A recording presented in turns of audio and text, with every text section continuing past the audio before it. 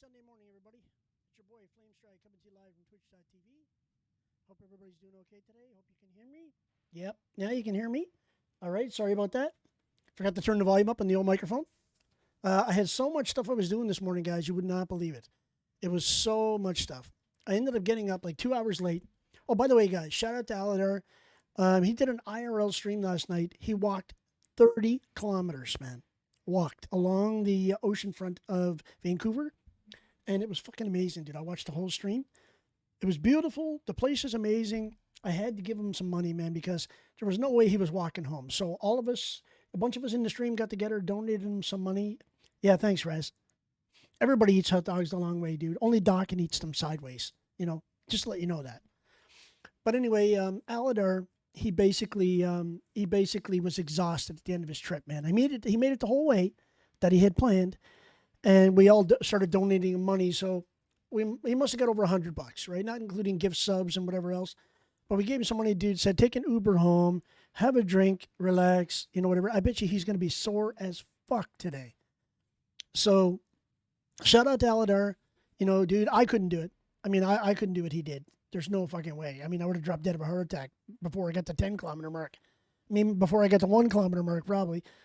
Anyway, shout out to him. Guys, don't forget tonight, we're going to be doing a new podcast.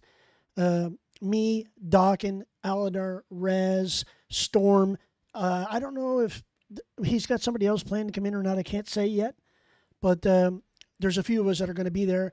It's going to be 7 p.m. EDT on Doc Stream. I actually spoke to Aladar yesterday, and he said they're going to do it on Doc and Stream. So, Doc, hopefully we'll have that all set up. We're going to be talking about games and gains and all kinds of cool shit. Hopefully it's the first of many. I would like to see it take off. We don't have a set schedule. It's just sort of like a beta test to try to find out how it's going to work.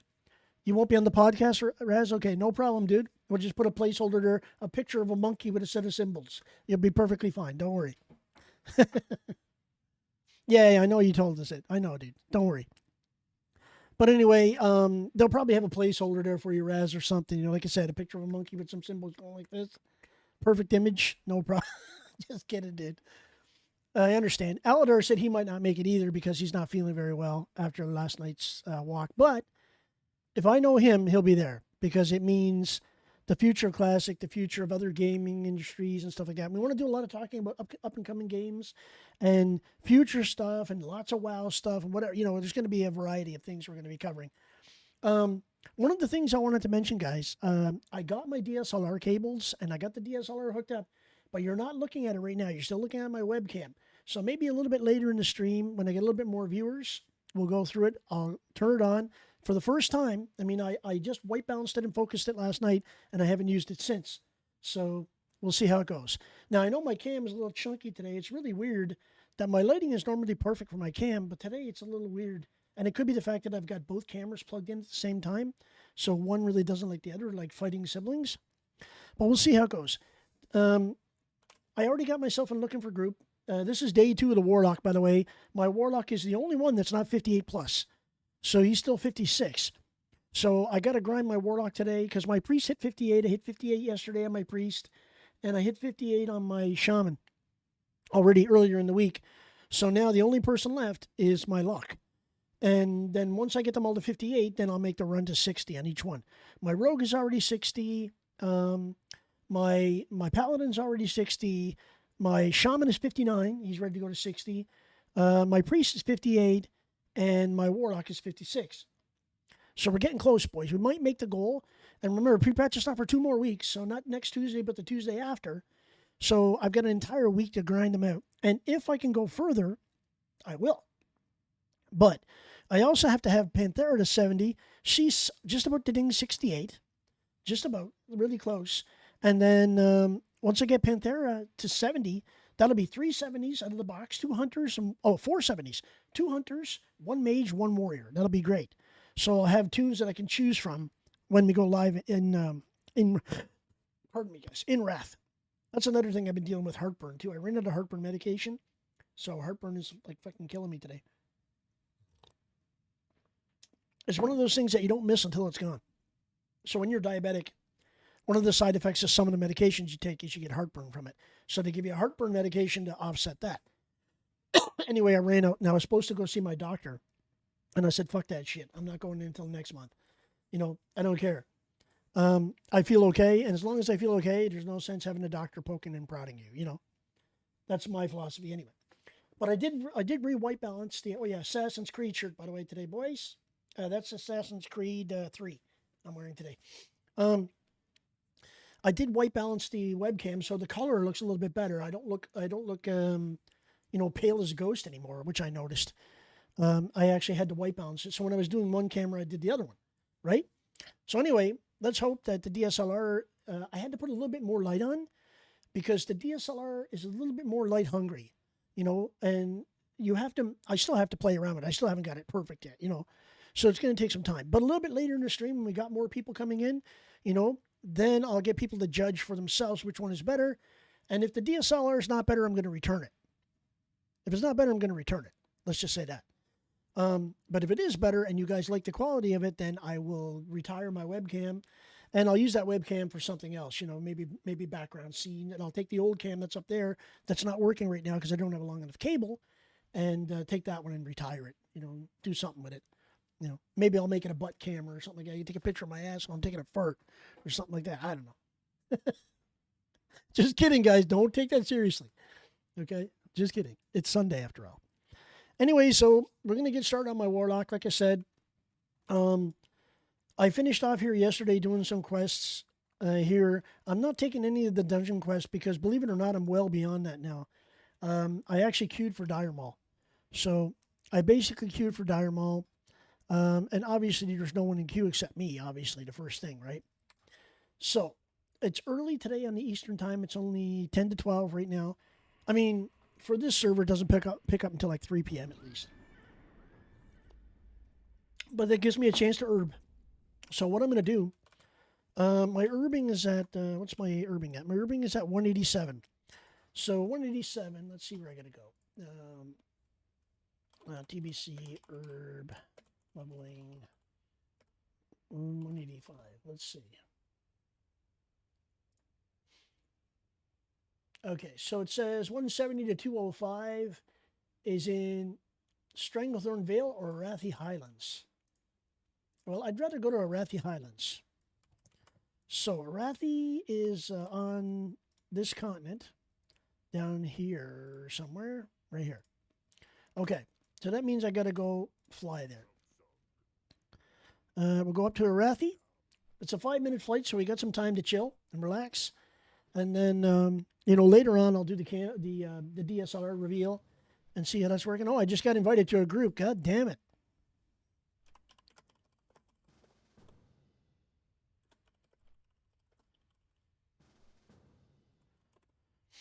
Okay, so let me get my flight path off at the next available flight path because I'm going to have to go there.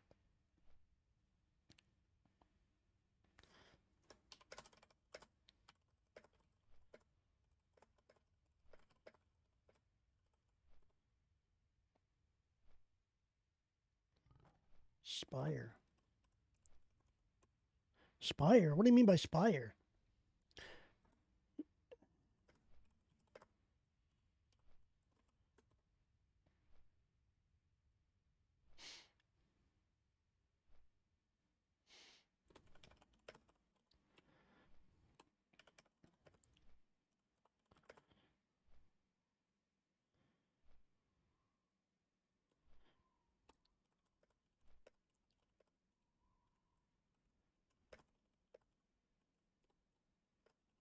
One sec, guys.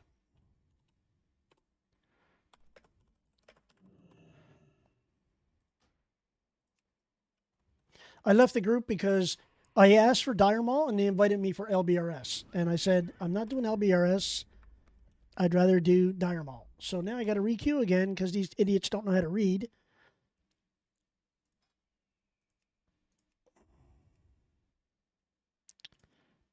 I'm not doing LBRS because there's nothing really I needed out of there, to be honest.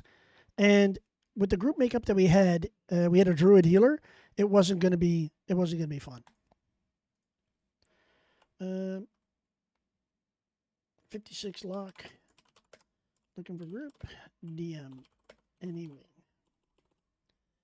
Let's put DM North. DM East.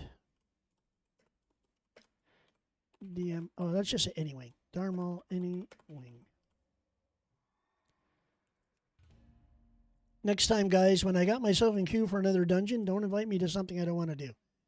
I mean, they automatically assumed LBRS, and I'm like, I wasn't in queue for LBRS. Why are you asking me for that?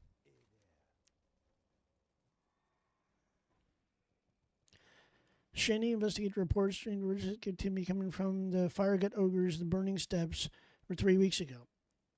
Okay, we'll take that. And then I got a quest to turn in. Nice.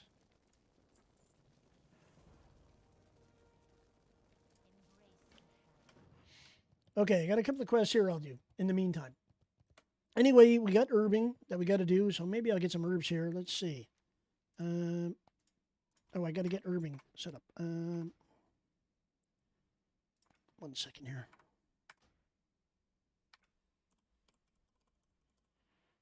So people kind of threw me off there. You know what I mean?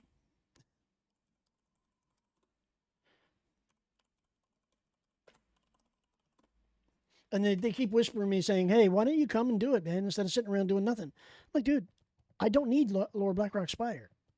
There's gear in there for me, yes. But I don't really need it because, first of all, with our group makeup, when you get a druid healer, you're never going to survive in there, especially against a shadow priest boss. You need a priest healer that can dispel, to dispel the frog, or you need a paladin healer, right, that can dispel as well. You know, or cleanse or whatever they call it. So these guys don't understand that, and they're going to go in there with a druid healer, and a druid healer with hots is not going to keep a tank alive during that fight. I'm sorry to say. You know, it's just the way it is. Okay. Let me just get this quest up and running. Guys, I'm having a hard time today, boys. I'm not really prepared for Sunday streams. My brain is still in sleep mode. Let's just say that. Lots of hindrance quests. Where the hell is this quest? I just got Burning Steps. I'll untrack that for now because I don't need that yet. Don't need that. Don't need that. This one I need. Okay. Okay, Dreadmaw Rock is over in the other spot. That's over here. Where the hell is it? It's over here. Dreadmaw Rock is here. And then I got to go back here. So I'm going to have to fly back there anyway. God damn it. Okay. Yeah, it's fine, Rez. I understand, dude. If you can't be there, no big deal, dude. That's why we are going to have other people picking up the slack. That's fine, dude. That's why we're a team, man. A team, you know, we work together. Anyway, I'm just going to go this way. Instead of taking the flight path, because there's a few things I need to get that's right inside this area. And I'm going to do that. But anyway, boys, let me get rid of this stupid thingy out of the way. Let's grab this out of the way, put it over here. Get that out of the way. I'll keep the guide up. I'll just keep it up in the corner there, so it's not blocking my my view of chat and stuff like that. Yeah, so we're gonna do some Warlock grinding. I got like 2 levels I need to get today. I mean, you guys are probably gonna say, well, why didn't you just go to that LBRS? It's XP. And I'm going to say, well, LBRS is a pain in the ass if you have the wrong group makeup. So what you need in LBRS is a Frost Mage for CC or Sheeping or whatever. You need a AoE classic, a Warrior, right? A Paladin, whatever, tank. And then you need like I said, a Priest healer or a Paladin healer. I would prefer a Priest because a Priest can do AoE healing. And in that fight, you're in that Shadow Chick, whatever her name is, Shadow God, whatever. She frogs everybody. And if you don't have a cleanse or a decurse or whatever, you're pretty much dead, you know, because they just beat you to death. So what they'll do is they'll frog your healer and then they'll just beat you to death, right? Other than that, the rest of the fights are not that hard. It's just you have to be on the ball. When you do the wall jump, if you're going to do the skip and you do the jump, you got to have someone that can heal in a pinch. And the Druid healer is good, but they're not fantastic unless they're super geared, you know? And most Druid healers in this game are not super geared unless they're on raid teams. right? So before 60, I mean, if you don't have tier gear, you're pretty much dog shit, right? As a druid healer.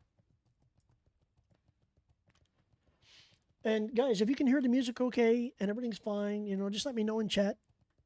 Because I haven't pre-listened to any of it today, so I don't know. Normally what I do is when I set up the stream, I listen to a few things, I make sure it's all working, and then I go live. I never had that chance today because I had to do, as soon as I got into bed, I had to do chores and help the girlfriend get ready for her trip and stuff like that, you know, so it was a lot of friggin' work. And my back is already stiff because I had to carry a shit ton of stuff out to the car. So, anyway, neither here nor there.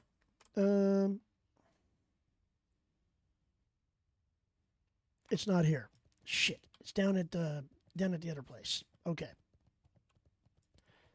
And I haven't had all my coffee yet. I'm still on my first cup of coffee.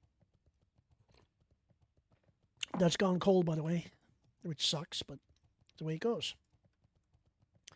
Okay, we got to go to Flamecrest. That's where I got to go. Back to where I started. So I was going to go up here and farm, and I got invited to that group. You know what? Let's still go to Arathi and do a little bit of farming for herbing. Screw it. You know what? We can do these quests later. It's no big deal. Oh yeah, by the way, Vile Priestess Hex and her minions. That's the one that kicks your ass in LBRS.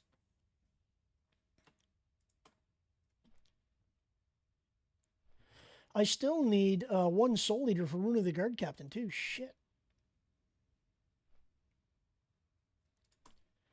So I still got quests up in the hinterlands I got to do. So that's not too far from Arathi. So maybe we'll farm, get my herbing maxed out, and we'll kill some mobs and do whatever. And then once I've got that done, hopefully we'll get some XP killing mobs and stuff. And then I don't have any rest XP, by the way, because I logged off in that cave, which is not a rest spot. So yeah, no rest XP. We're doing this dry, boys. We're going in dry. No lube. So I put myself in that, I'm going to put myself back in the looking for group tool. Yeah, see these guys? This is the guy that invited me, looking for 1 DPS LBRS, right? Sunken Temple, BRD, Ulda. Nobody doing, I'm going to put 65, or 56, right? 56 lock, looking for group DM.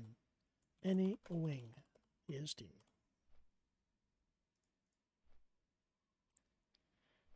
Dead, and they're going to think Dead Mines. I'm telling Dire Mall. You know, because Dead Mines is like Van Cleef. Everybody calls it Van Cleef. And by the way, in the Horde, you don't really do Dead Mines. Oh, I got a quest turn in there too. So they'll do that when we come back. I don't know about you guys, but I heard this song too much this week. I'm going to skip this one. Just so I get something different. Same one. Oh my God, guys, come on. Give me some music that I haven't heard. Silo's going to be up in arms. He's going to be like, what do you mean you skipped that? Ah, you skipped my favorite band. And I'm going to be like, well, I heard it like 50 fucking times this month, so I'm getting a little tired of it. So it's almost that time again, boys, where I'm going to have to go to my playlist, start deleting songs off the playlist, and copy songs from my other playlist, and start downloading new songs again, because I'm starting to hear them in my sleep now. And when that happens, it's time to... Morning, Findy. Welcome in, dude.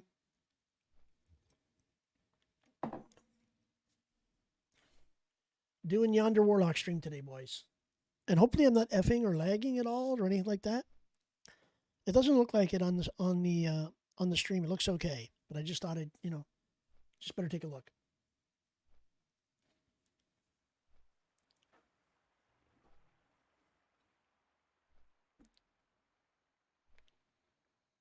All right, both sound and look good. Well, you're going to love later on, Findy. I get the DSLR set up, and when we get a few more people in the channel, what I'm going to do is I'm going to do a side-by-side comparison. I already got it set up, so you guys can see the difference between the DSLR and the webcam.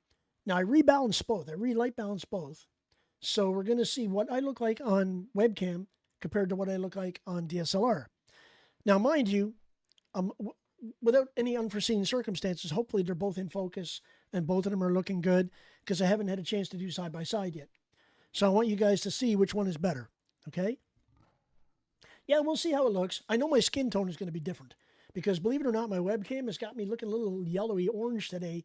I mean, it looks a little off. And you notice that there's almost like an outline around me. You see that? And my chair, there's almost like an outline around it. The green screen kind of does that. But, so it's not perfectly balanced, even though I white balanced it. So, I mean, this cam is doing the best it can to make me look like me. Like without my hat, you know. I look a little bit, like, I notice I look at my, like, look at my hands. Look at the difference between my hands and my head. You know? When my hands are closer, they look more white. And my head looks more red. You know? So it's a little bit weird. Maybe I got a little bit of sun the other day. I don't know. It could be too. Maybe I stayed out in the sun too long. It's possible. But no farmer tan happening yet. So we're good. But we'll see how it looks. I mean, for the money I paid for the camera, it was a little over $600, guys. It wasn't a super expensive camera. But I went and I reviewed like 15 different cameras. And the Canon M.200 and the M50 were pretty close to the same, except the M50 had a little bit more features, but it was like $800. And I didn't want to pay $200 for like, you know, a couple of features. And this camera has a ton of fucking features on it. Like the menus are like 8 menus deep. It's crazy. And there's like 5 menus. And I had to go watch a YouTube video how to get it set up because it was, I mean, it's not difficult. It's just, I didn't know what setting was what. You know, I'm not a big photographer, right? I'm not a big, I mean, I dabble. Let's say that. You know, I know how to adjust the lens. I know how to adjust the lighting and stuff like that. But I'm not a professional photographer. So, you know, half of the stuff was like over my head, right? So I basically went on YouTube, watched a couple of videos on it, and I actually watched this one streamer. He's a professional photographer, and he weighted out all 3 cameras, and he's like, for bang for the buck, he goes for streaming, and if you're only going to be doing, you know, focused views, you're not going to be going back and forth and that. He said the Canon is the best camera because it's point and shoot. You basically don't have to play around with it. You do have to set up the settings initially, but once you've got it done, it's perfect. And the video is clean and everything is fine. Look. Gebag Holden. No one important died. Anyway, so it's one of those things where it takes a little bit of time to get used to. And I hit from my other camera, my Panasonic DSLR, the one, it's still a great camera. I mean, it's about 6 years old now, but it's still a great camera. It's fully manual, right? And I like fully manual cameras. I'm not a big fan of the automatic stuff. But I could disable all the automatic features and go manual on this camera, and that's what I did. Because the only thing I don't have manual is the autofocus. The autofocus is basically, when it comes on, you'll see that it doesn't do this. It doesn't go back and forth. It just stays. Because I've got it set to the point, focused on a specific point, and it's autofocusing around that specific point. Anyway, we'll see that a bit later. I want to do this side by side when people are here so people can give me an honest opinion which camera's better. Because believe it or not, this camera is no joke. I mean, it was only $60 and it's a 4K camera. And it's better, like the camera that you see pointing down to my keyboard is my 4K Logitech. And my Logitech 930 was no slouch. And this Nexigo camera blew it away. You know, it blew it away for quality. So I was like, wow, I can't believe how good that camera is, right?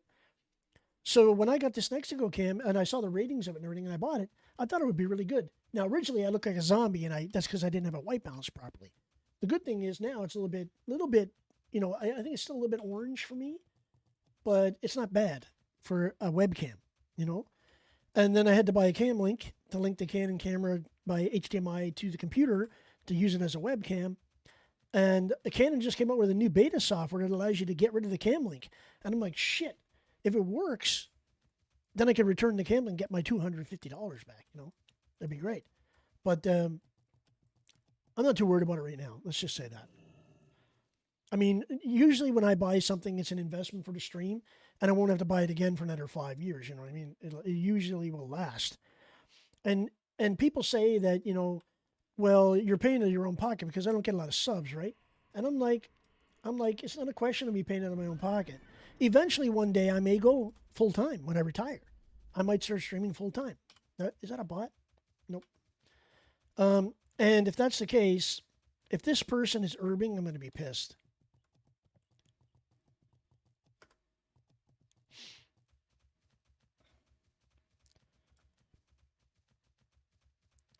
They don't look like an herbalist, but they look like a bot because they stopped right there when I clicked on them. Did they just log off? Nope. And here comes another druid. This guy's definitely an herbalist. He's riding a deluxe edition mount, so he's definitely, you know, doing something funny. I'm going to grab this herb here if I can get to it before him. Sorry, bud. That's my herb.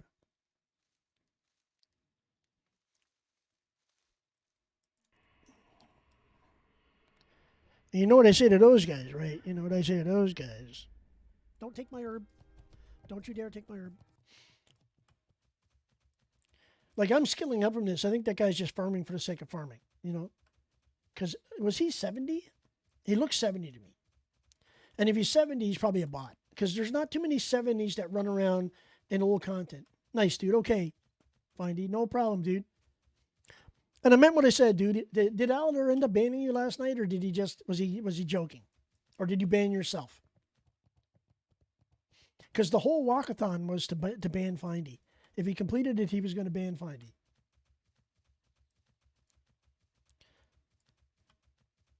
I think he was going to get Findy to ban himself, which would have been pretty funny. I don't think you can ban yourself. I don't know. Maybe you can. Anyway, I only came here to get a few herbs so I can get into the range of higher level and go to the hinterlands. I think I need 225 to be able to pick ghost mushrooms and stuff like that. But with this dog shit mount, dude, it's like so bad.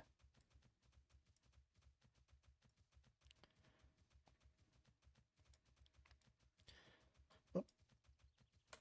King's blood is still green, so I'll take that. That's still an impossible point. Nice. So he's probably skipping all that and just getting the higher herbs because what bot would skip an herb, you know? Pardon me, guys. My cough is back and it's real. And plus, when I talk for long periods of time without drinking, it happens. Got to stay hydrated. Okay, so we got another herb. We got some. Oh, life root is still yellow. That's good. I'll take that.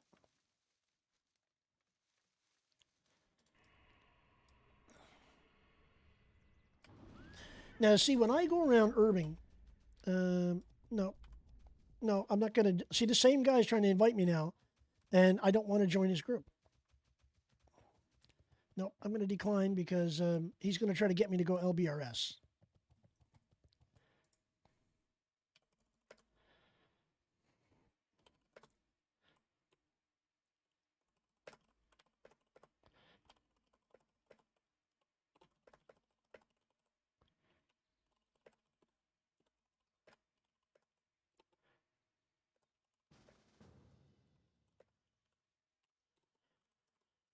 Okay, he says he's doing DM now. And I'm like, well, they couldn't find enough people for LBRS.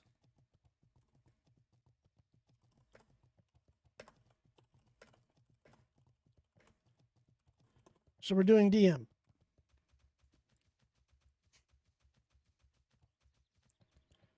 Okay, I got to go back to Hammerfall and get on the flight path to get down there because these guys are going to... This is the same group that said, "Oh, we're gonna do, you know, LBRS," and I'm like, "We don't have the right group makeup." Now they're like, "We're doing Dire Maul," and I'm like, "Okay, if we do Dire Maul, what are we gonna redo it?" Because really, I want to do all the quests, right? Yep. See this Arkvark? Arkvark. We are not doing LBS anymore. Lower Blackrock Spire. Oh, by the way, Wrath Lich King played early today, man. The Lich King music. The last one we played right at the very end. So it's kind of weird how that happened, right? Goldthorn, yes. Need that. Give me that. That's mine. Who's tanking? So now we got a Paladin Healer. Like this guy, Pippi Snorter, whatever that is. I have no idea why someone would call her Toon that. Hormone is a warrior, so I'm imagining he's DPS. Pretty sure like 90% he's DPS.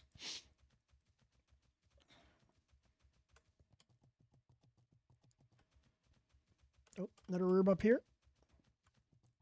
Dude, I miss the gathering add-on. They used to draw a path to the next herb. I'm missing that a lot, dude. Like, if I could write add-ons, I'm not a big programmer of ActionScript, guys. It's not one of the things I like to do. But if I could write my own add-on, my own gathering add-on, I would make it so it would auto-track whatever you're on, and it would point you to the next node. But I would keep it for myself. I wouldn't share it to anybody because I wouldn't want it to get banned by Blizzard, right? Because Blizzard would ban it. Like they did with the old one. It was called Roots. R-O-U-T-E-S, Roots. That's what I was trying to remember. So it was a plugin for Gatherer called Roots. And what you used to do is you used to turn on, it would show, if I'm herbing here and there was an herb node over here, it would draw a line to that node. So all you had to do is follow the line. And you'd get to the node. And if somebody picked it, if somebody picked that herb, then the line would disappear and go to the next node. So we give you a direct pass, like a GPS, right? Which was pretty cool. I loved it. And then Blizzard banned it. They got upset and banned it for some reason. I'm like, why? I know why. Because bots, what they were doing was importing the roots and using the add-on to control their waypoints. So bots are actually riding over the map, getting the actual herbs faster than anybody because.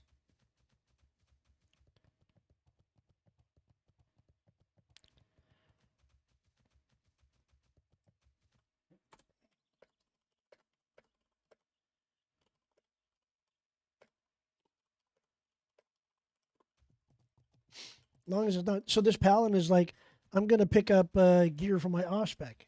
And I'm like, well, you can pick up all the plate you want, dude. But when it comes to cloth, I mean, I'm the only cloth. We got a leather worker. We got a druid that's leather. We got a warrior and we got a paladin. Now, paladin healers tend to roll on cloth. So I told him, as long as it's not for my main spec.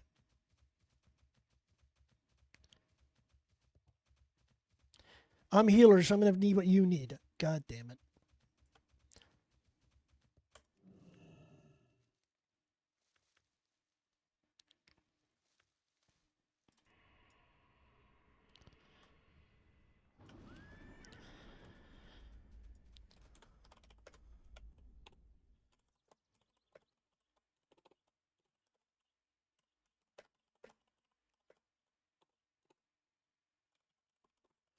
Then why not just roll on prot gear? He's like, the whole reason I'm going here is so I can get prot gear.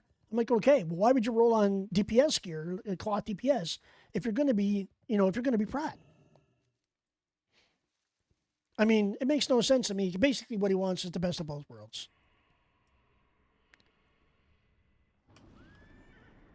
I think I'm going to leave this guy's group and just say, you know what, you're an idiot. He's like, Holy's my main spec, and it will always be. And I'm like, well, my main spec is DPS.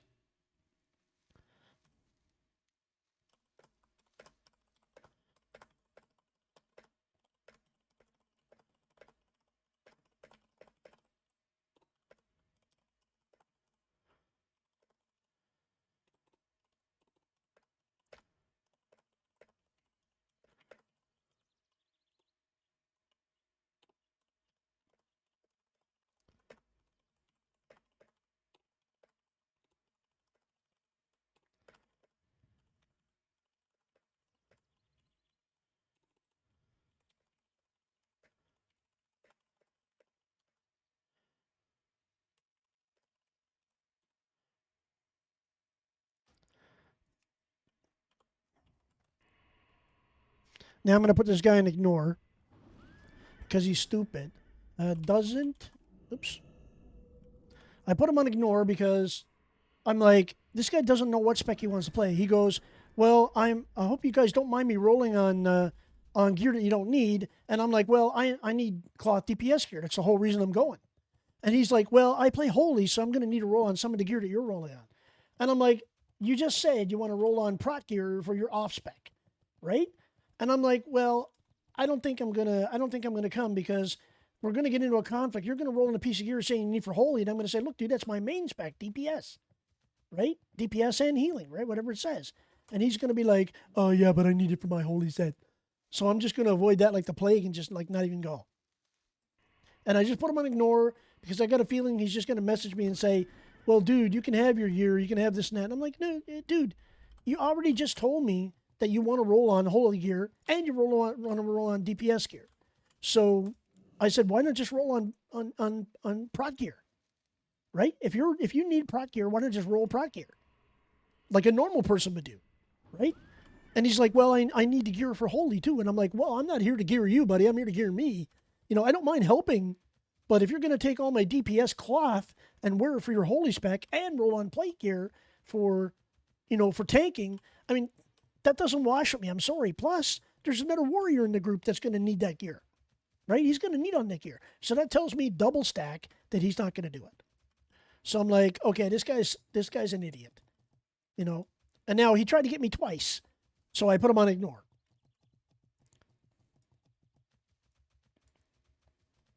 So what I said to him is, sorry, okay, guys, just going to sit this one out. I got a bad feeling about this. So not to cause a conflict, I'm out because I can see just needing a DPS piece and him taking it for his dual spec. That's what I put. You know? And I always lose when it comes to rolls. You guys know that. I have shitty rolls. So I would rather wait and join a different group. So now let me just go back here and put looking for group, DM, any wing, lock. 56. 56.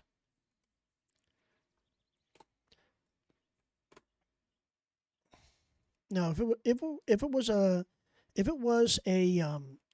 was a priest or a shadow priest, I wouldn't have a problem with it because a shadow priest needs DPS gear just like me, right?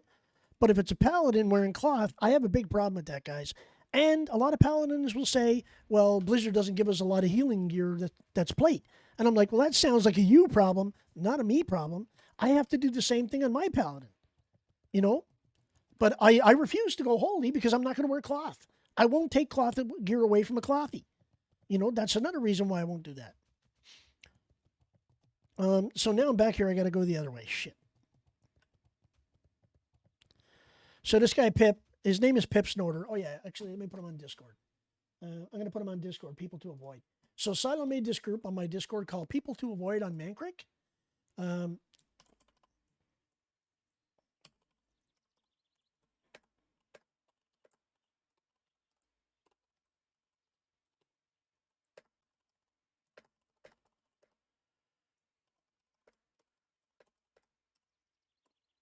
Brought gear and cloth because he wants to dual spec holy and prot. He should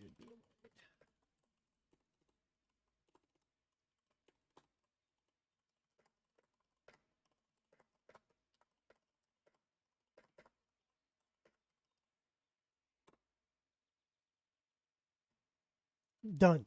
So those guys, you're better off just like avoiding those guys like the plague. And Mancrick is full of those kind of people that think, you know, they think just because they're a healer, they can roll on everything. Now, mind you, if Shadow Turkey said to me, I'm going to roll against you on cloth gear, I would say okay. Because I know, first of all, Turkey's going to be holy as main spec, right? She might roll red or she might roll prot later on for dual spec, but I know for a fact she's holy, right? So that wouldn't bother me. And it's someone I know. But when you get some other douche canoe that you don't know, that's like, I'm going to roll on whatever, just because I don't know what I'm going to play, and just because I happen to be healing here, I'm going to also need on ret gear and prot gear, because that's probably what they would do anyway. So those people you want to avoid like the plague, because they're just like greedy AF, you know?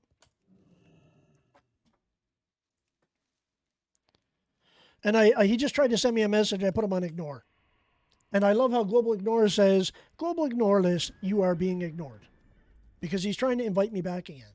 Because he knows that nobody's on this early, and I'm the only guy. Now, if he had said to me, okay, dude, you can roll on all the cloth DPS, I will only roll on it if it has healing first and DPS second. I would have said, okay, fine. Because I don't roll on that shit, right? I only roll on gear that's damage and healing. See? Damage and healing. Not just healing, and then does some damage, right? because that gear is usually dog shit. So I'm like, I mean, all the gear has damage and healing. Every piece of gear in the game has damage and healing, right? But some of the gear that's made specifically for healers says healing power by like 80 and then damage by like 12, right? So it's healing first. And I wouldn't take that from a healer because that would be dumb, right? You're just basically gimping yourself.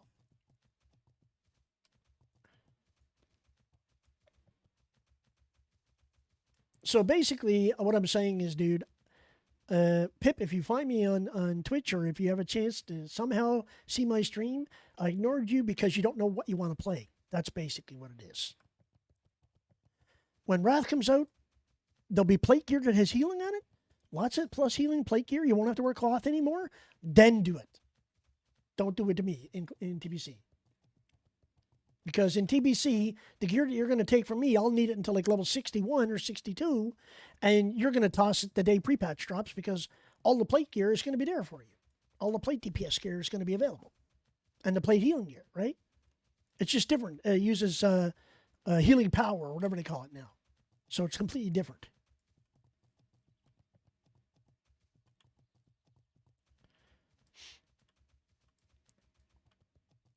Anyway, I don't want to harp about it anymore. It's just some people are just fucking dumb. Sorry to say. Just dumb. So this guy's on an epic mount. He's on an epic mount lapping me like 2 times my speed. I gotta see that guy because he's probably a bot. I mean, every bot I know has bought the deluxe edition. Like every one of them. Because they don't want to spend gold on a mount, right? So they get the free mount and they buy the deluxe edition. And he's obviously not looking for all herbs. He's only looking for certain ones because he's skipping Fade Leaf and stuff like that. So I'm assuming he's just looking for Gold Thorn and some, the higher stuff. I just hit 200 out, 200 herbing, man. Nice. 25 more points to go. We'll be ready to move to the next area. The Silver Vein. Why can't I be a miner too, guys? So either this guy's looking to make elixirs with special herbs and stuff like that, or he's just farming herbs that sell for a lot, right? Like Gold Thorn and, stuff like that. I mean, he's already out of my sight. And the good thing about that is sometimes herbs will spawn after the person goes by, which I don't mind because I'm not going for the big herbs. I'm just going for the stuff that's my level. And he probably is going so fast that the herbs are not, like he's not seeing the herbs. They're not spawning on his minimap before he gets there. So he's passing them. So let me just look at looking for more.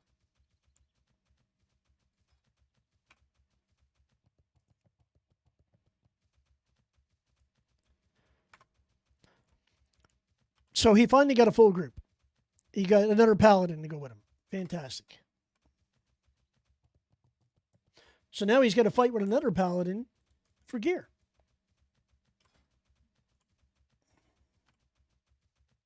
So you got a rogue, druid, warrior, and 2 paladins. That's 3 plate wearers in the same group.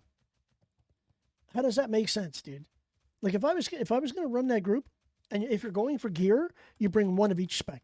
So 1 cloth wearer, 1 leather wearer, 1 plate wearer.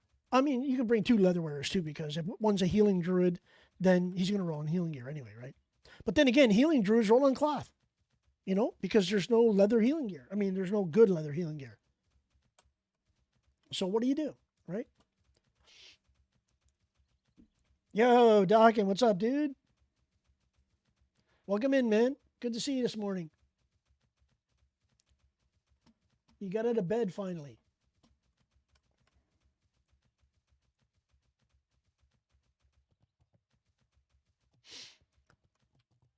Yeah, dude, let's hope that tonight is going to be fun.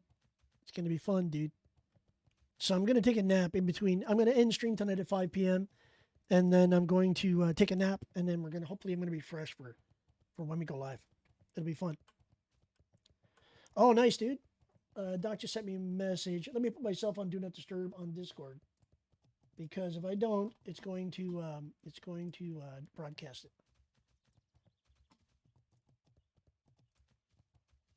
Oh, nice, dude. Nice. Looks good, Doc.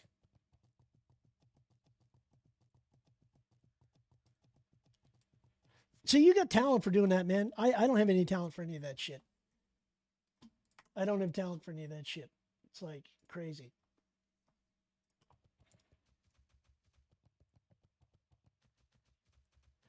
Yeah, we'll be fine. I mean, Raz said he's not going to be there tonight, but Doc, we need to get it. If you're going to have a placeholder picture, you're going to need to get a picture of that monkey with the symbols, banging the symbols together for Raz. That'll be his replacement picture. And just put his name there and just have a picture of him with the symbols. You know the one I'm talking about, right? Sorry, dude. I'm just picking on Raz. Sorry, Raz. It's too easy, man, when you're not going to be there. It's too easy to pick on you.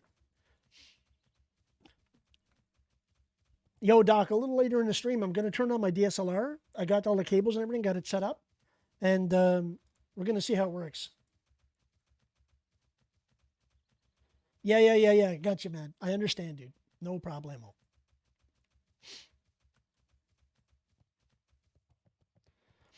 So what are you going to do for an intro, Doc? Are you going to work on something for an intro?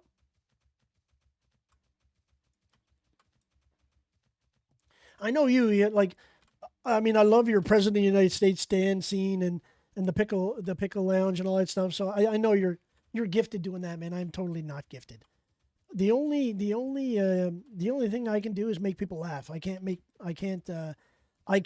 have a gift for that stuff, you know, not at all. Like for graphic design and like, dude, I tried to take that when I was in high school.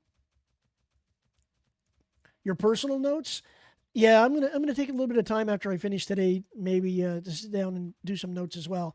I mean, I'm more of a fly-by-nighter. I like doing it off the cuff, you know. But I got to get my facts down, you know. Got to get my facts straight. Yeah. I got it, man. I understand.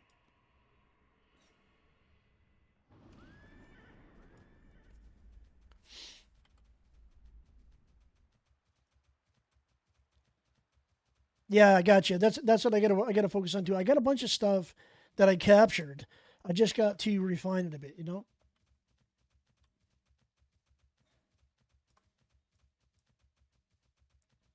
I mean, a lot of it is OG knowledge from myself that I've been through, but you know, you forget. It's been what 15 years. You forget, right? So nobody can remember everything about the game. But when I get reminded of it, then I'll start remembering it, right?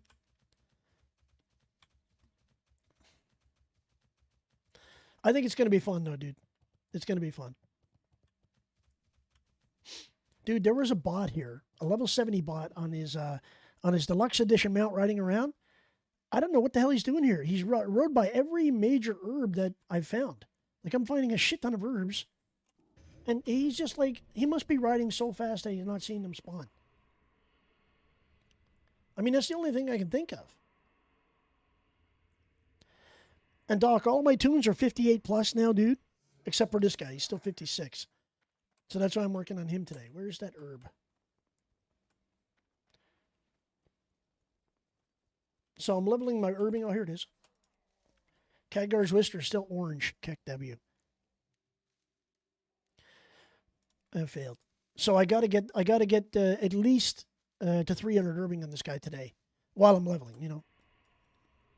Oh, and you weren't here, Doc, but I was in looking for group, and this paladin said, "Hey," he invited me to a group, and I was trying to get a group for Dire Maul, and he's like, "Hey, you want to do LBRS?" I'm like, "Dude, I was in queue looking for a group for Dire Maul. I don't want to do LBRS because literally he had two paladins, and I'm like, you know, it's going to be dog shit because paladin healers we all know are not that great in there, right?"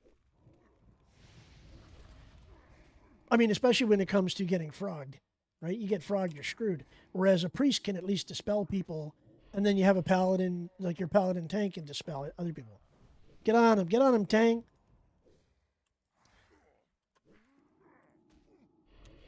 So everybody's telling me to go back to Affliction, and I'm like, dude, I like Destro. I don't know why. I guess In Wrath is supposed to be amazing. No XP for these guys, they're all gray. Kick W.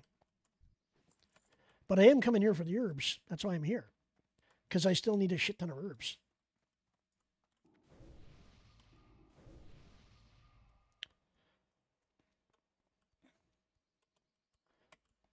Wild Steel Bloom. Wild Steel Bloom.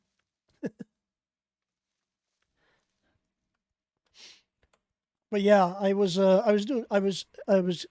joined the group, and the guy said to me, "Oh, we're doing either Dire Maul or LBRS." And I'm like, "Okay." And everybody's like, "Okay, we'll do LBRS." And I'm like, "Dude, I didn't queue up for LBRS.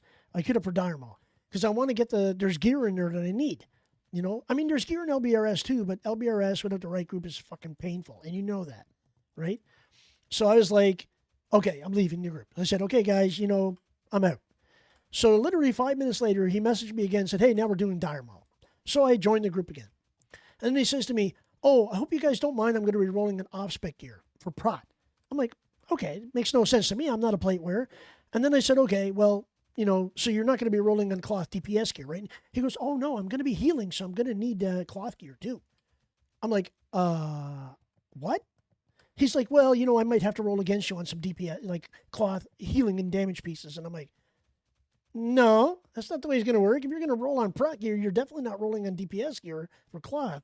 You can roll on plus healing gear. I don't have a problem with that." Yeah. So I posted his name on my Discord too. Silo made a channel called People to Avoid on Mancrick. So if you have anybody that turns out to be an idiot like that or whatever, just post them in that. It's just their name and what class they are and what they're doing. And you can post it on my Discord there.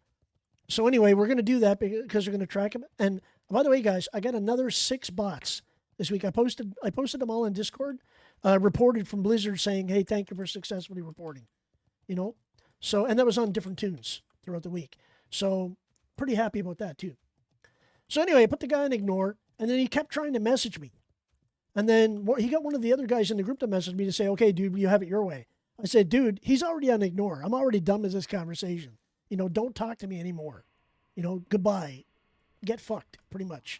You know? And, I mean, I don't blame the other guys in the group, but they went along with him. You know, so I'm like, you're just as guilty as he is, in my opinion. So now he's got a warrior, 2 paladins, a shaman, and a druid. And I'm like, yeah, everybody's going to be rolling against each other. It's going to be dog shit fucking dungeon farm.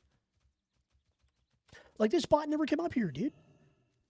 You'll see him. He's a 70 druid that's riding around on, you know, the dog shit mount, the fucking, what do you call it? Warp Stalker mount from the deluxe edition. And he's literally not picking all the herbs. He's going along a set path and grabbing the ones that are in the open. And I'm like, yeah, that's a bot. That's a bot. Because real bots, they don't go up and tie little crannies and stuff like that. They just ride a path. They just go around the path. And in that path, they basically just grab the herbs that are easy to get. Like, they wouldn't come down here by the shore to get this, right? You know. I mean, and it's green, so they probably wouldn't touch it anyway. But I'm leveling my herbing because this is my 3rd alchemist. And I'm at 235, 300, so I need to get on the ball with this guy. Because when pre-patch launches, I want 1 elixir master, I want 1 pot master, and I want 1 guy that does flasks, or transmutes, right? So 1 guy that does flasks and pots, or whatever the hell that one's called, elixir master. Then I want 1 that's potion master, and I want 1 that's transmute master. So I have all 3 bases covered. And then if I got to make any pots, I can make them for myself. You know, I don't need to wait for people to make them for me.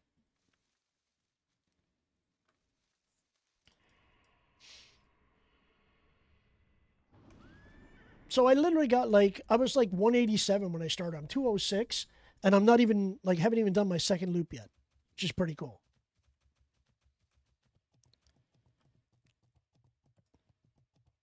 Yeah, that guy was definitely a loot horde, man. Definitely. Look at this.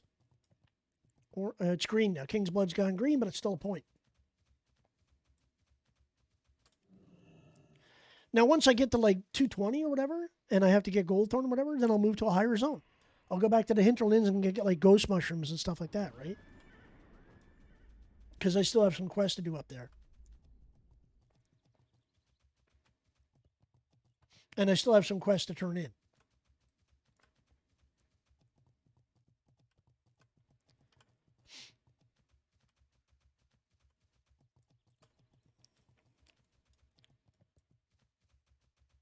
Doc, I don't know why you don't make scenes for people as to do on the side, dude. You got that brain. You know, you got that brain for graphic design. So you should do that on the side, dude. You know, if people need scenes made and stuff, you should be doing that. because I know you can make money doing it. I know you could, because your design ideas are fucking phenomenal, dude.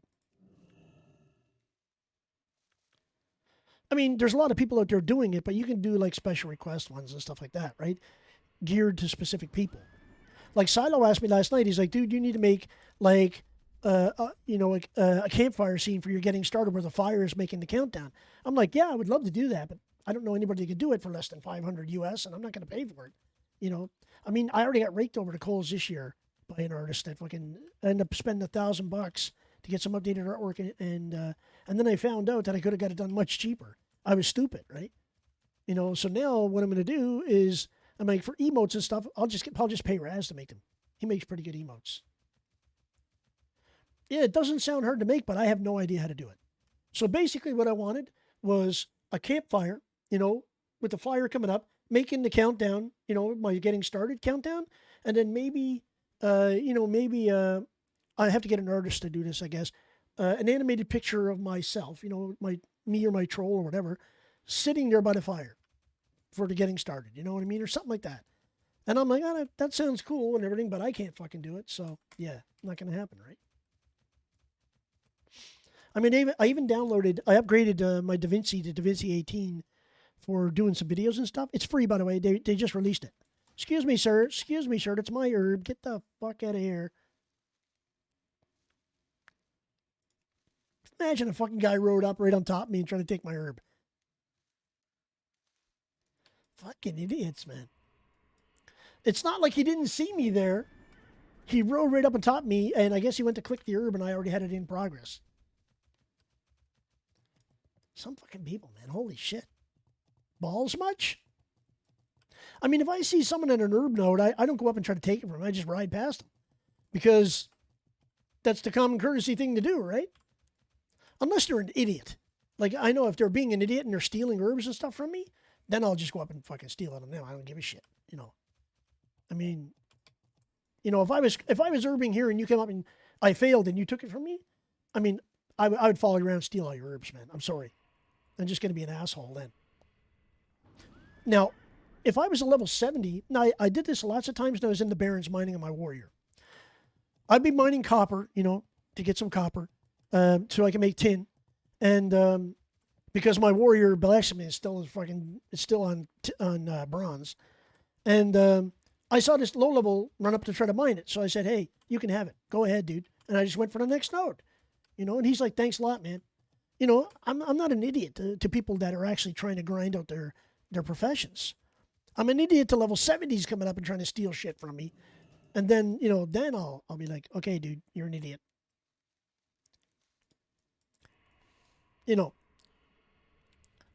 There's no etiquette in this game anymore, man.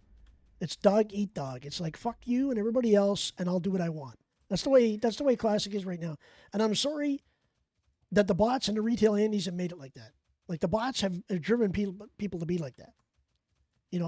And the gold farmers and the herb farmers and all those guys that are, botting and they force people to be idiots. Like you said, Doc, on your stream a couple of days back, you were like, they forced you to be an idiot. I'm paraphrasing. I don't know exactly what you said, but people force you to repeat what they do to you, and I really don't want to be like that. But if I get some idiot like that guy riding around, that Tauren riding around that has instant herbing, because he's a Tauren, and he can steal the herbs right out from under me when I'm trying to click on them. Those guys are the guys you want to report.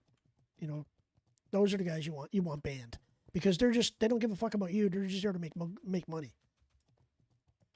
You know what I mean? And I'm just here legitimately trying to level my alchemy.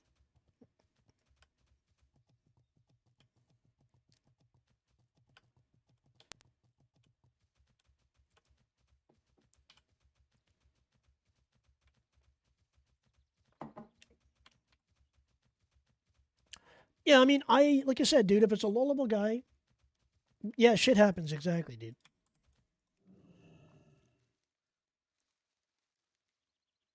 I mean, that's why I used to love my hunter against bots, because a bot would like try to go up and steal your node, and I'd kite a bunch of mobs on top of him, feign death, and he would engage them, right?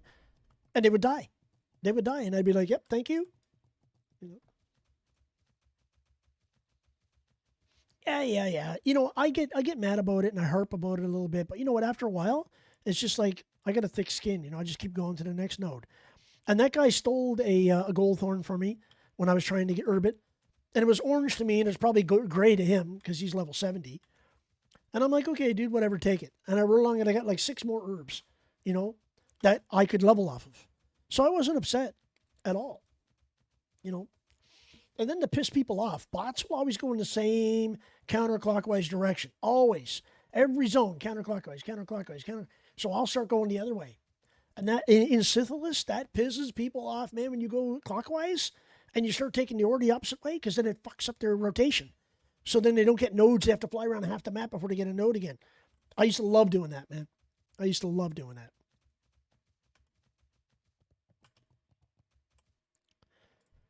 Same mage. The same mage that I saw earlier. Let me inspect her.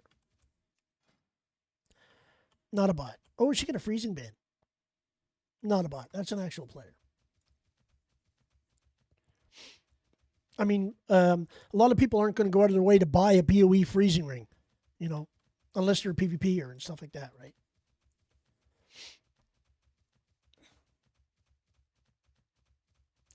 Yeah, but Doc, you got to learn to control your temper, dude. Stop throwing your headphones and shit. That stuff costs money, dude.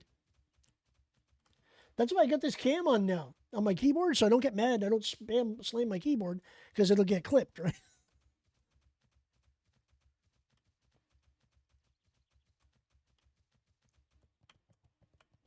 Goldthorn, nice. See, he's not here, and it's still yellow. I mean, that was orange when I first came here, so. I just want to get to 225, and then I'll go back to Ogremer and train. And then I'm still in queue. Still in queue looking for dungeon. That guy's group is still there. He took it out. Finally, he took it out. This guy's in Hellfire Peninsula, and he wants to do Strap. Dude, why aren't you in queue for friggin'... why aren't you in queue for friggin' Hellfire? And by the way, guys, like I said many times, I don't go to the Dark Portal until I'm 60. I have a rule that I don't go. I mean, if I want to train herbalism to 375, okay, I'd go there, get the herbalism, and then come back. You know, but I would never level there. As Doc found out the hard way on his death knight, those fuckers hit like trucks, dude.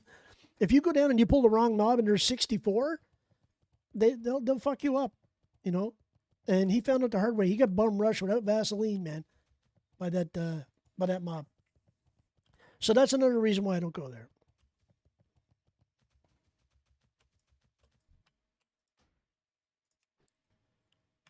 I went to inspect him. He rode away. Oh, he logged off. So what does that tell you, boys? What does that tell you? He just literally logged off.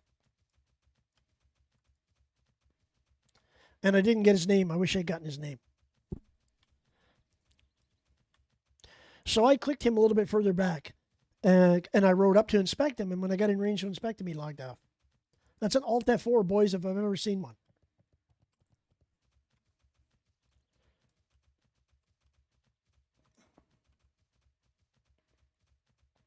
I don't know why they panic, man. Maybe Blizzard set up for another ban wave soon, so they know it's coming. So they're like, when someone clicks on them, they just like Alt F4. Oh, Mithril Doc, some ore sticking out of a rock.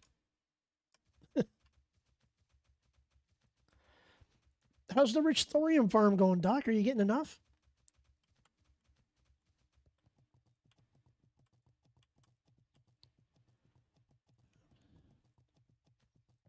See, like a bot would never go in here, man, and farm this. They would ride by, and if it was detected, they'd go in. But they wouldn't go out of their way to get it.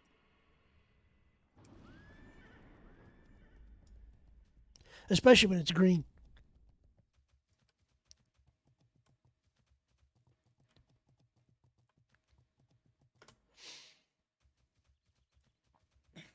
I'm kind of nervous for tonight, Doc, and I'm kind of stoked too, you know?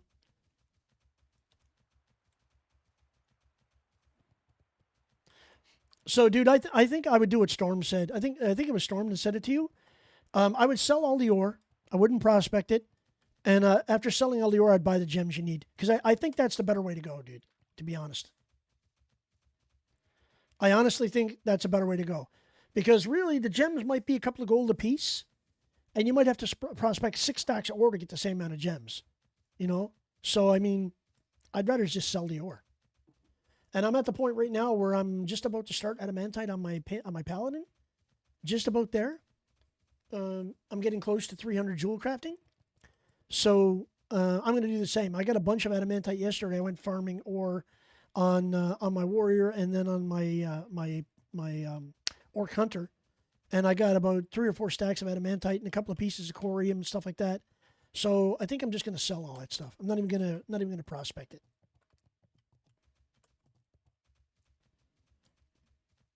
Because really, it's not worth it. I mean, I do need 2 Azerothian diamonds for a ring to get a couple of points. Like, I need two Azerothian diamonds per ring. And I need to make like 10 rings to get to max level. So I might end up checking the price out. If they're like 4 or 5 gold a piece, I'm not going to do it. You know, I'll just prospect the ore. But if they're like a gold 50, okay, I'll just buy them. It'd be cheaper to buy them, you know. But I got a feeling Azerothian diamonds are going to be like 10, 15 gold a piece. Oh, look at that, 2 herbs, dude. We got 2 herbs, not just 1.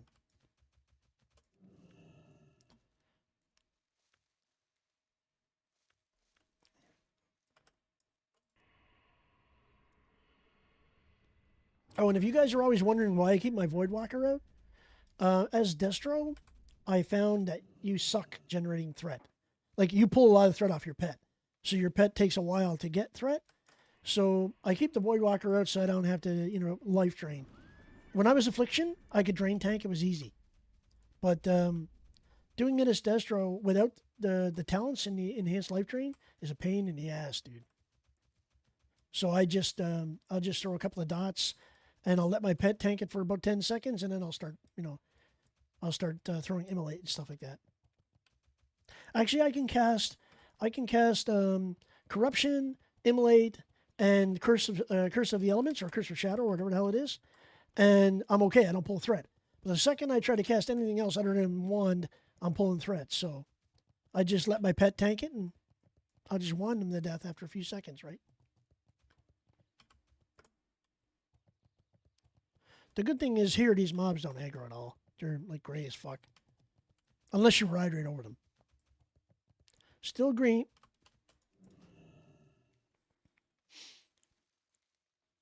So I only see that druid like once every 3 or 4 rounds. So he probably does 3 or 4 rounds to my 1.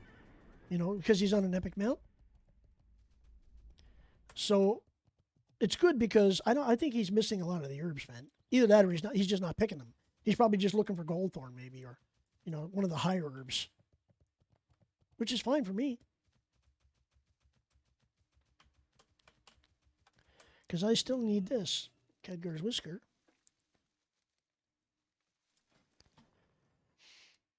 Yeah, I'm still at Cat's Eyes, Greater Mana Potions, you know, stuff like that, right? Detect lesser invisibility, greater defense. So I still got a ways to go.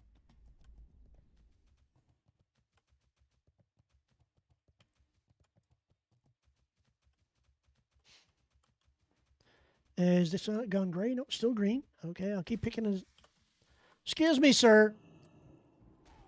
Excuse me, sir. I didn't ask you to attack me, sir. I'm not even going to loot you because you're dog shit. He's probably only going to have spider pulp or whatever on him. Okay, we'll loot it just because. Because it could be a world epic, right? Yeah, it's fucking spider meat. Get out of here.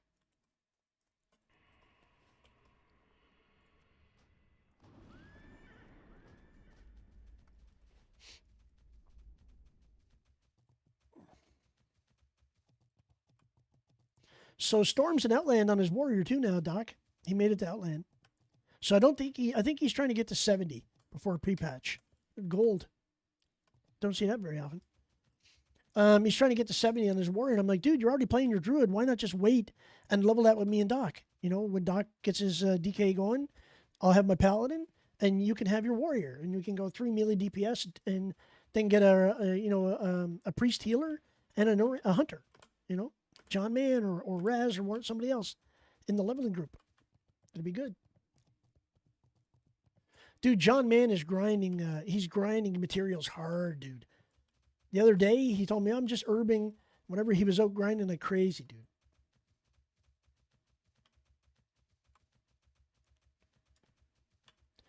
He's online and not a guild today. Holy shit, dude. Oh, he's not online. He's in the app. I'm the only one online today, boys. The only one representing.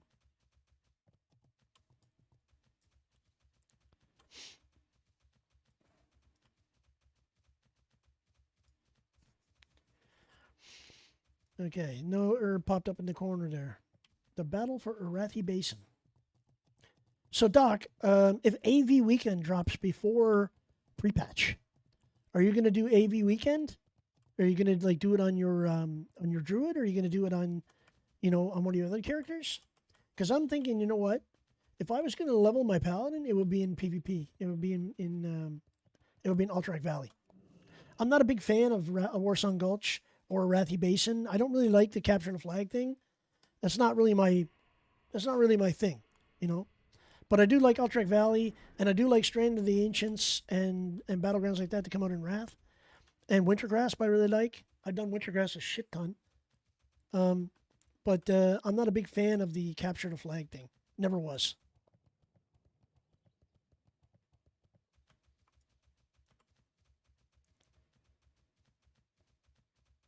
Yeah. So if you're going to do the honor grab on your DK, you're going to do anything that pops, or are you just going to go to Alterac Valley, or what are you going to do? Because I think it would be better off to go to AV.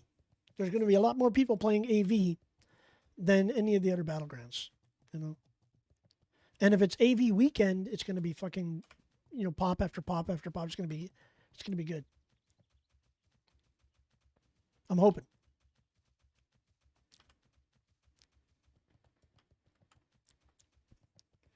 My lips got windburnt, man. I was out doing shit in the yard. Yesterday, and my lips got all windburnt.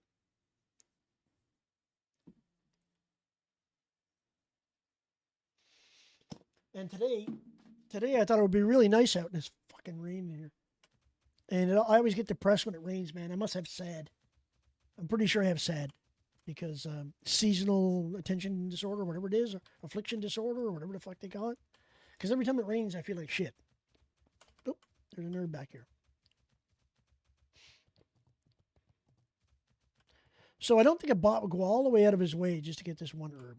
Oh, it's gone gray. Shit. So I'm going to have to leave here soon. Because I'm not just going to stay here for Goldthorn. Hang on a second. I am what? I am 235 of 300 alchemy, 215 of 225. I think I got to go to Swamposaurus next, if I'm not mistaken. Let's just see. 205 to 230 is Tenaris, dude, for Purple Lotus and Fire Bloom. Okay, so that's where we'll go. I'm not going to just piss around here getting herbs that are gray. I might as well go get Purple Lotus and stuff because I'm going to need a shit ton of that.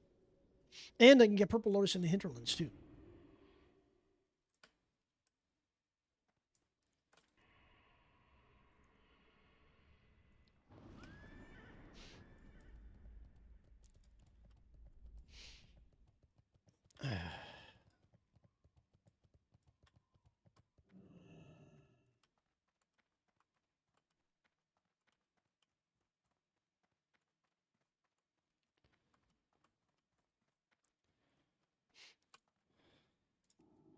I don't know where I used up all my shards, dude. I had like 16 shards yesterday. I got like 7 left now. It's crazy.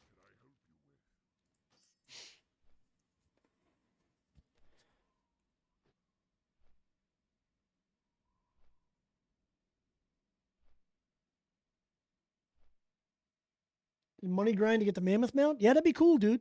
Because it's a 3-person mount. You can take 2 other people around with you. Nice. So all you have to do really on the mammoth is you kick off the 2 vendors and you get a 3-person mount. That's also good when you're, when you got 2 accounts. So what I might end up doing later on, not right away, is get that mammoth, There's two that drop. One mammoth drops in a raid. I think it's an Uldular, I forget. Where you get it's the black mammoth, that's a 3-person mount, and then the vendor one you can buy, that's 3-person mount, right? So it depends on what you can do. I really, to be honest, dude, those vendor mounts were fantastic when I had them originally, but I don't really think that I'm going to buy the mammoth because I never really used the vendors, to be honest. Like, once I get to max level, the vendors were dog shit. Yeah, they were great for repairs and stuff like that, but everybody and their dog would have them in the raid, so I didn't need one. I think I'm going to focus on getting, getting my epic flying, getting my cold weather flying, because it's going to take me forever to make the goal for that. And then once I've got that done on one of my tunes, I'm hoping my troll hunter, that I get that all done on. That's what I want. I want my troll hunter to have epic flying and cold weather flying, whatever. Obviously, my mage will get it first because my mage is going to be the first one, to 80. So we'll see how it goes. Unless we don't have enough, like if Raz is not around and it's just John on his hunter, then I'll jump on my hunter. But if we get Raz and John, you don't want two hunters, more than 2 hunters in the same group, so I will just go on my mage then, no big deal. Nice, dude. Do you got a final version or are you done? Is it done?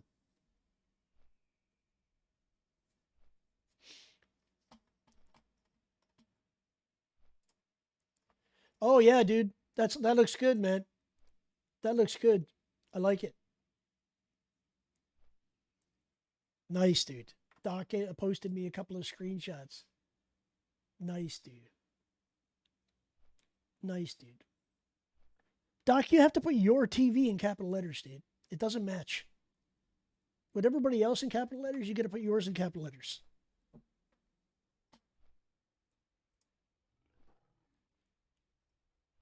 Aladar is the only one that doesn't have TV after his name. Lucky bastard.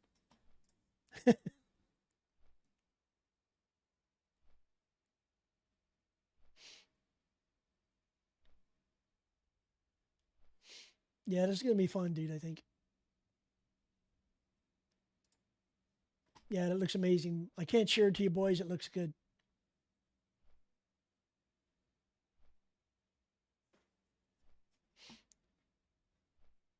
It's too bad, Doc, you couldn't get a globe of Azeroth and have it focused on Northrend. That'd be cool, dude. That's the only thing I would change, dude. You need to get audio. Yeah, I better get on it, man. Get on it. But yeah, it's too bad you couldn't get a little globe of Azeroth, and put on top of that and have it like a map pointer on Northrend. That'd be pretty cool. But it looks great, man. Fantastic.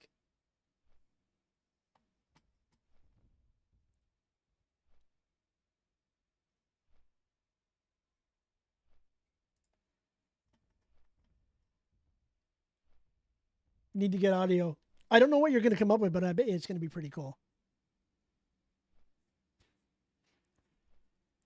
Fuck, this song is still on my playlist, dude. What the fuck? I've deleted it like 6 times now. Where the hell is this song at? I got to delete this shit.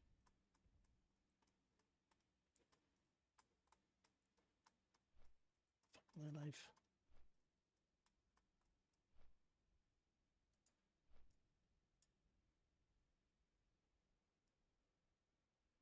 I got too many songs on my playlist, dude.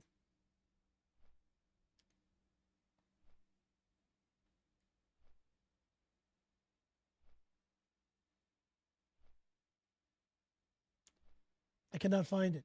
I just got too many.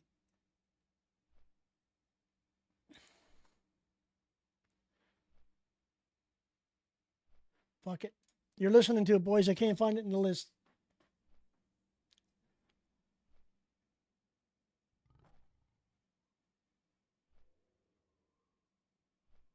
Is there Lyserg? Lyserg? Is that how I say your name? Lyserg? Welcome to the stream, dude. I've been wondering for some years now if there's a continent in the north of, i.e. Northrend. Is there another continent? Yeah, dude, and don't forget, Blizzard hasn't even shown us the other side of Azeroth. We've only saw one side of the planet. We haven't even seen the other side. Ah, nice, dude. Nice. Me and Barrick are tight, man. We're good buddies. So I'm glad you saw it and popped over, man. Thank you for coming to the stream. I appreciate it. It's good to know that something is coming from Barrick's Discord. That's amazing, dude. Thanks so much. But yeah, it's um, there's a lot of questions about the lore of Azeroth, okay? And everybody says, well, Kalimdor and, Pandaria and Northrend and all that is the whole planet. It's not. It's only one side of the planet. There's a whole other side that we haven't even seen. So if you guys go back and you do lore research and stuff like that, there's supposed to be the dark side of Azeroth. There's supposed to be another side of Azeroth that we've never seen. Will it ever happen in game? I don't think so. To be honest, I don't think it'll ever happen. Blizzard will just keep ramming continents into that small map. I don't think they'll ever make it a planet where the map actually turns or anything. But Azeroth is supposed to be a circle, dude. It's not flat. Okay? Nice, dude. Nice. Well, welcome in, man. Welcome to the stream. As Cooter used to do, that's how he flipped his hat. Yeah, we're just leveling my lock. I'm doing some herbing today. Normally I stream Monday, Wednesday, and Friday. Today on Sundays, since Formula One has been on summer break, I done a few streams on Sundays because I got bored. I didn't have anything to do. So I'm gonna keep doing them until it's F1 weekend. So if it's not an F1 weekend, I will do one. If it is an F1 weekend, I won't do one. Right? So that's the way I decided to do it, because everybody's telling me Sunday is a better day than Monday. And if Sundays are still as successful as they are, because I'm getting a lot more views on Sunday, then what I might do is take Mondays off instead. So take Monday, Tuesday off, and then Wednesday, Friday, Sunday. You know what I mean? We'll see how it goes. Maybe I'll keep Monday and do Monday, Wednesday, Friday, Sunday. I don't know. It just depends on my mental state, if I can still handle it. But anyway, I'll always support my boys, my team, and Barrick too. Barrick's a cool dude. I like him. We get along really well, so he's a pretty cool guy.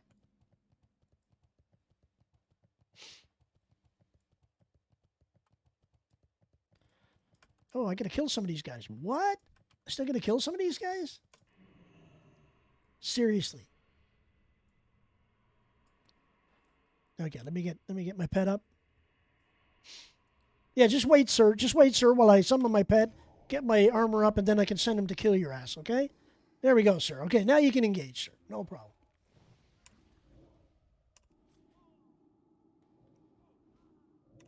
He was so nice to wait there for me to kill him, right? Thank you, sir. Much appreciated. Go to respawn.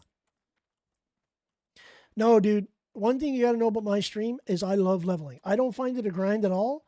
A lot of people are like, oh, it's so hard to level. Dude, this is easy shit. You just got to focus, and you just got to grind and not think about the time, man.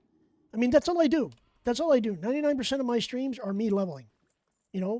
Right now my goal, I had 7 Toons to get to 60 before pre-patch. I have 4 left. So I'm going to get them to 60. And originally I was planning to go to 70, but the problem was Blizzard moved it ahead. So when they moved it ahead, they took like 2 months away. I'm like, okay, well, I'm kind of screwed now. I don't have a choice. So I've already got 2 70 hunters and a 70 mage. I've got a 68 warrior, and then I've got like a 60 paladin, 60. Oh God, what else? Who else is 60? I got 2 60s at least. I got too many Toons, dude. I can't think of them all. And then the rest of them are 58 plus. So now my lowest one is my lock. He's 56. So I'm grinding him to 58, and then my next stream I'll grind from 58 to 60 on other Toons too. So I don't find it painful at all, dude. Not at all. Nice, dude. Nice. Yeah, you know what? Unfortunately, I'm kind of kicking myself in the ass now. I wish I had played some. I kind of wasn't into it originally. But after seeing Barrick and those guys rating it and stuff, I was like, fuck, I should have leveled the Toon in some. And I didn't do it because it came out at the same time as TBC, and that was one of the things that turned me off, because I'm a big classic Andy, right? Oh yeah, and I like the fact what they did was, see, now I got threat because I casted my dots too quick. So that's the problem you have as Destro, especially when you're leveling. I was Affliction originally, and I respec Destro just to give it a try. Plus, Destro is a better spec in Wrath, so I thought I'd get used to playing Destro again, right? Inventory full. What the hell? What the hell? What can I throw away? Oh, this. Full bags for the fail. So this time I'll send my pet in, and I won't cast the dots until he gets the initial taunt off. And then I shouldn't pass him. This is my threat meter here, guys, this bar. And then I can just start wanding. And normally, I won't pull threat off. Now that he got his initial taunt off, I'm fine, right? Unless the mob is higher. Oh, dog shit gray boots. Vendor trash. You need vendor trash when you're this level. I got too many of these, man. Shit. I'm not throwing away any of my vials. And I'm not throwing any of that shit, so I'll leave them. Let somebody else pick them up. So, that's the key. I found that I got to let my pet get his first taunt off. And then when he gets his first taunt off, then I can unload. You know? But I have to use one, because if I start using Shadow Bolts, I pull threat too quick. And you'll see that he's holding threat really well now. You know, really well. I'm not getting past 60%, which is really good. So if I open up right away, like watch, if I start casting right away before his taunt, he's not going to hold threat. I'm going to pass him, watch. So I'll go Shadow Bolt. There he goes, look. He's actually holding pretty good against these guys. I mean, obviously they're gray mobs, so it's going to be easier for him to hold threat.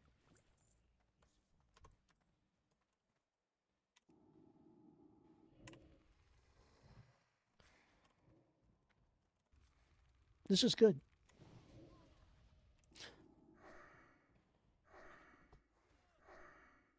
Yeah, what I was going to say about the Psalm raids, I actually like that they added different mechanics in. That's kind of a classic plus sort of dive in. And I didn't know they were going to do that. So that's another reason why I never wanted to play it. Because I was like, well, it's the same shit as playing TBC. You know, we just finished Classic. If you're going to release another Classic, I mean, they have Classic Era, right? So I was like, it's not going to be fun. But then they said, oh, we're going to add other mechanics to some. And by that time, people were already rating Nax. You know, so I was like, okay, well, you know, too late now, boys.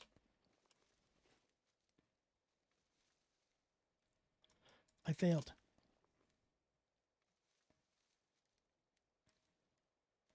There we go. So there should be some more. Oh, should be some more around here. I killed all those guys. I can't believe it. Yo, Barrick, what's up, dude? Lyserg followed you here, dude. Can I just call you live for short, dude? Because if I have to call you by your long name, I'm going to mess it up eventually. I'm good, man. I'm good. Just grinding. Thank you for the follow, dude. Appreciate it. Thank you so much, man. Lyserg is fine. Okay. Thank you. Thank you much. All right. Or Sap. Oh, is that your rogue's name? Sap? Well, I'll never remember that, but that's okay.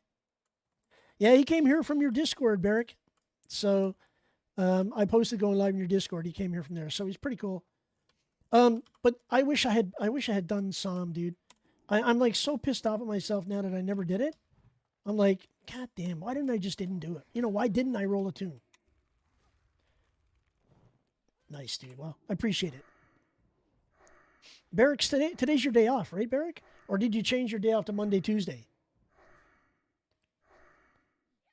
I remember you saying you changed. You're probably going to be streaming later today. I wouldn't doubt it. So, yeah, Barrick, I got, this is the last tune that's 56, dude. I got a couple of tunes that are 58. Nice, dude. Okay. 7 p.m. Nice. So this is my last tune that's under 58. So I'm going to get this guy hopefully to 58 today. Right now I'm just getting my alchemy and my herbalism leveled because I need to get that done. Hey, my pet's just standing there being a butt. Oh yeah, let's do this. Swap my macros.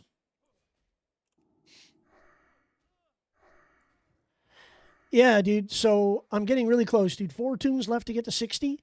1 at 59, 2 at 58, and this one at 56. So we're going to do it, man. We're going to get it. We're going to get, before pre-patch hits, we're going to get all of them to 60. I mean, I'm dedicated to do that. And the light at the end of the tunnel is there. I can see it. Like Aladar on his 8-hour walk yesterday, I can see the light at the end. I just can't. It's kind of far away at the moment. But yeah, we're gonna do it, man. We're gonna get it. And then I'll be happy that those tunes, like I said, my Paladin's gonna level with Doc's DK when pre-patch launches, so that's gonna be fun. And then hopefully Doc will have his Druid to level. Hopefully he doesn't go right to 80 on his Druid, and then we can level together, and I'll play another tune like my Hunter, and he'll go with his Druid. You know, so it's gonna be good. We're gonna have some fun, man. You know. Yes, dude, no problem. Appreciate the support, guys. I appreciate the support today. It means a lot. You guys want to keep me streaming on Sunday, you got to be here.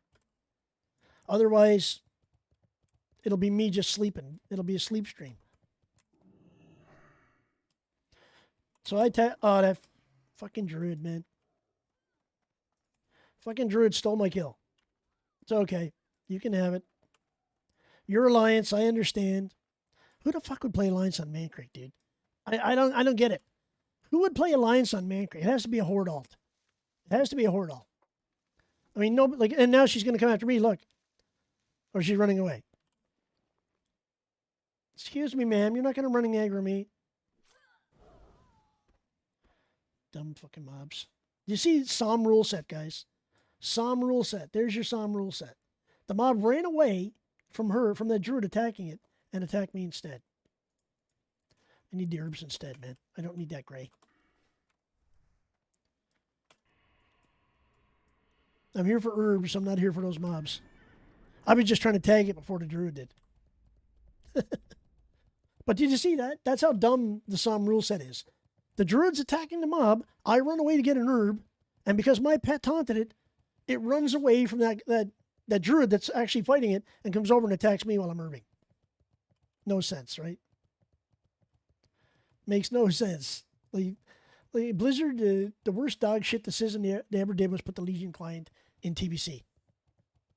You know, and copied the Psalm rule set into TBC. Look at that. An ungilded mage with one syllable name, level 70. He's got the Armani Warbear. So you tell me, do you think that player's a bot? Do you think that player's a bot? I don't think so, but I mean, that's what I would classify as a bot. Ungilded, one syllable name. If they didn't have the Armani Warbear, if they were riding on that Warp Stalker, I would have reported them. Because usually that's what you get for bots on this server. Level 70s, you know, they've got some dungeon gear because people are stupid. What they do is they'll level the tune, they'll do some dungeons, get some dungeon gear, and then start botting with that tune. If you're going to bot, dude, you should wear all greens. You shouldn't be wearing any tier gear or getting any rare items on your account because if it gets banned, you're going to lose it all, right? Have I been here yet? Nope. I'll take that XP. I haven't been anywhere here yet on this tune. And I keep forgetting all the herbs in this area are out in the middle because it's all Fire Bloom and Purple Lotus.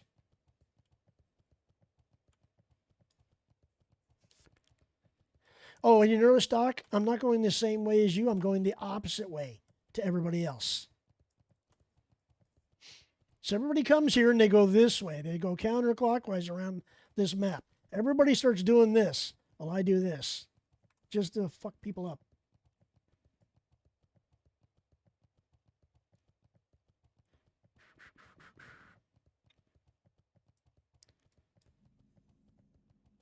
I just needed to get Discovery XP.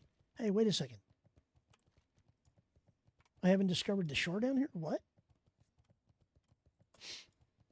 Free XP, dude. Getting free XP. Yeah, so a little later in the stream, guys, I got my DSLR set up. I got the new camera that I bought. I'm going to do a side-by-side comparison in a little bit, just to give people an idea what it's going to look like. You know what, dude? That's Microsoft putting their fucking Bing search engine in Windows. They built the Bing search engine into the start bar. They don't tell you what it is, but it's actual Bing. So if you use that and you search the web, it Bing searches. Fucking hate that shit, man. It's like dog shit. You know, so what I do specifically, to give you an idea, what I do is I go into all my web browsers and I delete the Bing search engine. I only have Google and a couple of others. That's it. You know, like the Amazon search engine, the Google search engine, whatever. And every time they Windows updates, I go in and I do it again because I can't stand Bing. Bing is not a search engine. It's dogshit.com. That's what they should rename it. Dogshit.com. Because Microsoft is going to the free engine. In a few years, like when Windows 11 is out for a while and the next iteration of Windows comes out, you're going to see Windows is going to have ad bars. I've been beta testing Windows 11 since like when it just came out of the womb, let's just say, because I officially beta test for Microsoft. And what they do is they slowly but surely get you used to an idea. And over time, the average human being, when they keep seeing this thing in front of their face, eventually they ignore it, right? You learn to ignore it. Like when something stinks, like fish in your house, if fish stinks in your house every single day, eventually you become nose blind to it. You won't smell it anymore. It's the same thing with all their little features that they add in. So eventually you're going to get used to seeing it and you just ignore it. And that's the philosophy they use. So what Windows is going to do in a few years, you'll have ad bars in your Windows. And you'll be like, oh, I'm so used to seeing it on every web browser and on Twitch. You just become nose blind to it, right? Well, that's what they're going to do. I mean, if you go to your start bar right now on Windows 11 and you go to the top of the start bar, you're going to see suggested, right? Even in Windows 10 right now, suggested. And anytime you see suggested, there's a search there. So, you know, Doc, when you hit the Windows key and you started typing a search for something, right away it went to the search engine. And it gives you, in Windows 11, it gives you this little blurb up on the top that says, you know, the weather in Toronto today or something like that. So that's their subtle way of getting you used to the search bar, right? And then, you know, people are lazy, so they'll just type their search there instead of going to the browser. And then Bing gets more use. And this is slowly but surely Microsoft's mentality of, like, it's brainwashing, dude, in a way.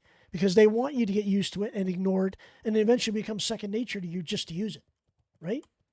And then eventually Microsoft will say, you don't have to buy Windows anymore, boys. It's a free upgrade, like Windows 11. It's free. But they don't tell you about all the advertising shit and all the tracking shit and all the other stuff built into the Windows that monitors everything you do. How do you think when you open up something, it knows what you searched for the last time?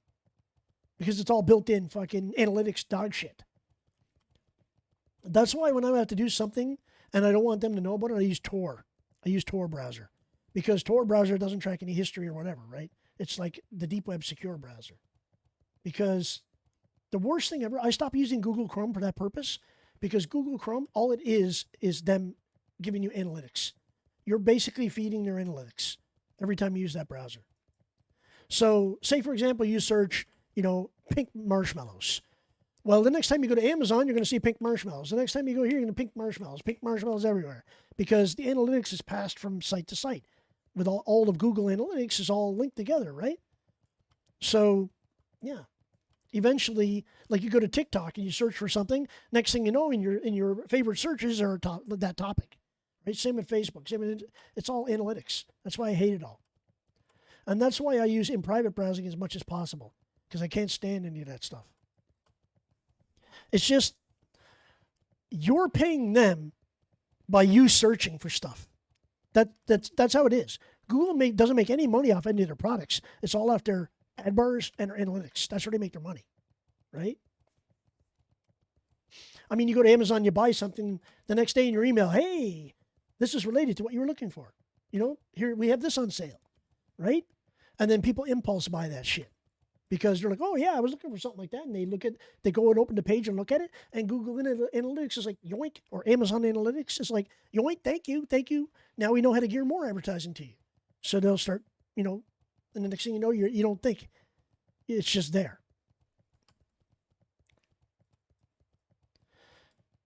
That's the worst part of the internet, boys. Sorry to say. And Twitch is cashing in now. Oh, by the way, guys, if you guys want me to show it, I'll put it on Discord.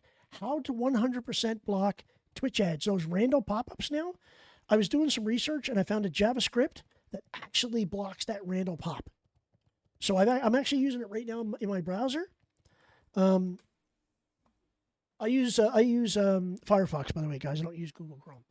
And when I'm looking at my own pages, for example, if I go to my own stream, I now get 100% ad-free because I've got this script running. I mean, it should be. I'm still testing it. But I haven't had a random pop like all day. And even I get ads on my own stream when I'm watching my own stream in a browser. I get ad pops. But since I went in and I found this JavaScript that somebody else wrote, I was trying to figure out how I would do it. And the number one thing about programmers is why reinvent the wheel when you can just give kudos to the person that invented the wheel and use it, right? That's what programming is all about. So, I gave the guy a follow, I gave the guy a like, and I used his method, and it works perfect. So, so far. I haven't got one random pop yet today.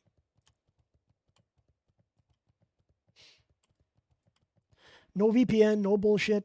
I mean, the worst thing ever is I'm subbed to Doc, and I'm watching Doc stream, and blink, the Danny Ricardo fucking Heineken ad, which drives me bonkers.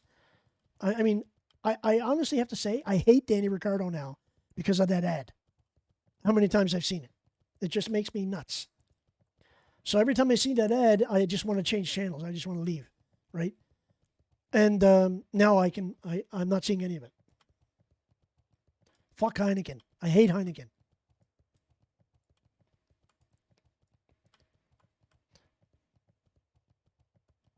Like the guy said in Saving Private Ryan, when, with the German soldier, when they were going to kill him, he's like, fuck Hitler.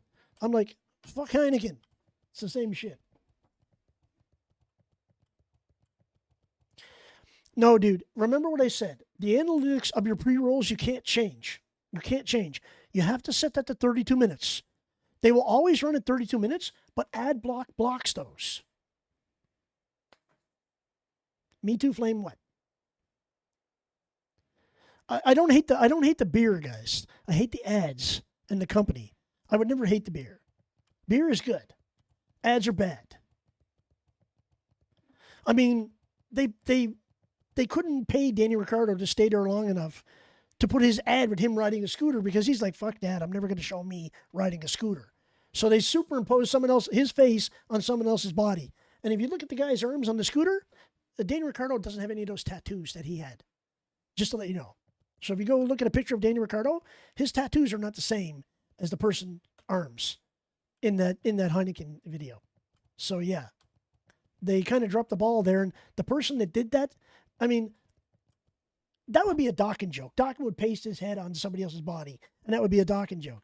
Like, I would expect him to do that. But I wouldn't expect a multi-million-dollar company like Heineken to cheap out and have that done on one of their biggest ad campaigns that they've done in the last, 10 years. It's like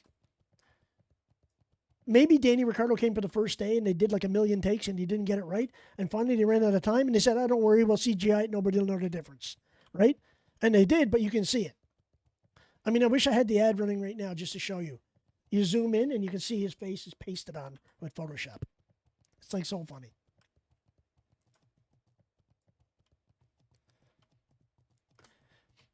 Anyway, that's another rant that hopefully the script blocks it. And if it works 100%, guys, for me, I will put it on my Discord. I'll put it in my my general section in Discord. And all you got to do is go into your ad blocker and make a custom filter and put this script in. And if you put this script in, it actually blocks the ads. The little, the annoying. It won't block pre-rolls, but ad blocker blocks pre-rolls by default. So you're okay there. But it will block the JavaScript ads that, the one of two 10-second ads that you see, it'll block those. And normally I wouldn't say anything about that, but I, like you, can't fucking stand ads on my stream. I really don't want to see them anywhere. And if Twitch is going to be underhanded and put that in there, then I'm going to be underhanded and script the fuck out of it and get it out of there. Like where there's a will, there's a way. So basically, still no ads, guys. And I've been streaming for what? How long have I been live? What's my uptime, guys? I've been streaming for 1 hour and 53 minutes and still haven't seen an ad yet.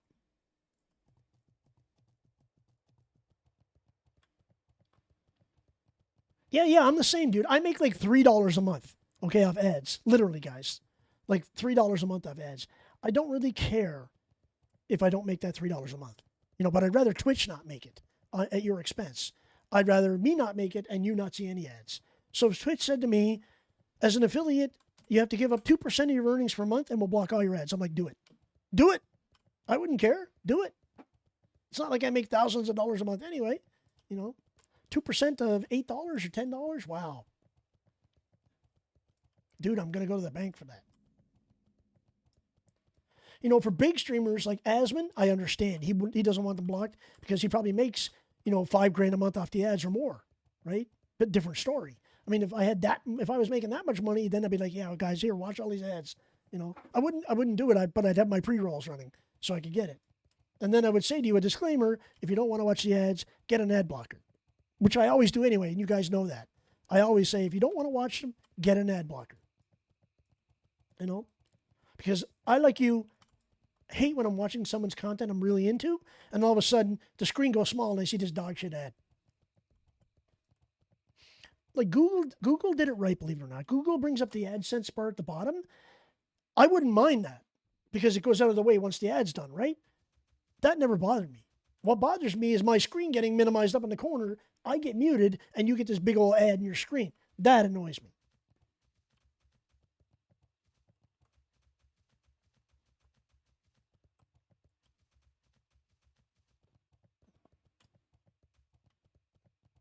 Yeah. No, we understand.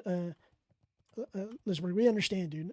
Don't worry about it. It's one of those things where we're all content creators and we all want the best experience possible for the people that watch our streams. And Twitch trying to make 2 cents here and 2 cents there is nickel and diming people to death. Bad enough that they sub to the channel and Twitch takes half of that, but they also want to get ad revenue off you too, which is double dipping in my opinion, which sucks. I mean, I understand they got to make money to pay for equipment and they got to pay for stuff like that, but don't make your dollar off my dime. That's not the way it should be. You know what I'm saying? If they said to me, okay, we're going to make it so every time someone comes into your stream, for the first 10 seconds, you're going to have a bar at the bottom across the whole screen that plays a random ad. I would be okay with that. Just some random pop-up, try fucking Viagra today or some bullshit, and then it disappears. No problem, because that's not an offensive ad. I mean, okay, that's an offensive medication, but you know what I'm saying. It doesn't take away from your viewing experience. Oh, shit. Don't want to run into him. Excuse me, sir. I didn't ask you to come into my scene. Just like, GTFO, buddy. How the hell did I end up here? I was talking the whole time. How did I end up in Ungoro? Which I haven't discovered any part of it yet. Oh, yeah, I was herbing. I was running around getting herbs. See, this is what happens. Me being the collective of streamers. Exactly, dude. See, the problem is Twitch knows that their rule set is the easiest compared to any other streaming site. Like YouTube, it's hard to stream on YouTube and be good because you have to be professional. Like you have to be a professional, you have to have intros and outros and you have to do everything on high def and, you have to be really good. And I'm not great. So it's either Twitch or Facebook. Take your pick. Well, I fucking hate Facebook, so I picked Twitch. And I would love to stream on YouTube. The problem is you can't get your own URL until you get 1,000 subscribers. And I'm like, okay, that's dog shit,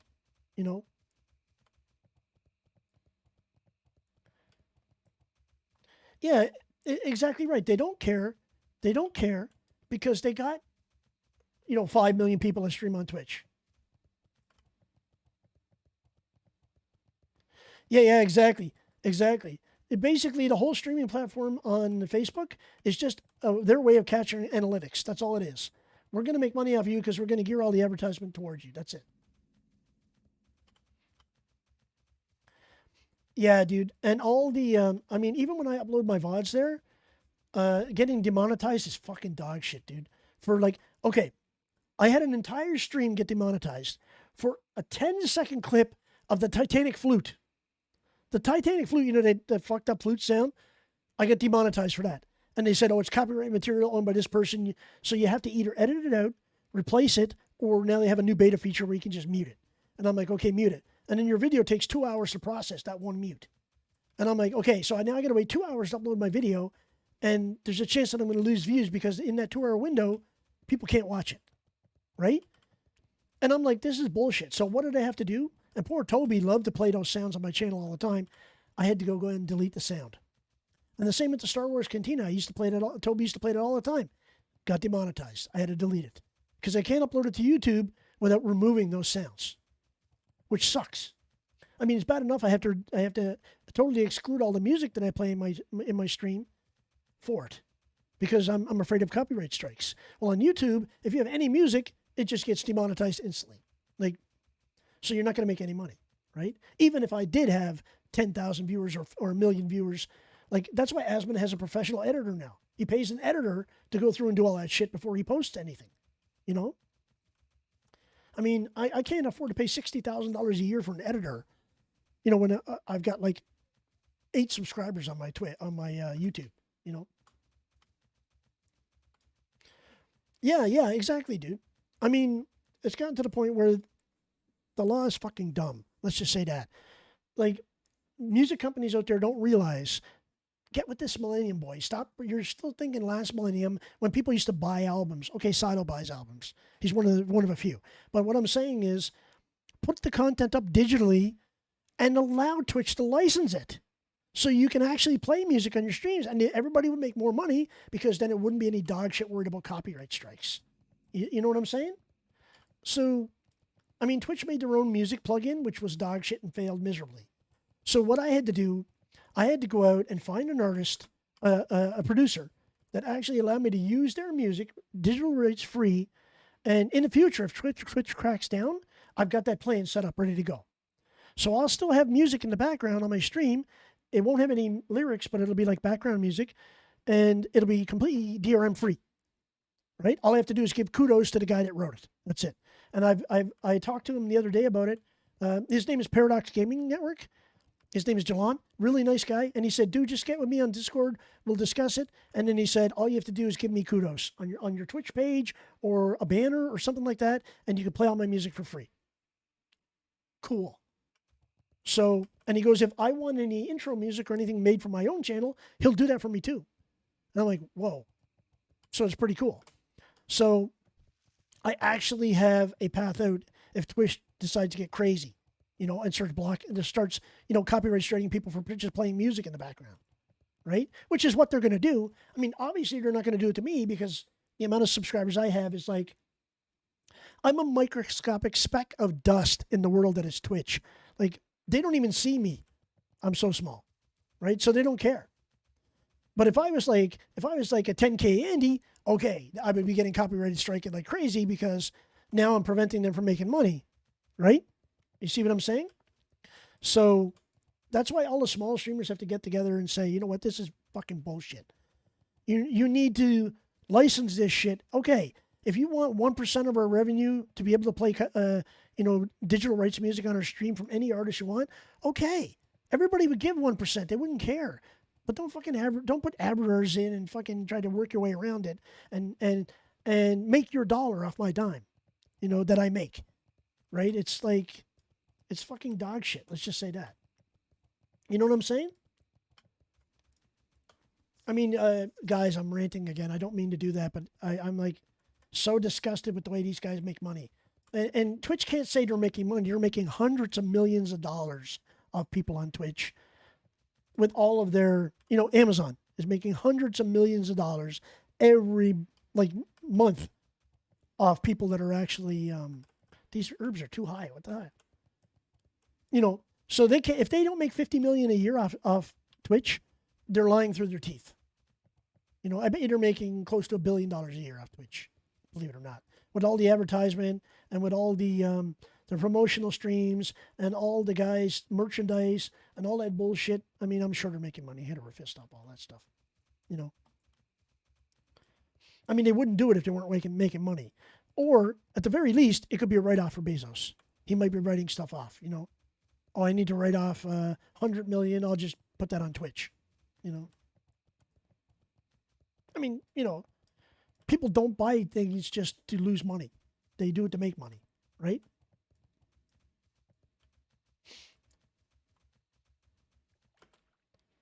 I mean, at least smart businessmen do that.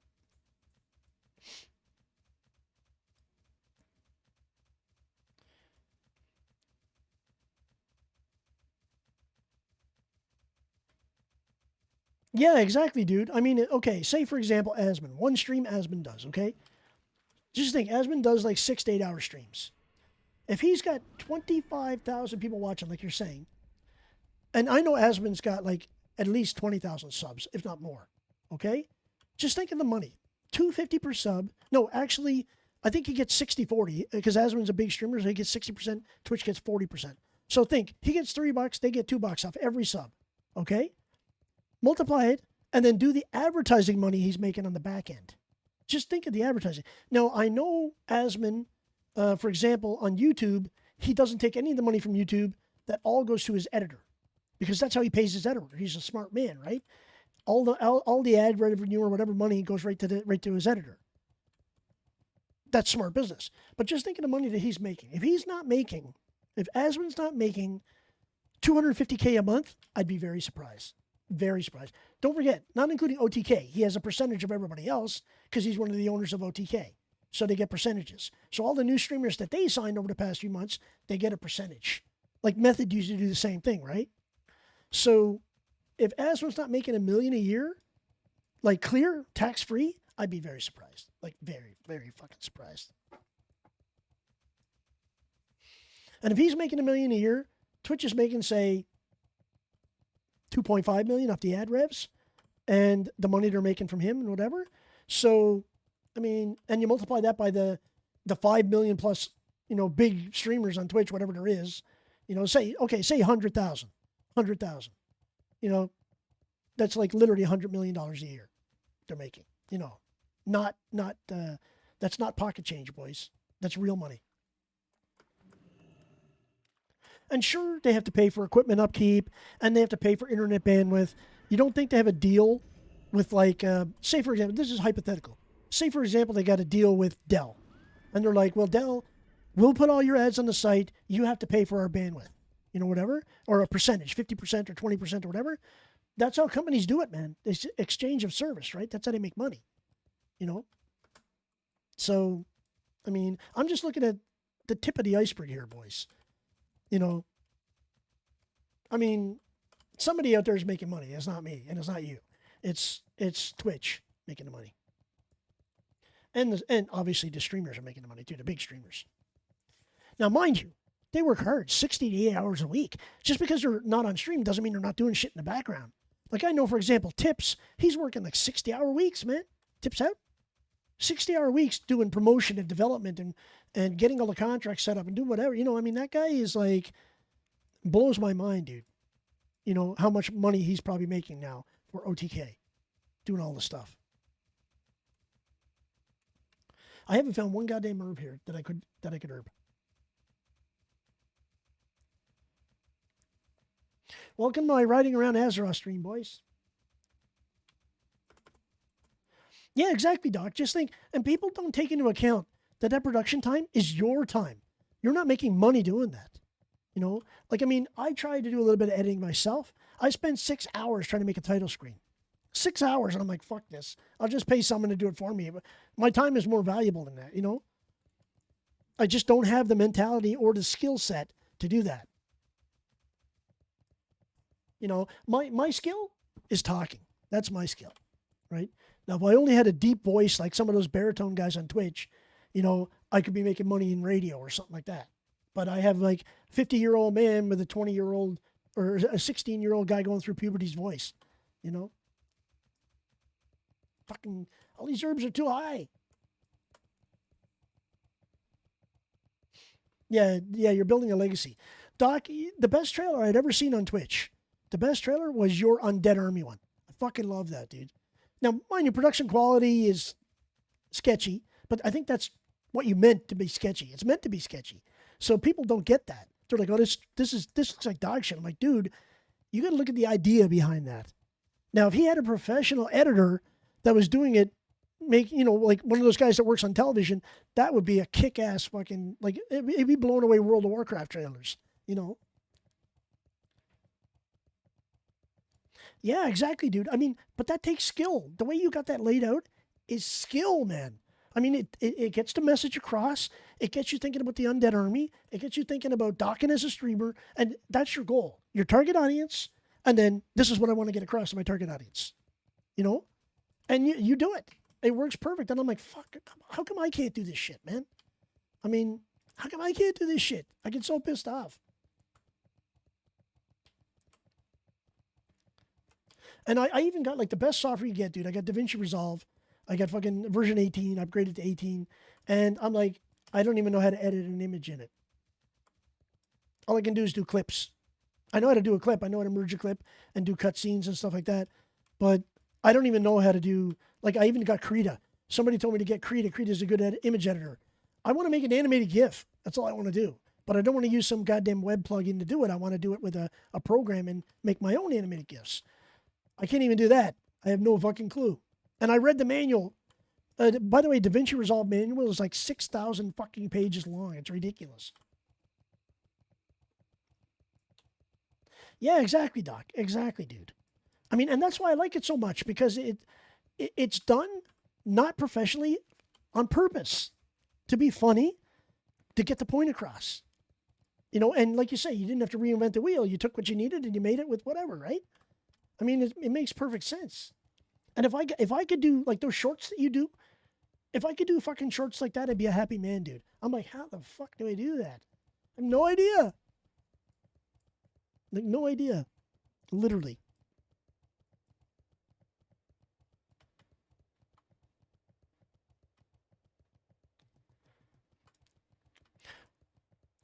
No, man, I don't have the mentality, dude.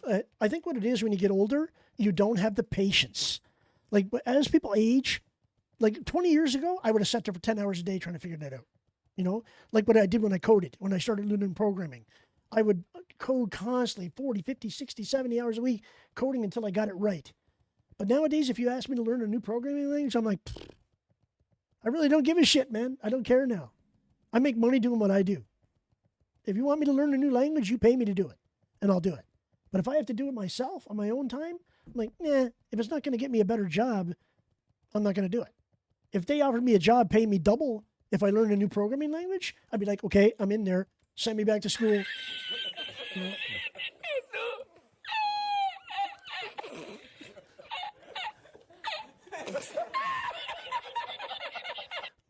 By the way, guys, that's Raz's walk-on. That's what he uses for his walk-on. Because I haven't figured out how to do the walk-on thing yet.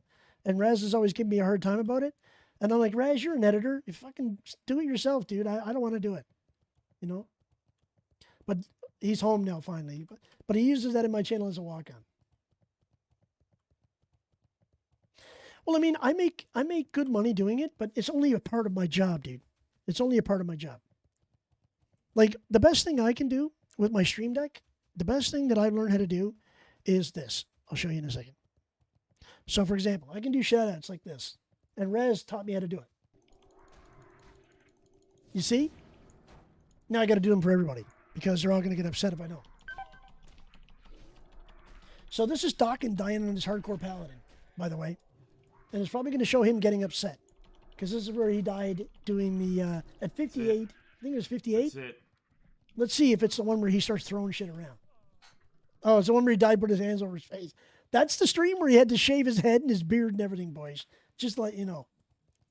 He had to shave his head and his beard and everything on that one. Here, I'll do one for Barrick, too. Just auto. So there's Barrick doing patchwork in Nax. Looks like Sam to me. Okay, thread looks good. Okay. So that's the back end. Yeah, that was the beard and the head shave, wasn't it, Doc? It was disturbed after. Oh, no, actually. you didn't shave your head. It was just your beard, right? Or did you shave your head? Can't too? remember what song though. Oh, by the way, that's another fucking fantastic video that Doc has. If you guys haven't seen that video of him shaving his head and the music, one of his viewers, I think, did it for him. It was fucking amazing, dude. I was like that, you know, with Cry the Valkyries, the song in it. It was fucking perfect. Yeah, man.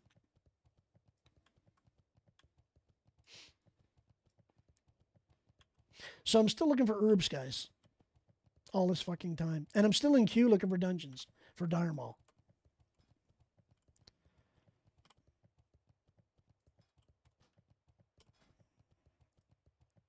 I'm the only one in queue.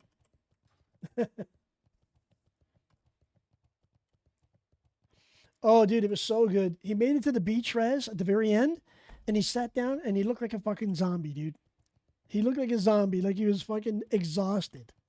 And the blisters on his feet were so bad, we kept telling him, don't take off your shoes because your feet are going to swell and you won't be able to put them back on. And then we all donated him some money throughout the stream to get him to take an Uber home. And I told him, dude, get a drink and relax and get some Epsom salts and go soak in the tub because you're going to need it. Like today, he's probably dying, dude. I know he was up today, but I don't know if he's like, I don't know how he's going to be tonight. He's probably going to be like a zombie tonight. You know, it's going to be crazy, man. I watched the whole thing, man. It was crazy. I mean, I actually had to go to bed with about 10 minutes left in his VOD, so I missed the actual end. But he was trying to get a Lyft or an Uber, and there wasn't any cars around him. So he might have had to walk another couple of kilometers to get to a bus or something.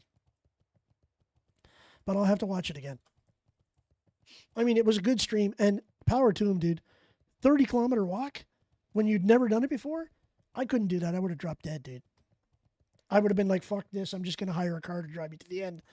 You know, I would have said, oh, the video's effing, boys. The video's effing. And then I would have came back an hour and a half later at the end. You know, and I would have said, we made it, boys. We made it. Because I could never do that. That takes balls, dude. Don't forget, he's not a spring chicken anymore, dude. He's not 30 like he was when he first started streaming. You know, Alder's gotten gray, man. He's getting up there. He's older than me, for fuck's sake, in body, I think. I mean, he was looking pretty rough at the end of the trip. Oh my God. Oh my God. It's an alliance. It's an alliance. I can't believe there's alliance on Man Creek, dude. I'm going to go steal your herb now, though, buddy.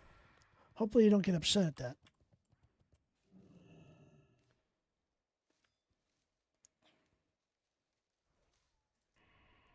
Hopefully you don't get upset at that, buddy, because, you know, you're Alliance, I'm Horde.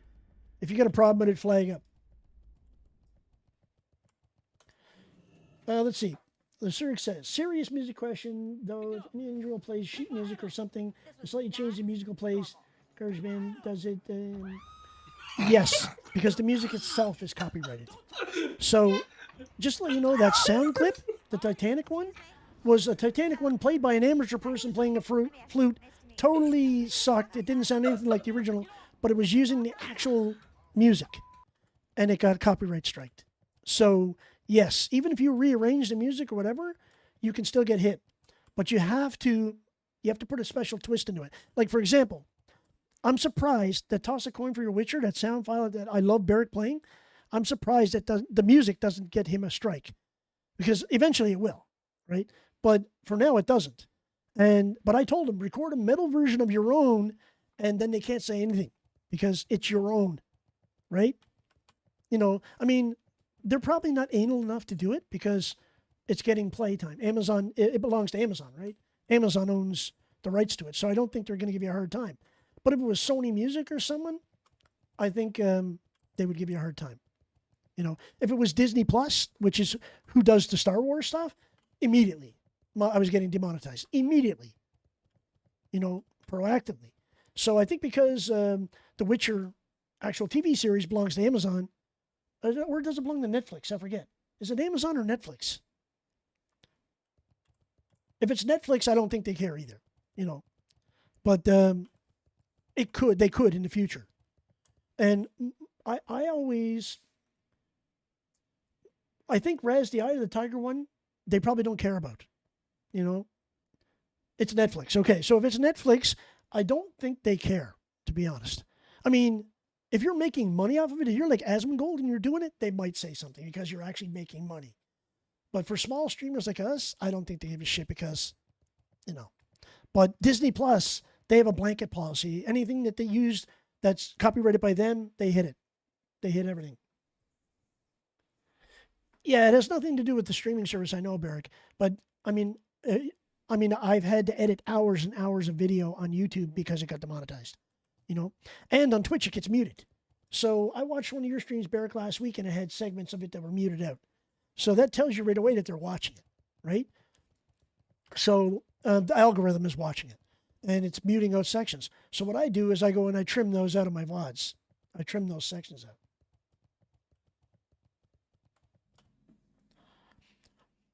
Yeah, I'm sure you could. Yeah, they've always done that because they don't want to take any chances. They're proactively muting it to prevent you from getting a copyright strike, which I think is great. But I like the way YouTube does it better because YouTube says we'll only mute the audio of the music, not the actual stream audio.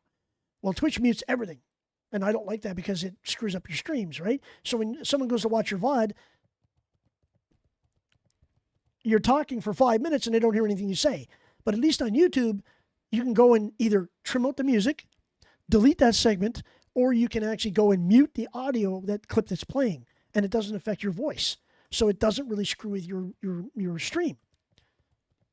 So I think that's a much better way of doing it. However, YouTube's processing time is like 2 hours on a non-subscribed, like, I don't know what to call it, a YouTube partner, a non-YouTube partner. So guys like SFN and all that, they don't get their audio muted like that. You know, they have professional editors to do all that stuff.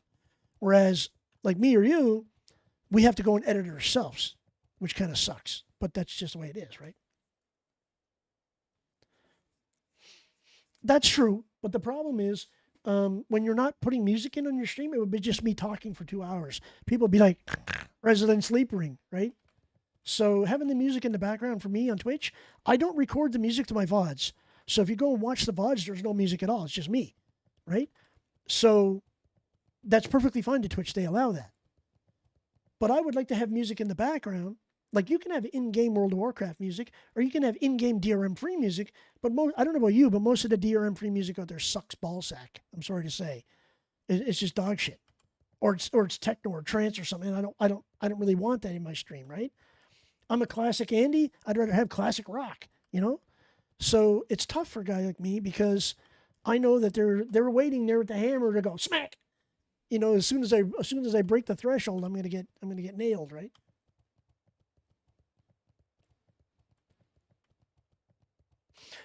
Well, it depends, dude. Like Doc, for example, gets 400 or 500 views on his VODs. That's crazy, man. I mean, I've watched streams where people have 20 viewers. Welcome back, Findy. I've watched streams where people have 20 viewers and have 2,500 views on their VOD.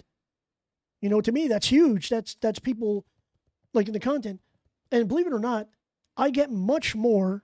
Did he get banned? Did Findy get banned in Aladir's stream? But I get a lot of people that watch my VODs. I mean, not like I only have like, sometimes the maximum viewers I think I've ever had was like 60. But on those VODs, I get like 200-300 views. That's amazing for me. You know, I mean, it can't be just those 60 people watching it over and over and over again. Yeah, it's amazing, Raz. That view at the end with him in the sunset. It's amazing, dude. I loved it. Like, if that VOD doesn't get 1 million hits, I'm going to be very surprised. You know, Aladir's VOD. You know, for that 8-hour walkathon. I mean, I thought that was amazing, dude. I mean, I gave him several donos, and I gave him some gift subs or whatever, because believe it or not, dude, that takes a lot of effort.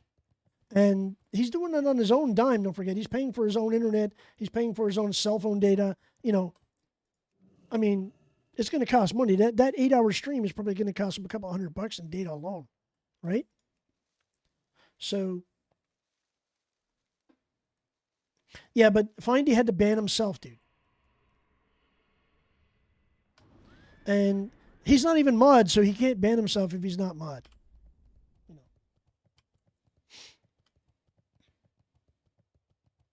Oh, the one feature I do like it with Twitch now, you can actually share your ban lists. So guys, you other streamers, if you haven't sent me a request to join your ban list, send me one, because I'll accept it right away, because I'll share all my banned people with you and vice versa, and we can get rid of Spurgs. We can make Spurgs, you know, obsolete on Twitch. Those bots that friggin' Insta spam follower ads and shit.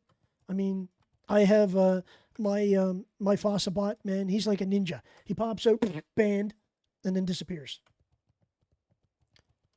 Yeah, but you guys should do that. You know, share your lists, and I'll accept them. No problem, and vice versa. I mean, Fossabot, I have running in the background, and it's like Fossabot is like Ninja Gaiden, and he's hiding in the background. And as soon as a guy tries to spam a link, he jumps up and goes, yeah, banned. Instantaneously. I don't have to worry about it. Like, even Silo doesn't have time to catch it. That's how quick they are. And Silo's quick. You know. Yeah, it's amazing, dude. So that's why I actually paid Fossabot because their bot is amazing, dude. And then I use WiseBot for all the other stuff because WiseBot is 100% free. I mean, you can pay; it's optional, but they don't give you a watered down experience. They give you the full bot, and then if you want the bells and whistles, you can pay for that, right? So I really like that too.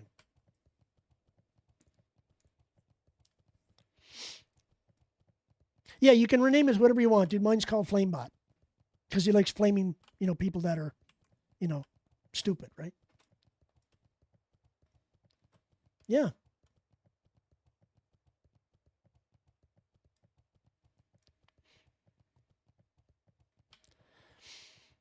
But it's one of those things, guys, that, Twitch makes a lot of money. I want to come back to the point that I'm trying to make, I guess. And we all want to make money. All ships rise on the same tide. And if Twitch just loosened the restrictions a bit, and even if they said, okay, we're going to do ads, guys, but we're going to give you 50% of the revenue, 50% of your viewers. So if you have 10 viewers and it's 2 cents per ad, you're going to get 50% of that. I wouldn't have a problem with it. But they're giving you 2 cents on an ad, dude. 2 cents on an ad that they probably make $1 off, depending on how many people are showing the ad to, right? I mean, I think partners get 2 cents.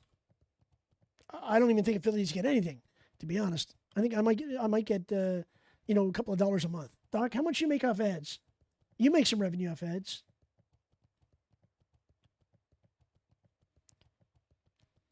Oh, Doc's in alert mode. Yeah. You can rename it, Raz. As long as you register on their site, you can rename the bot.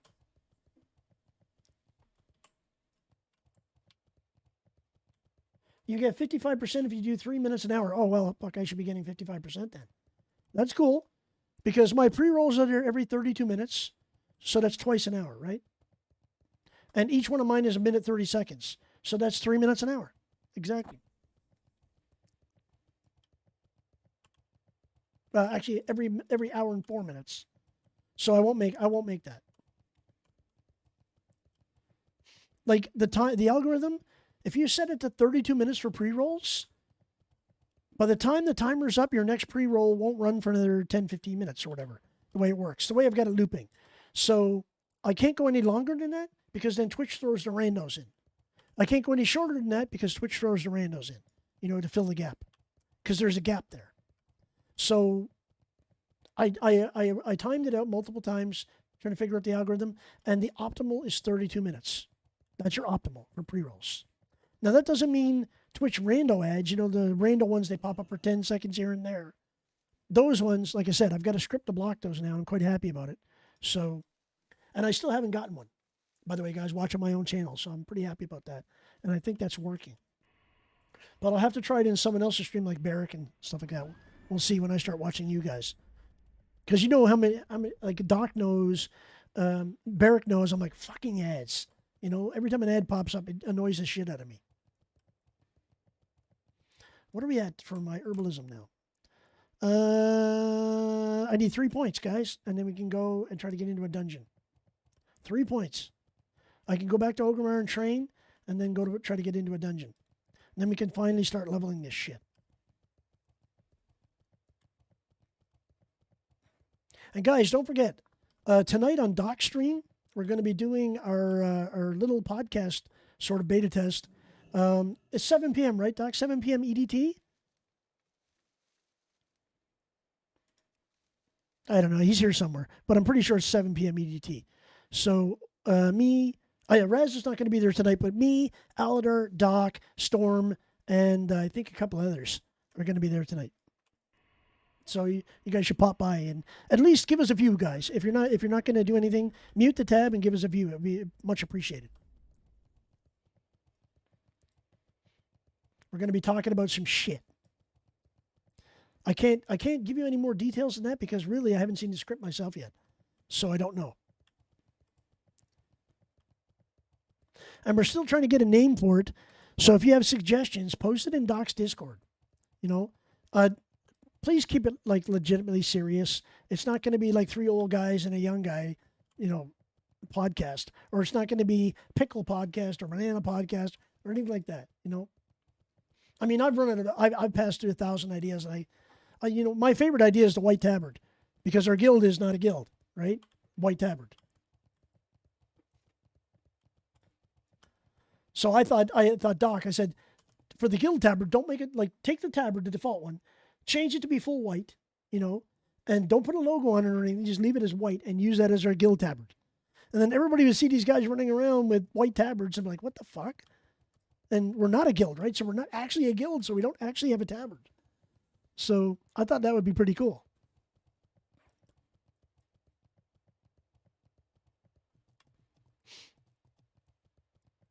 The idea got shut down pretty quick.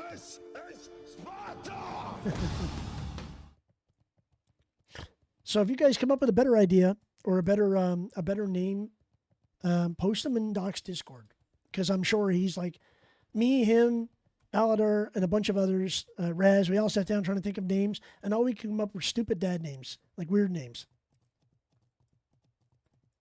And it has to not exist already. So any name that's provided has to be checked on YouTube and stuff like that to make sure we're not copyright infringing on somebody else, right? So yeah, make sure that you search it first before you post it, because if it's something that's already, you know, copyrighted, like, you know, classic podcast or something like that, it's already going to be taken. Yeah, Raz, post it on the freaking Discord, dude. Post it on Doc's Discord. Or post it in our team Discord. You know what I'm talking about, right? Well, we're looking for a name for a podcast, and you'll find more about it tonight. So if you watch the podcast, then you might come up with a name for it. Right now, it's the Unnamed Podcast. I mean, right now it's like rando.com. I have no idea what it is. We're still trying to find out a name for it, even though we're going to do our first one tonight. And I told Doc to make it a contest. You know, everybody in the team can put it up, you know, as a contest, and then, you know, people can pick the name, sort of thing, and have some kind of prize or some kind of reward for the person that actually picks the good name. If I knew the name I was looking for, I would have given it to them already. I have no idea, dude.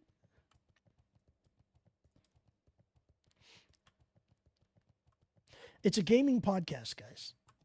It's going to be a gaming podcast. I can't give you more details than that because I haven't seen the script myself, so I don't know exactly what we're doing. I mean, I have an idea, but I can't share all that stuff with you yet, because what if they change it, you know, and I'm going to be looking like an idiot.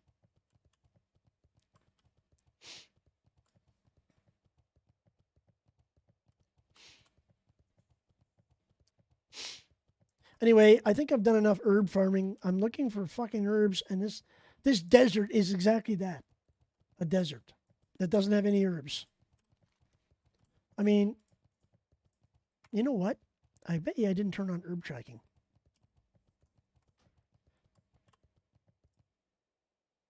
Oh yeah, every time I click on this stupid interface thing, my game freezes for like a second. It's not the stream, it's my game, which is like messed up. I think because the database for GatherMate is so big. And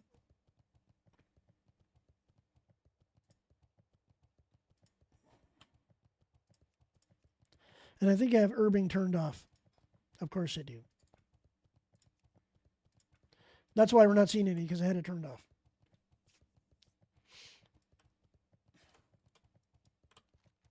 There we go. Okay, boys, here we go. With the boys, you know, going with the backwards hat stream. So you guys can actually do a backwards hat stream. You can actually make take my hat off. You can make me stream without a hat. You can actually make me put the hat back on by redeeming it again and stuff like that.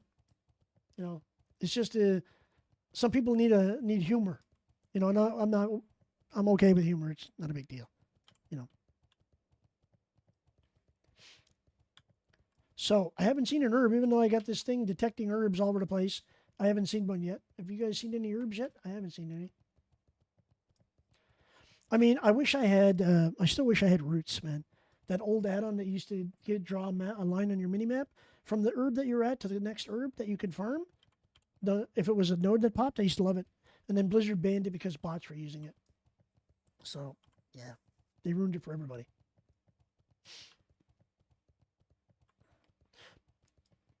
So a little bit longer, guys. A few more viewers in the chat. I got a new DSLR that I set up. I got it ready to go. I got it all set up. There's a node. And what I'm doing is I'm going to do some testing of it in a bit. But I want to make sure I get a few people's opinions. Dockin_TV's Discord. So go to Dockin_TV on Twitch and join his Discord. And then you can post it there. I mean, you can post it in my Discord too if you want. And then basically I can pass it on the doc. 1 second. Let me just put it in here. You can actually go to my Discord, join my Discord, and you can actually post it in the general channel there. And then I will take it and I'll give them all to the guys tonight. I think that'll make it a lot easier for you.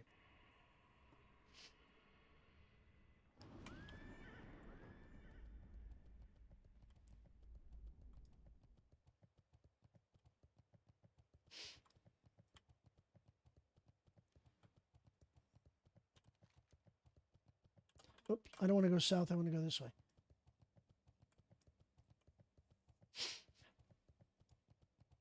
I missed the mini map that this one is the default one. I usually turn off the one that comes with ELVUI because it uses a lot of resources, and it basically tells me the same thing, you know. But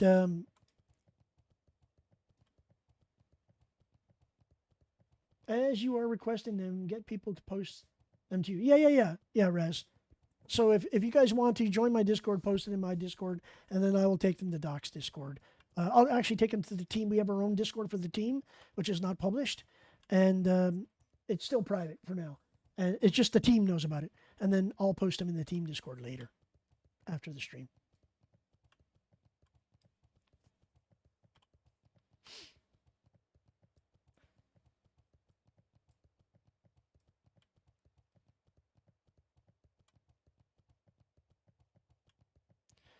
Here's the band everybody hates.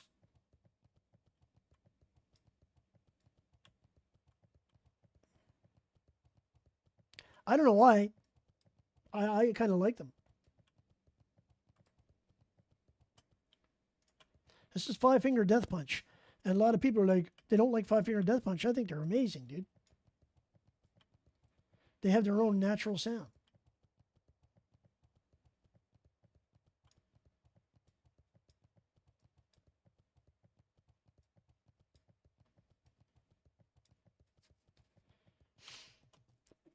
I need a second. I have to refill my coffee. I'll be right back. Oh, yeah, guys. I forgot to... where the hell, Raz? I don't know what it is, Raz. You must be on mobile. Are you on mobile? I'll be right back.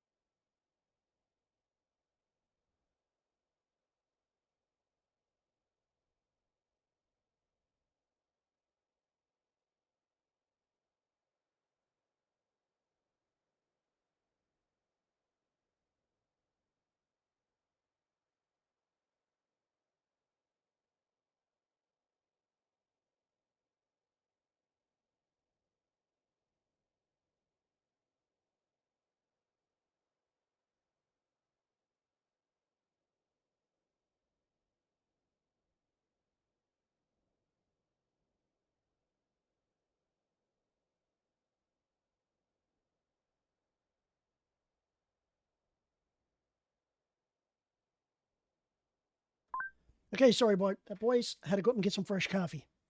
My coffee pot was empty down here, so I had to go steal some from upstairs. So anyway, I think what we're going to do, we're going to go and try to get in the dungeon again. I mean, I'm not getting any hits for Dire Maul. Nobody's fucking doing Dire Maul today. It's ridiculous. I mean, there's a level 70 mage that wants to do Dire Maul. I don't know why. Can you say bot? I got to get one more of these guys too, I think, for my quest, so I might as well do that.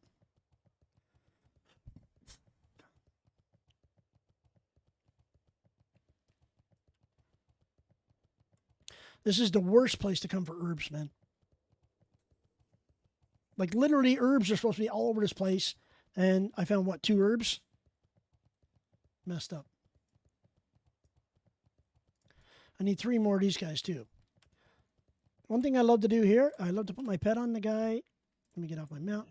Put the pet on the guy, and then go and banish his pet.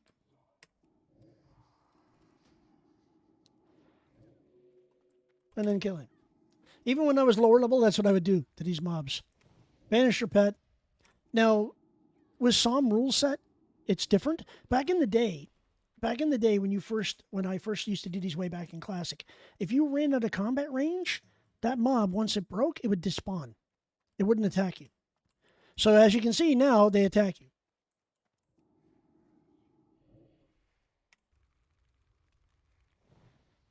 Okay, boys, this is getting serious now. Raz is about to time me out, boys. Like, you can time me out. You can redeem it. You can time me out for 3 minutes. Okay, Raz. When you're ready, you want to time me out, dude, that's fine. So that's mic muted, me not talking for 3 minutes.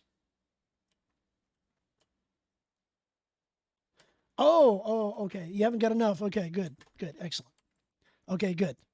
But you can time me out if you want to, guys.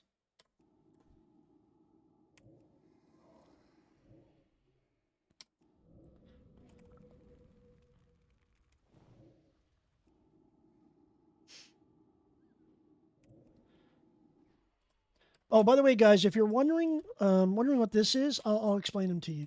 A lot of people don't know, and they ask me later on. This is an add-on that a friend of mine, WOTLK, makes. He used to be one of Lazanta's mods, and it's called Spell Timelines. So when you're casting spells, it actually shows the cast time, and it shows the rank of spell and everything being cast.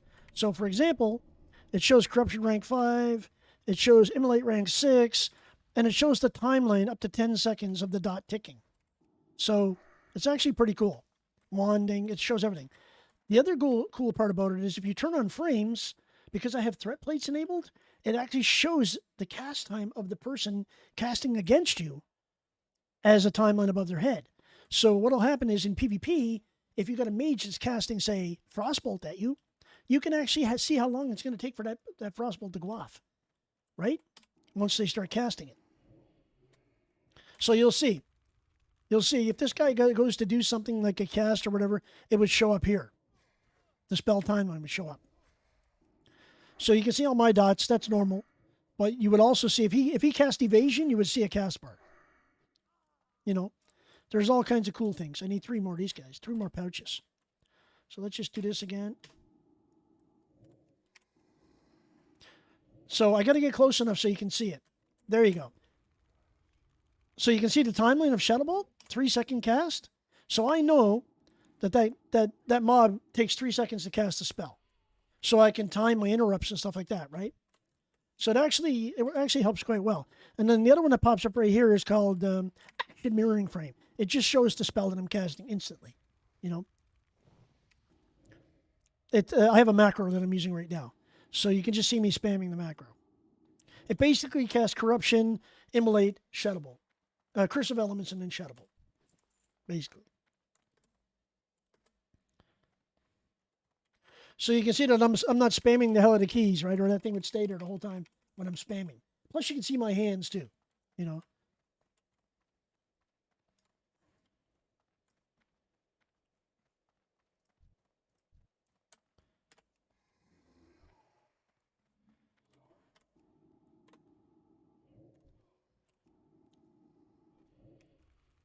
And like I told you guys before, I'm the only guy I think that plays WoW with the number pad.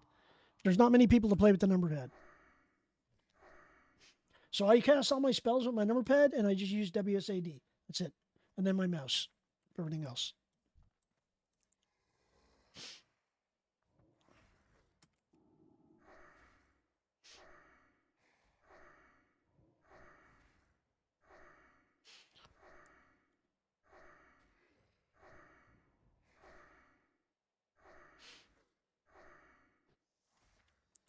Okay, let's get some mana back.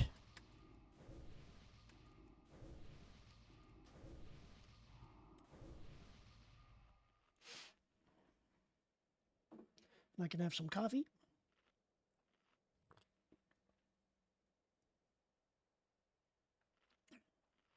So how many of you guys know what you're going to do for Wrath of the Lich King? Know which class you're going to be playing? Know, where you're going to start and so forth.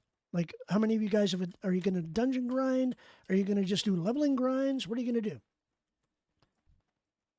Hunter. Well, I main Hunter. Everybody knows me. I main Hunter my entire existence in WoW. This expansion, I'm not actually maining Hunter, even though I got 2. I'm going to be maining either Rat Paladin or Mage. I mean, I would prefer to play Hunter, but in our group, or in our friends group, John Man and Raz both are going to be playing Hunters. So I thought, well, 3 Hunters in a raid group is not going to work, right? When in 10 man. So, and I'm not going to play DK because Doc's playing DK. So I thought, okay, what I'm going to do is I'm going to play a class that's needed. I'm going to try to be the bigger, the bigger person. I already got a geared mage, a tier 4, tier 5 mage. So I'm thinking to myself, if I can't play Rat Paladin, if somebody else is playing Ret and they end up taking my spot, then what I will do is I will play Mage. Right? But I have to make a decision on launch day. And right now, pre-patch is going to be me playing Ret Pally. I'm going to Ret Pally main, and then I'll level my other characters like I'm doing right now. The minute the game goes live, minute Wrath of the Lich King goes live, it's going to be Mage first. Then, depending on what we decide in the raid group, like what Doc decides, and what the raid team decides we're going to be playing, then I'll switch to whatever's needed. Anything but a healer, because my priest is always going to be shadow. She's never going to be holy ever. Maybe in PvP I might be Disc. I might be Disc, but other than that, no. And guys, I'm just killing these guys to get the wastewater pouches. I just need a couple for my quest. Oh my god, it's a gnome. Oh my god, it's a gnome! Why can't you be flagged or be an NPC?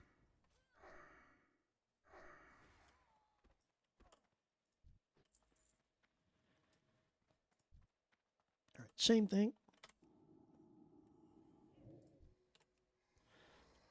And get my Shadow Ward up. Yeah, you can cast Shadow Bolts all day long, sir.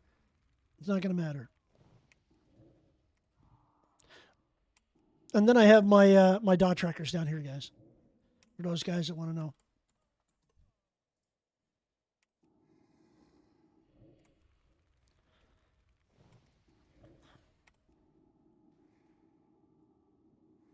Nice, Canadian. Nice, dude. I mean, I will level a DK. I will get a DK to max level. I'm going to be playing Unholy on my DK, but I'm not going to do it until after all the hard R's are out of the start area.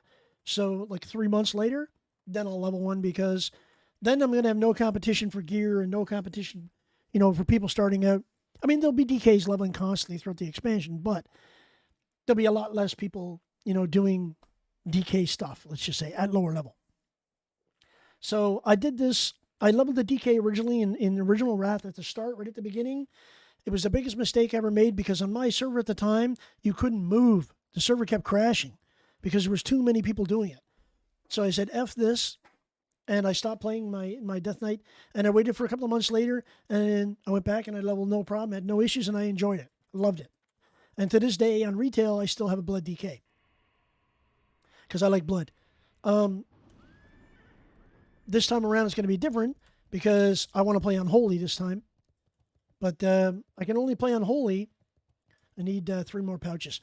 I can only play Unholy if nobody else in the raid team is playing Unholy, because you don't want to have more than one Unholy Death Knight in your raid team. I mean, 25 man, different story. 10 man, no, you only want 1. You only want 1 Unholy, 1 Blood, 1 Frost if you're lucky. I don't even think you want more than 2 DKs in a 10 man team anyway, right? It's just too many. But you know what I'm saying.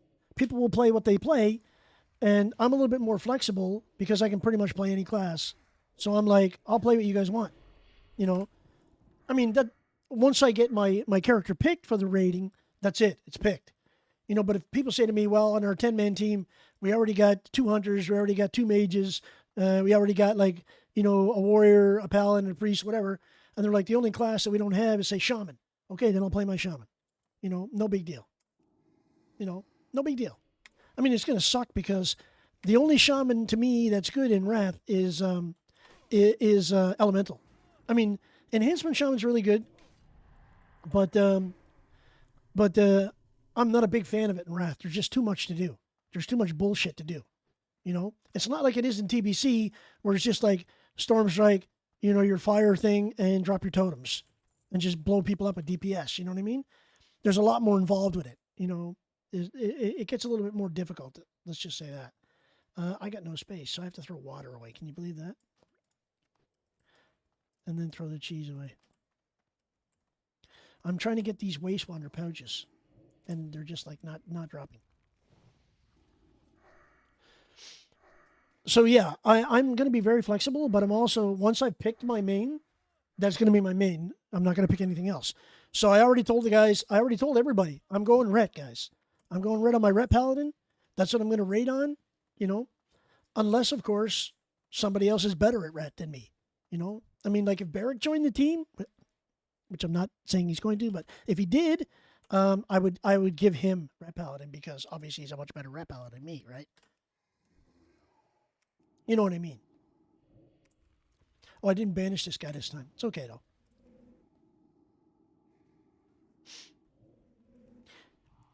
Two weeks offer, dungeon as long as I have people to dungeon with and convert to questing. When it's so late no one's playing, well, questing, gathering, whatever. Yeah, exactly. Like, I have to work. I couldn't get time off during launch because I used up most of my vacation, and it's our busy time, and I still have a week left, but they won't let me take it during September because that's our busiest season at work. So they're like, well, you can take it in November. And I'm like, no, I'm not taking no vacation in November. Forget that shit. If I'm going to take it that late, I'm going to take it in December during Christmas, right? But I usually take my vacation in July, August, right? Normally in the summer. Oh, is that Caliph? It is. It is. And he's not moving yet because he's still loading in. So if I can kill this guy, then we'll kill him too. I don't need him. Actually, I don't need him for the quest, so I'm not going to bother. I mean, his two cronies I could kill.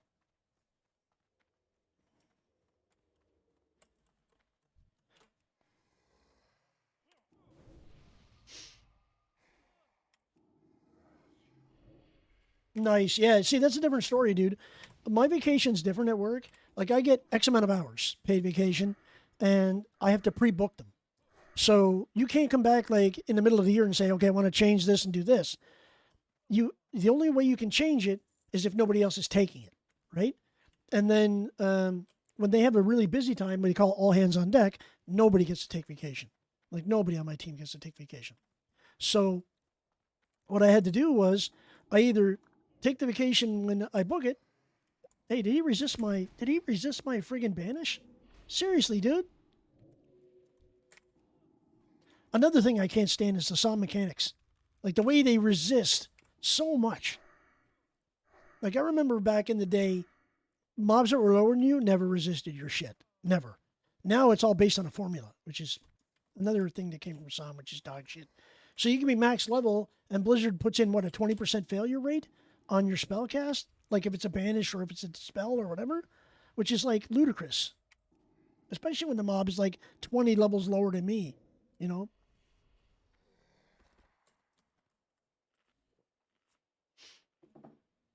Right. So with me, I've been working for my company almost 14 years. It's an allotted amount of hours. And like I said, I pre-booked all my, like, what I normally do is long weekends in Canada. I'll book the whole long weekend, an extra day on the, like I'll book the Friday and the Tuesday. So I get a 5-day vacation, right? And then I do that throughout the year. But this year, because of things that happened with COVID and me having to work from home and stuff like that, I didn't get my normal allotment. So I had to take it where I could get it, right? So I ended up having to book all my vacation, and I had some conflicts with other members on my team. And they're like, well, I need it because I have kids and we're going to Disneyland or whatever. And I'm like, okay, fine, go. You know, I don't care. My kids are growing up, dude. I have grandkids now, but they're not old enough to go to Disneyland yet, you know. anyway, so it's one of those things where, you know, to be the better man, sometimes you got to sacrifice, you know, to get. And that gets me, those sacrifices get me like better work projects and stuff like that because, you know, they know I'm willing to be flexible, right?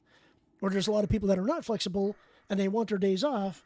And those are the guys that never get the bonus projects or never get the, you know, the trips or whatever. And I'm all about that, right? You know, so I'm all about being a team player, as they say. Okay, did I get them? I need 2 more still. God damn. You know, when I was this level, these guys are dropping these sacks like, you know, prostitutes on a Tuesday night. And now they're like so stingy, it's not funny. It's like ridiculous. When you level a quest, the quest stuff never drops, man. It's like crazy.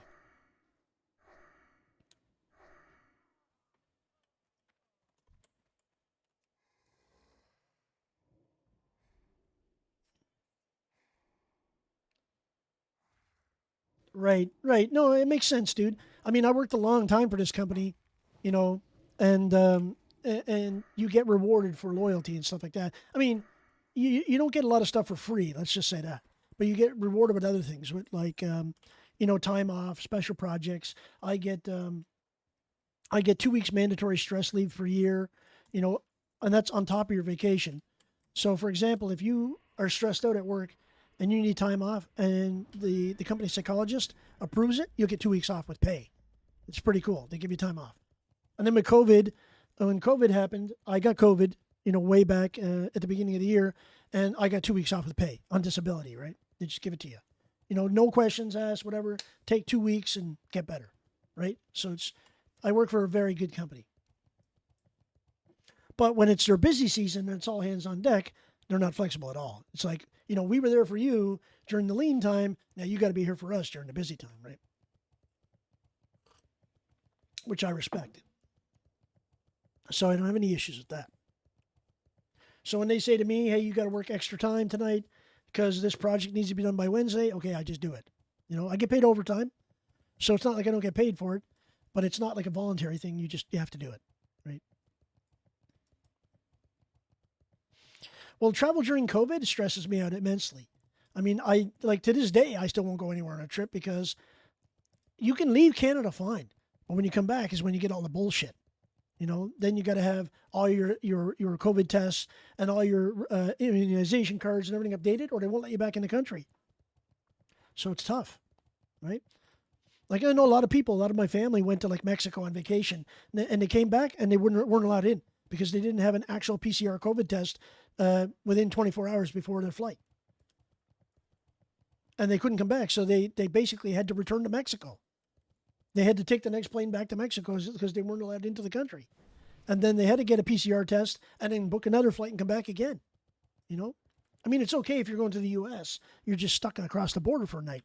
But, you know, it sucks and you got to pay for the flight.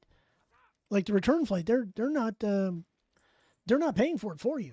You're paying for that yourself. You know, if you don't know the law, that's on you, right? I sold all my grays. Yeah. So you got to be prepared for that, man. Like, that's why people were going mental here about PCR tests. They're like, shit, we can't go anywhere unless we got an updated. So they would call ahead in the States and or Mexico or whatever, and they would find the place that does the testing. And most of the time it's at the airports, which is pretty good. So you can go to the airport, but you got to pay. It's $270 for a PCR test in Canada. If you come to the airport and they tell you you've been qualified for mandatory testing, it's free. But if you come in and they just pull you out of the line and say you got symptoms, you got to pay for your test. You got to pay for it out of your own pocket, $270. You know, and then you got to pay for a hotel because then you got your mandatory 2 weeks. You got to be in quarantine. You know, it's like it's the law, and if you don't adhere to the law, you get arrested. It's messed up, right? Hang on, guys. I'm just gonna dump some stuff to my bank alt, and this stuff actually. I'm going to put in my bank.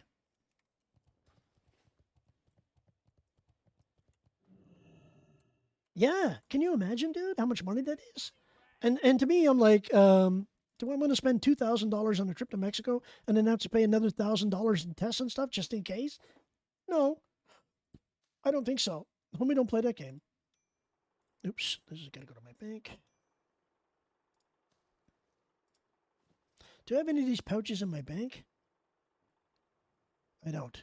Okay. That can go there. That can go there. Geez, I still got this Zolfrak quest to turn into troll tempers. I still need 20 troll tempers. Kick W.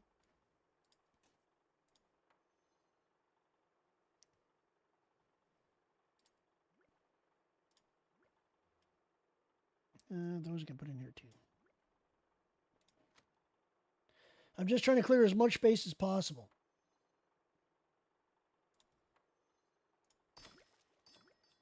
Okay, now we're good.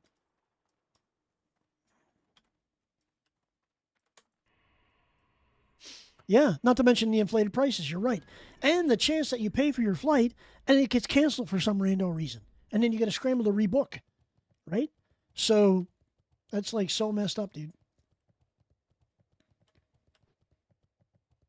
I got to get one more of these guys and then we'll go see if I can get into a different dungeon because I'm obviously not getting any Dire Maul dungeons today, that's for sure.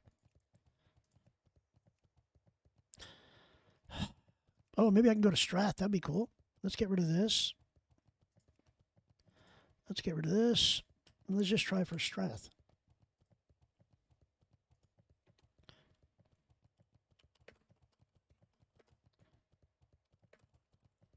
See if I can get lucky enough to get a Strath. I'd probably have a better chance getting Strath than I would ever getting. I'm probably going to get boosters messaging me, hey, you want to pay for a boost? Only 20 gold for so many runs. Or that's usually what happens here.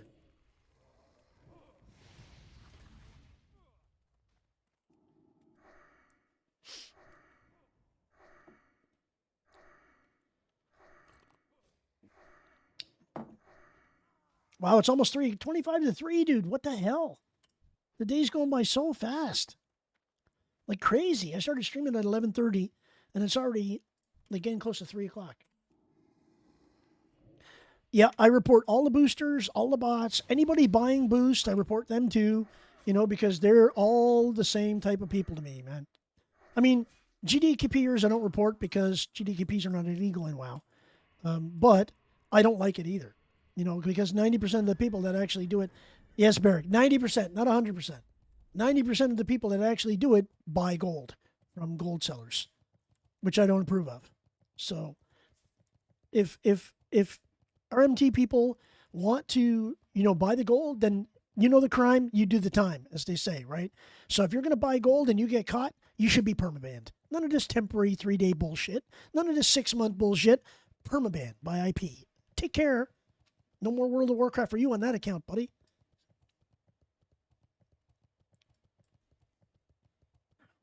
Yeah, exactly. Exactly.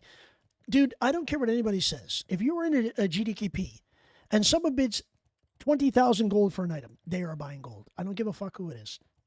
They are buying gold. Yeah. I agree. But I think personally what they need to do is they need to get rid of that whole mentality of boosting because the game was never meant to be played that way. It's just, it's like in life. People find an exploit in life and it becomes just a norm after a while because enough people do it. Well, what they really need to do is they need to say, our game was meant to be played, you leveling and you dungeoning and you raiding to get the gear. That's why they put that stuff there. Otherwise, you might as well just log in. Oh, put in your credit card and you get tier 6 gear today. Okay, here you go. Boom. Tier 6. Right? It might as well have a store because that's exactly what they're going to be doing in the future. You know, that's exactly what's going to happen.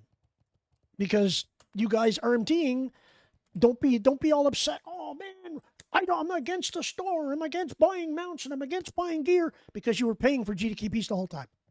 You're just as guilty as everybody else. And they can say, I didn't buy any gold. I actually farmed it. There's probably one person in 1,000 that actually farms gold. I'm one of them. I can honestly show you my gold. I only have 3,491 gold across this entire server.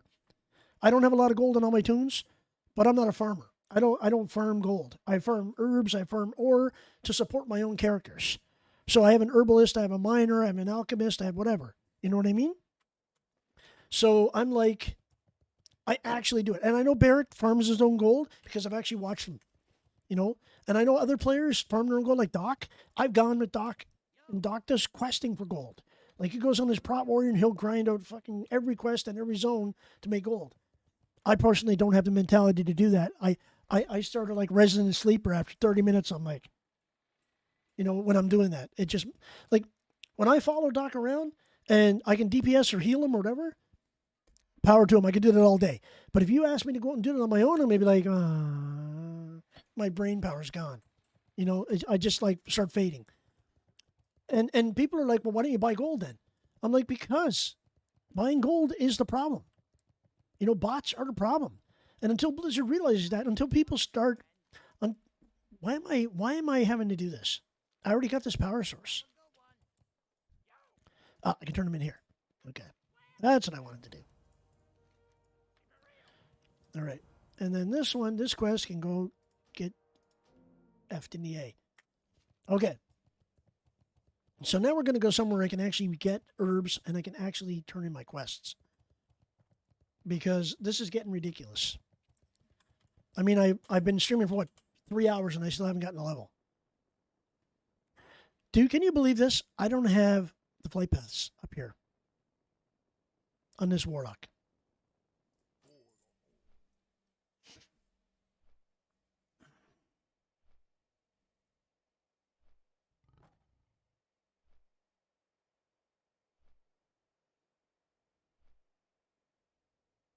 Yeah, and that's why my rogue on Pagel is a dwarf. I have a dwarf female rogue on Pagel. And I used to use her for all of that stuff, dude. And one of the things I do to keep my gold cost down is I have a second account and I have a mage on that account that's 66. And all I do is water, food, and portals. That's what he does. So I don't have to pay for food, I don't have to pay water, and I don't have to pay for travel because I get it all, you know? And I've saved thousands upon thousands of gold just doing that. And it's worth it for me to pay for the second sub just for that. Yeah, exactly, dude. Exactly.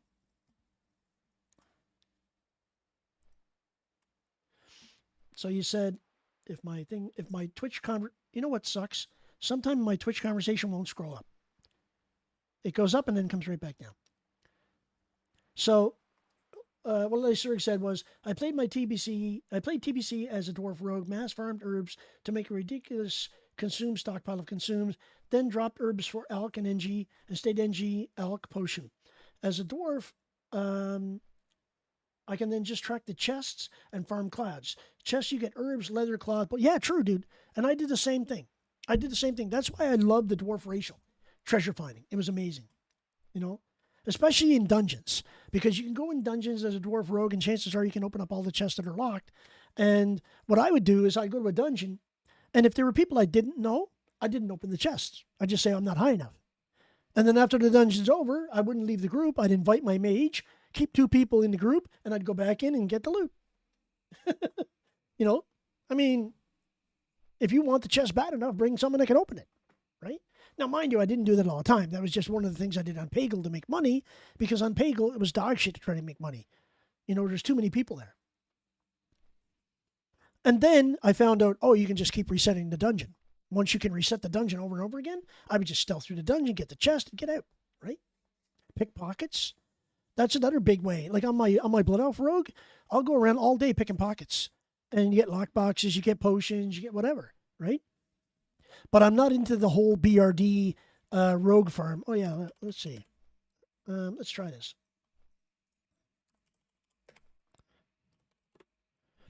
/ who Blackrock. Wait. Let's try this. All right, can I just type rogue?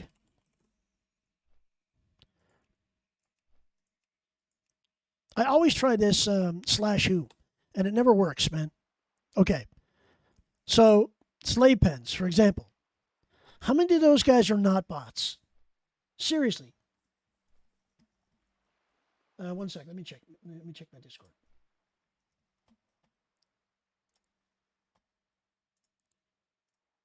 Nice, dude. Yeah, that's a good route. Vendor mail. Yeah. Yeah, you see, that makes sense to me. That makes sense to me. What do you play? You played a druid, right? Or you just played a rogue? Because that kind of looks like a druid route. But I used to have an add-on, just a rogue. Okay, I used to have an add-on called Roots, and what Roots would do, I've told this story 1,000 times, but basically what Roots would do, you use Gather and you put Roots in. Yeah, is a chest note area. Oh, okay, I got you. Cool. So with Roots, what it used to do is if you were picking an herb on point A, it would map out point B, point C, point D, point E. It would map the whole zone of herbs that were actually up at the time. And then it was really good. And I really liked it. I used it a lot. And then what happened was bots started using it. And then Blizzard cracked down and banned the add-on, right? But up until they banned it, I must have used it for a year. And it was amazing because every node I went to had an herb. Even if somebody else was mining or herbing in the sector, it's like, say if I was here, you were here. And there's an herb here and an herb there that you were picking. I picked this one, you picked that one. It would draw the line to this one because it knew that you didn't get to this node yet. Right? And then if you picked that node before I got there, it would change the route to the next node. That's why it was so good. And then they banned it because bots were using it as part of their waypoint programs, right? So yeah. But look at the slave pens, dude. Look how many mages are in the slave pens. Now, if you want to look at ramparts is the big one. I wish I could show ramparts. It won't let me show it. Ramparts. Oh. Actually, there's not too many now. But it used to be there's tons of level 60 rogues or 58 rogues in here. I remember going to Ramparts, and I stood there for an hour watching rogues going in and out of the instant with these random names and the boosted gear. And everyone that came out, I had a macro. Report. I must have reported like 200 or 300 of them, the rogues. And they were in groups of 5, and they would just come out and go back in, come out and go back in. They were all bots. Every one of them. And I just kept spam reporting them. And every day in my mail, I was getting, thank you for reporting. I'm like, for the amount of bots that I've reported and got banned, even if it was a temp ban 3 days, they don't tell you what it is. But even if it was a temp ban, they should have made me a GM. They should have made me a GM for the amount of times I did it. Oh, and this quest too, by the way, where you turn in these wastewater things, it's free moonberry juice and free food. Just for getting 5 pouches. So if you want to farm food, like lower level food, like this level food, and it sells for like 20 silver a stack, you go and you get 20 wastewater pouches and you're going to have, a stack of food and a stack of water. Pretty much. And I can't believe I don't have the flight pass north of here. I can't believe it. I don't even have friggin' the one that's over here. So I have to go and get it. Can't believe it, dude.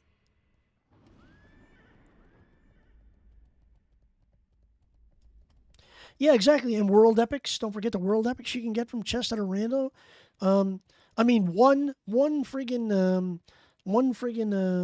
flurry axe world drop. One of the guys in my stream sold it the other day for 700 gold or 750 gold. I think it was Storm got one the other day, and he sold it for like 750 gold on Mancrack. Crazy, dude. Crazy.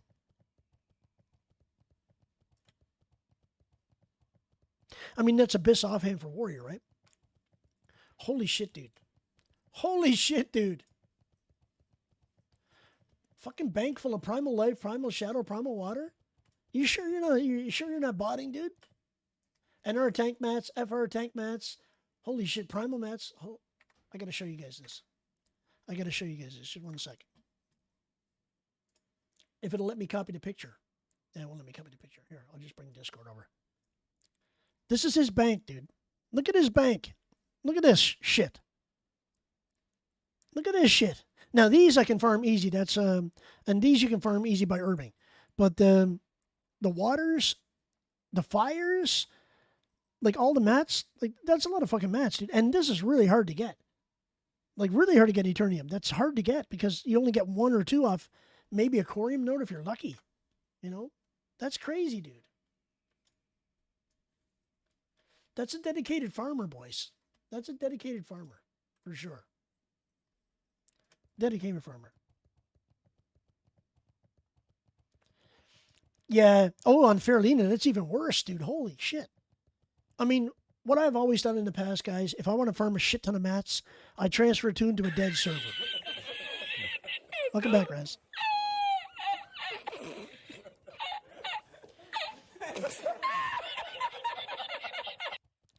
Raz just told me 15 minutes ago or an hour ago, I'm going to save all my points up. I'm not going to give you a break. What's he do? He uses KEKW right away. Lies. Anyway, it's one of those things where I always transfer the tune to a dead server. Like, so Wrath launch, I may take a tune and secretly move it to a dead server because there will be dead servers, guys. There will be. You know, there'll be servers where, you know, there's going to be nobody around and I'm going to have a tune there and I'm going to be farming mats there off stream because that's what you do if you really want to get mats, especially mats that you need, like engineering mats and stuff like that and jewel crafting shit, you know. And it won't be a low-level tune, it'll be a max-level tune because, I mean, you're going to be stuck there for 3 months. The hell herb is that? There's something here. Oh, it's Briarthorn. Fuck that couch. You're going to have to do it. You're not going to have a choice because Man Creek is the biggest horde pop server there is in NA. So farming herbs here, like Doc was out there trying to mine, and he was like, oh my fucking God, this is like cancer. You know?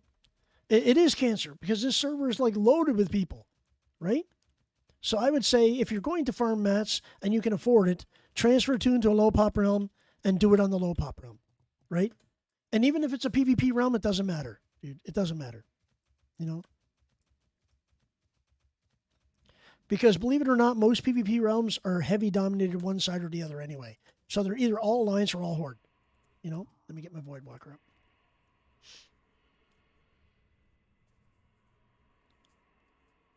Nice, dude. Yeah. And some people think ahead, too. Like, I'm not one of those guys that thinks way ahead when I'm playing the game. I kind of look at the next month. I don't look at a year down the road because, really, if I did a year down the road, I wouldn't be playing the game. I'd be farming all the time, you know?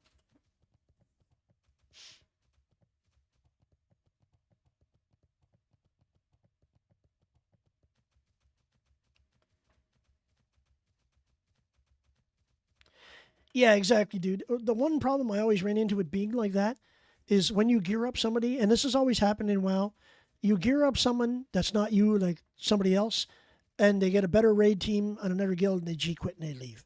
That's just the way it is. Or they're so sweaty that they don't want to wait for anybody else. So I had that happen to me in multiple guilds over the years, and I was like, okay, if you want to get geared up and you want gear for your main spec, that's perfectly fine. But when you start bringing alts to the raid and you say, like, I want to gear my alt, that's when you say no and you make them go pug. Nope. You want to gear your alt, you go pug. This is for mains only. You know? Because a lot of people, what they'll do, and Silo's guilty of this as well, guys. Silo does this all the time. Geared up his holy set, and he's one of the best H-Pals in NA, guys. He's like in the world. He's like top 8 in the world. And what he does is he got his whole holy set, and then he would continue to go to raids or whatever, and then gear would drop for red. And he'd like, okay, I want to get red gear because nobody else needed it. So he'd soak up all the red gear. And then he's like, oh, I want all the prot gear. So he'd soak up all the prot gear. Now he's got gear for every spec that's like tier 6 or tier 5 or whatever. And, you know, he got bored. So what did he do? He went to retail and started playing on retail, right? Because he got bored. And now he does the same thing with every tune. So in Classic, now he's got a Shaman that's geared, and he's got his Paladin that's geared, and he's got a Warrior he's leveling up, and whatever. And he gets gear thrown at him hand over fist because he's such a good healer, right? And I don't know how he does it, dude, to be honest. I mean, he gets gear like crazy. And maybe just because he's that good, right? But I was always, when I ran raid teams back in the day, it was you got your main geared. And then if you're like, oh, can I bring my alts to raid? You can bring your alt to an alt raid, but not to the main raid. You bring your main, right? And a lot of people were like, well, they get bored. And then they're like, okay, did G quit? Well, that person wasn't going to stay anyway, boys. Just to let you know. They were going to leave anyway, right? So what you do is you find a bunch of like-minded people that are going to do it. And that's why I think me and Doc and Raz and everybody are going to get together doing this Not a Guild. Because we all want to have fun. We don't give a shit about parses. We don't give a shit about you being the best DPS in NA. We just want to come, survive the content, clear it, and have fun. That's the key. Oh, somebody's killing... look at it. is Fatheros. Oh, that guy hasn't tagged him yet. I'm going to tag him. Is that a bot? I'm going to tag that guy. Oh, he tagged him. Shit. I was going to tag him. Not a walker. Not a bot, I don't think. But the Vero then drops like a green.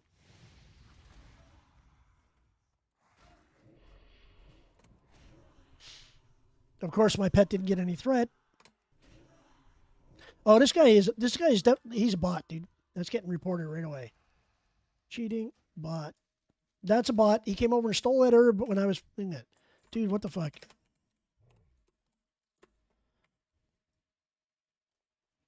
That's a bot. That's guaranteed 100% bot. He's not wearing any gear. He's just running around farming shit. Level 61. 100% bot, boys. Actually, you know what? I'm going to follow this guy. I'm going to take a screenshot and post it on my Discord. That's the problem with World of Warcraft right now. He saw me fighting that mob, came over and took the herb right in front of me.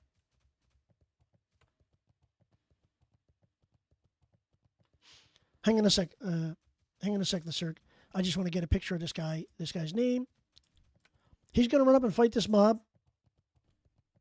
Look, he ran right by that mob.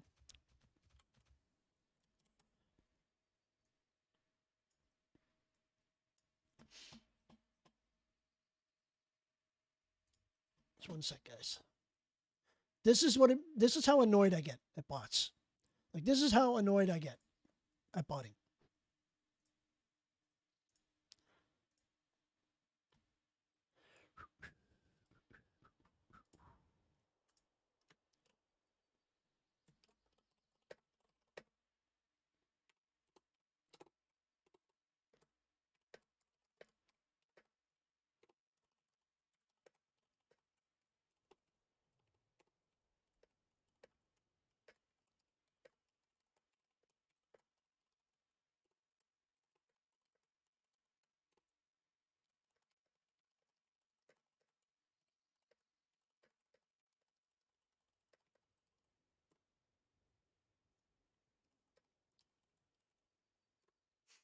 Okay, post it.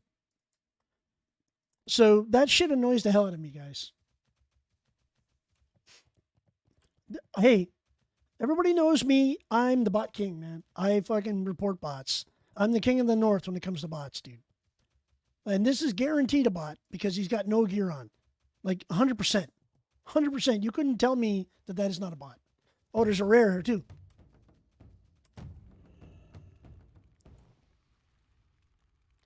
And I tagged it. Now, he's going to keep fighting it. He's going to keep fighting it, and I'm going to let him fight it. I'm going to let him fight it. Look, that's how you know it's a bot, boys.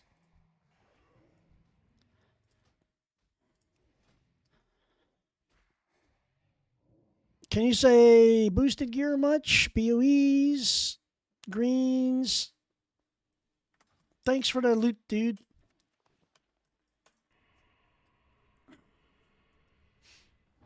My bot in Discord is called StrikeBot, guys, just to let you know.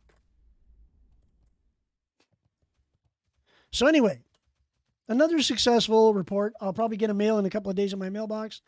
And I might at Blizzard CS too and tweet it to them. Because guys like that are what ruin the game for people like me and you. That fucker deserves to be banned. And the good thing is, if Blizzard comes to me and says, hey, you got proof? Go watch my VOD, dude. You'll see it.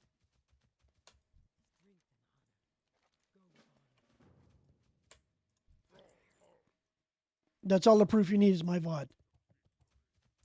Okay, I got to go back and read your comments, too, because there's quite a few. Just one sec here.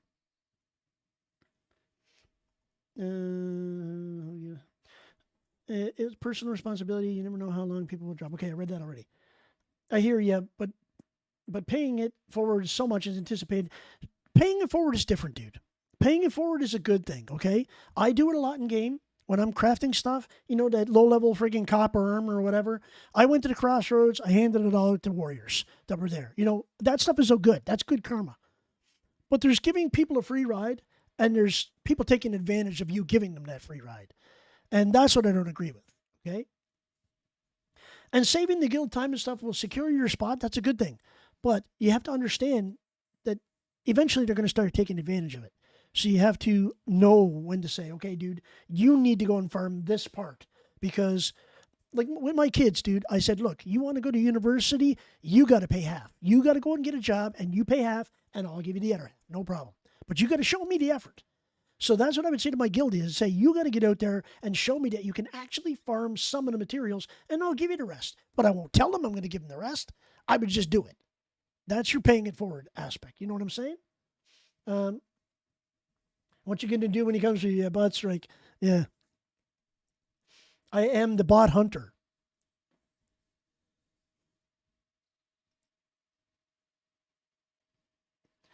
Yeah. But you know what? I would say to him, you got the wrong job, dude. Actually find a real job. I'm supporting my family. I've got 17 kids. I can do whatever. Well, dude, you botting is not actually supporting. You're actually creating the problem. You know, you're actually creating a problem. And you know what you're doing is wrong, but you're doing it because you need to help your family. Okay. Well, I would say to you, you need to either leave that country and go to another country and get a real job, or you need to open your own company and start doing something productive with your life, because botting is a dead-end job. And nobody gets rich except for the person that's giving you the job. So go back to university, go back to college, and better yourself. You know, that's ridiculous, guys. Ridiculous. No excuse, man. That's like people, okay, for example, if someone comes to Canada and they say to me, I'm a new immigrant, you know, I want this, I want that, I want this, with that. And I say, dude, when my great-grandparents came to Canada, they had nothing, and they had to work for it. And I didn't get anything handed to me on a silver platter. My dad, I bust my ass when I was a kid. You know, I had chores, I had to do whatever. You know, I had to bust my ass. I'm too low for the herbs here. God damn it. So I'm like, if I can do that, then I would expect you to do that. You know? So if someone says to me, I come to Canada, I get a free ride, I don't have to work, I can collect welfare. Well, you're not what I would call a good candidate, because you're actually detrimental to the economy. You're not actually helping it. And I'm not saying any particular race or creed or whatever. I'm not being racist at all. I would say this to my brother, if my brother did it. Although my brother's a multimillionaire, so he doesn't do it. But anyway, I'm not trying to go down that racist path. It's nothing racist here, okay? It's just honest. If you're willing to do a hard day's work and you say to me, I want to come to your country and work in the same job as you and get the same opportunities as you, I'd say, come on in, buddy. Come on in. You know, but if you want to come to my country and you want to, well, not my country, but Canada in general, if you want to come to Canada and you want to be detrimental to society, then I would say to you, well, you need to consider your options before you do that. Because really, taxes are super high in Canada, guys. Super high. Like one of the highest tax countries in the world. And it's because we support a lot of people that don't actually believe in working for a living and stuff like that. And I'm not saying they can't. And if they have a medical condition, it's perfectly fine. You know, if you're disabled or whatever, that's perfectly fine. But you'll find 99% of all disabled people out there will actually work harder to get ahead because they want to earn it, right? So, yeah, maybe I'm a bad guy for saying it like that. That's the way it is. I want to get off that topic because that's going to open a whole new door and people are going to be coming at me negatively, and I don't want that. But anyway, to get back to bots, if you're botting in this game, you know it's wrong. You know it's against the terms of service. So don't do it. Or you're going to get, like you said, bot strike is going to come for you. I'm going to get that Bad Boys tune and put it on my stream deck. So when I get a bot, I'm going to play that.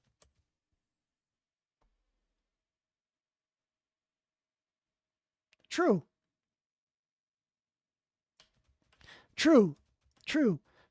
But most of them are educated. Let's just say most people in third world countries can get university degrees for free. You know, I know that because I actually have friends and neighbors that have done that, right? One of the guys I work with, he came from Somalia. He came to Canada with nothing. And now he's a doctor. He actually came to work with me for several years, and he wanted to be a doctor. And he said, I'll do whatever I can. He had a little bit of medical school in his own home country. He started it but didn't have any money. So when he came to Canada, he worked with me in the trenches alongside when I was doing tech support for years. And the next thing you know, he's in medical school and now he's a doctor. Power to that guy, man. That guy is like a god to me because he took the dream, wrapped it up in a small box and made it his own. You know, that's what you want people to do.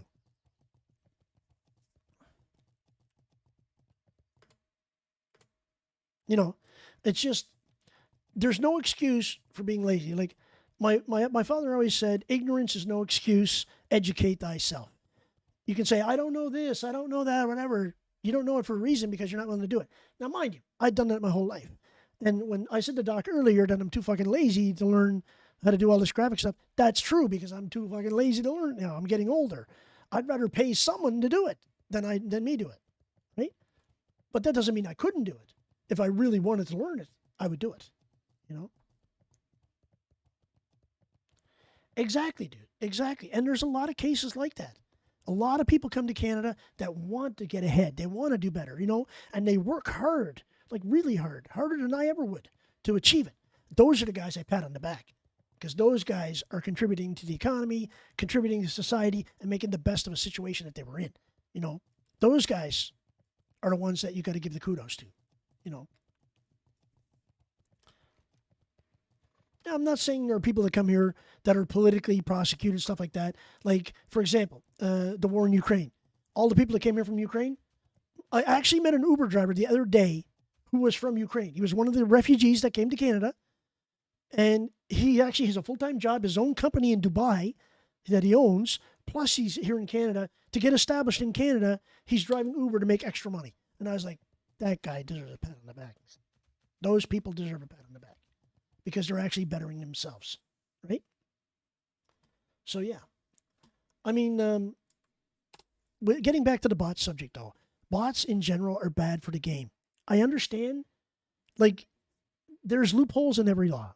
And if in his country he has to do that to make a living, he has no choice, then do it. But don't complain when someone gets you banned because in my country or in North America, it's against the terms of service, right? Just roll up your sleeves, roll a new character, and start again, right? But I'll tell you, man, Strikebot's going to be looking for you.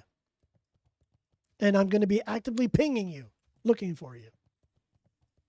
I'm the white hat GM in a black hat world of Warcraft.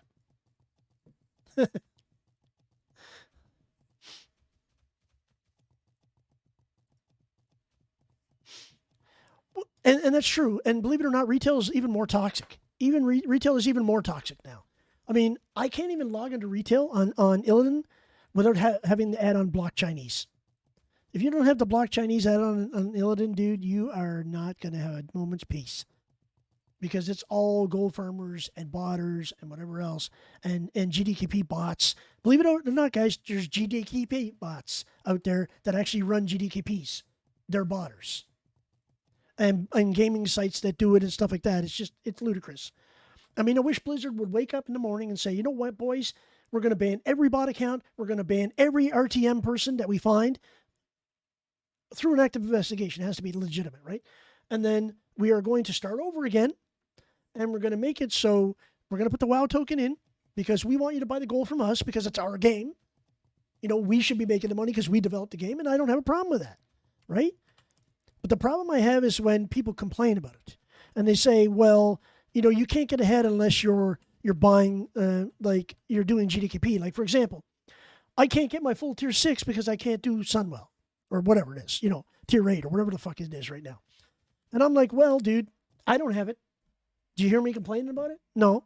I mean, if I want it, I got to go raid, right? And I done that.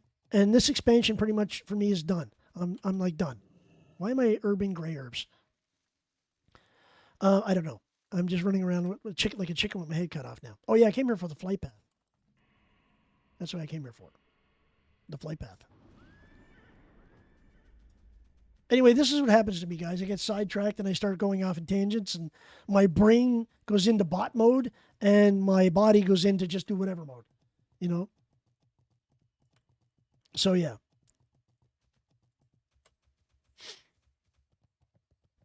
Oh, wrong one. Yeah, I am passionate about this game, man. I love this game. You know, there's a lot of guys out there that love World of Warcraft, but I love this game. It's all I play. You know, I mean, I do play other games on the side, but I always come back to WoW. And I do care about the health of the game. You're right. I care about this game surviving. And I have a saying, dude, and I don't mean to offend retail people. I always say, if you don't like Classic, go to retail. I always say that. But now, basically, it's the same shit. Because Blizzard is making the same mistake they made 15 years ago. And what was the mistake they made 15 years ago? They let the social aspect of the game go to dog shit. And now, as soon as Wrath comes out, we're going to be right in Retail 2.0. You watch. Because that's what it's going to be, Retail 2.0. Now, mind you, I had an idea, and I sent a tweet to Blizzard CS. I'm like, guys, what you need to do in Wrath of the Lich King is you have to make no PvE servers. None. Make them all PvE in cities and whatever, and as soon as you walk outside the city, you're PvP. And the reason, I'll tell you why. Because every bot on your server will be dead, and bots won't be existing at all because I will be there spam killing their ass 24/7. I don't care what level you are. You could be level 2 and you're a bot, or you could be level 60 and you're a bot. I will be there spam killing your ass all day long because I hate fucking bots. And I'm sorry if you would get butthurt about that, Mr. Chinese farmer or Mr. Asian farmer or Mr. Japanese farmer, wherever you're from, I don't care. That sucks to be you because you're on a PvP server. And force every RAS server to be PvP. That'll bring back World PvP for one. It'll actually force people to play in groups, which is what you want in a social game. And it will also get rid of all the bots. There won't be a need for GDP because there'll be no bots sucking up the economy, and people can actually make gold by selling shit on the auction house. Sure, you'll have a little bit of competition, and sure, you'll get camped. But if you can't handle being camped, don't play the game. I mean, I was on Manaroth and Tichondrius back in the days when I got spam camped constantly. But you learn to travel in groups, and that's how you survive on a PvP server.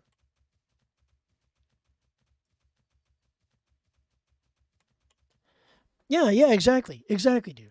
I mean, the way I see it is, if they did that, if Blizzard said, to combat bots, we're not going to do this, we're not going to put the token in, we're going to make all servers PvP until you hit max level. Once you hit max level, no more PvP.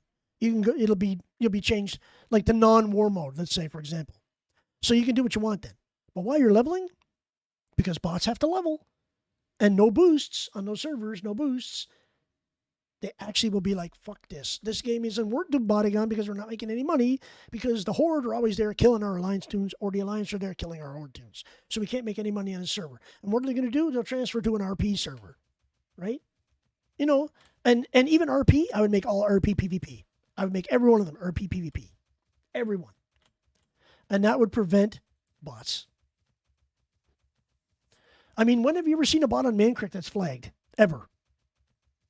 You don't. Because they don't. Because it's PvE. Right? But that's why I wish, especially during like the Scourge invasion, dude, I wish they would make it all PvP. All contested zones, you're flagged. Even if it's a PvE server, if you go into a contested zone, you're flagged. No matter what. How much world PvP would that generate? It would be nuts. Eastern Plague Lands would be fucking nuts with people dying. And people would get butthurt about it and upset. But I would say, don't go there. Can't handle it, don't go there.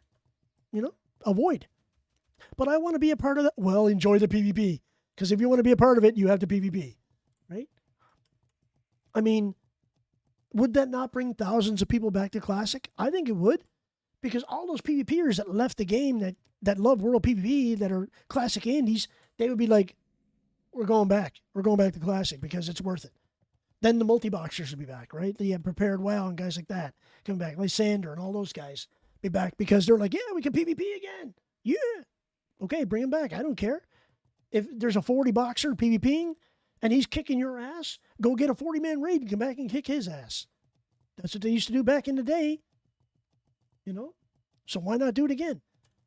And I swear to God, if Blizzard did that, if Blizzard said we're going to release Wrath of the Lich King, but only PvP servers. Now, mind you, they can make one PvE server per like North America and one in Oceanic, whatever, and say, this is where you go. When that server's full, boys, that's it. She's locked.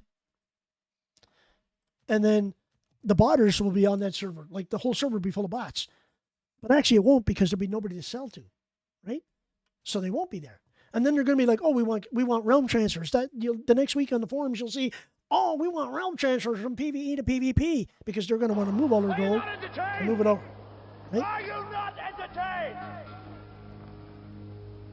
Is this not why you are here? So on the forums, you would be seeing all these hard R's going, we want PvP to PvE transfers, and vice versa. You know, because they're botting on another server and they want to take all that gold and move it over to your server and pollute your economy. And I'd be like, when you roll there, there's no transfers. Oh, but my economy is 90% Horde and 10% Alliance. Sucks to be you. You shouldn't have rolled there. You know? And prevent that whole thing. But what Blizzard sees is cha-ching, dollar signs. We're gonna charge $40 a transfer, and then we're gonna get 100,000 transfers off that server. Fantastic. Let's do it, boys. But that's when I'd like common sense to step in and Blizzard go, we're gonna open a brand new server. And that server, you're not gonna be able to transfer to, you're gonna have to roll fresh on that server. But it's PvE for you guys that want a PvE, right? That one server. And then how many bots are you going to see in that server? None, because nobody will be playing on it. Everybody will be playing on the PvP servers, right? I mean, obviously people will try to transfer characters there, or you'll be seeing bots rolling characters there, but it's very easy to ban bots on a server when nobody else is there. Oh, he's actually farming bot. Banned. It'd be so easy to ban them. It wouldn't be funny. You know what I mean? So it's like, they don't care, because if they cared, they'd actually do something against it. And I understand all my reports that get sent in, I'm sure that's an automated bot sending me a mail saying, thank you for reporting, but nothing actually gets done. You know, to be honest. Like, they can't tell me to say, due to the terms of service, we can't tell you what happens. They basically take your mail and put it in the trash. Take your mail and put it in the trash. Or they have a bot that automatically does that and send you this canned response. Because that's what it is, a canned response. So it's not even a human doing it. But I think maybe there's a chance that there's a guy there working for Blizzard in a dusty corner in the basement that actually is like an old timer like me that actually cares, and he's actually going in and banning the bot. You know, that would be my hope and my dream, you know. But I can't for sure. I think it's probably just an algorithm that says, oh, report, okay, blah, blah, blah, investigated. Okay, it's investigated and trash, and here's a response back. You know, that's pretty much what happens, I'm sure. I mean, if they have one person that actually monitors bots in Classic, I'll be fucking surprised. Let's just say that.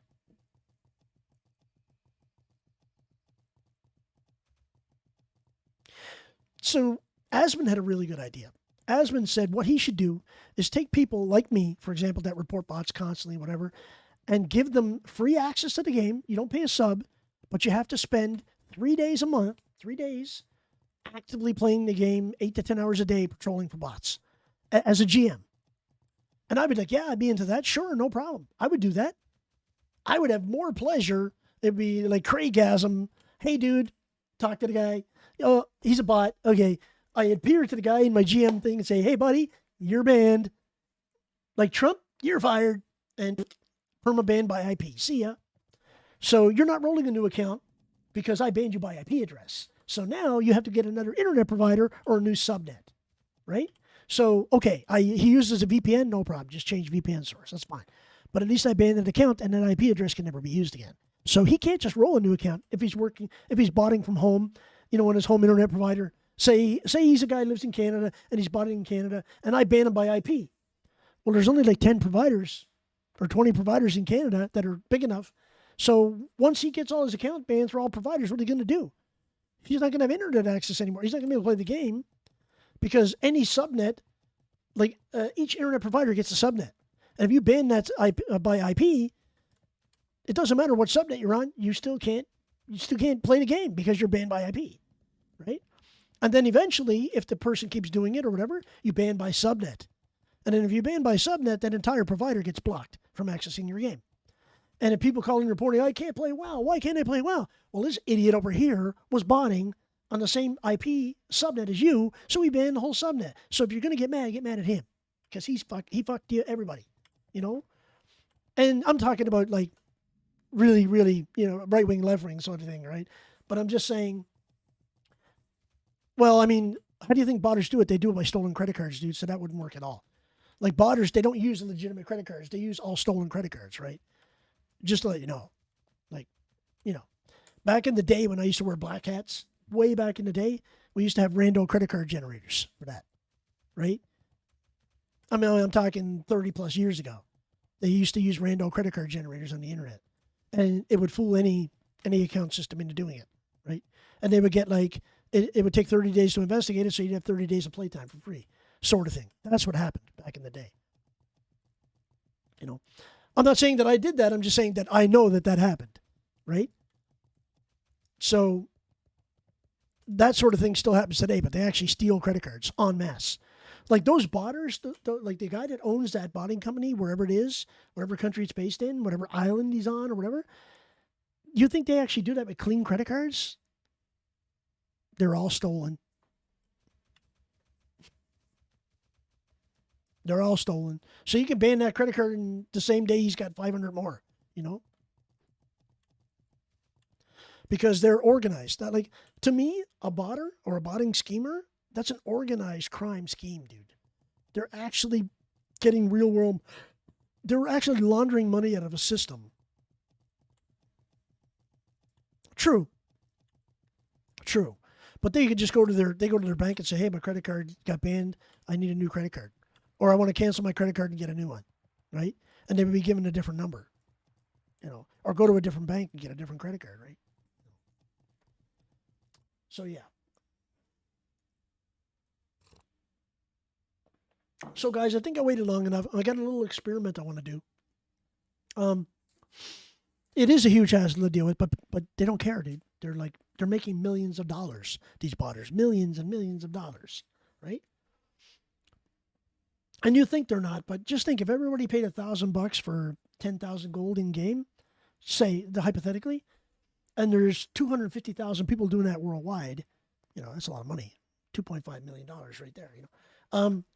So, you know, it's a big scheme. And over in third world country, if they're hosting it on some island in the middle of nowhere, their currency's probably dog shit anyway, and it's in US dollars. So, you know, do the math. It's probably 100 million in their currency. You never know, right?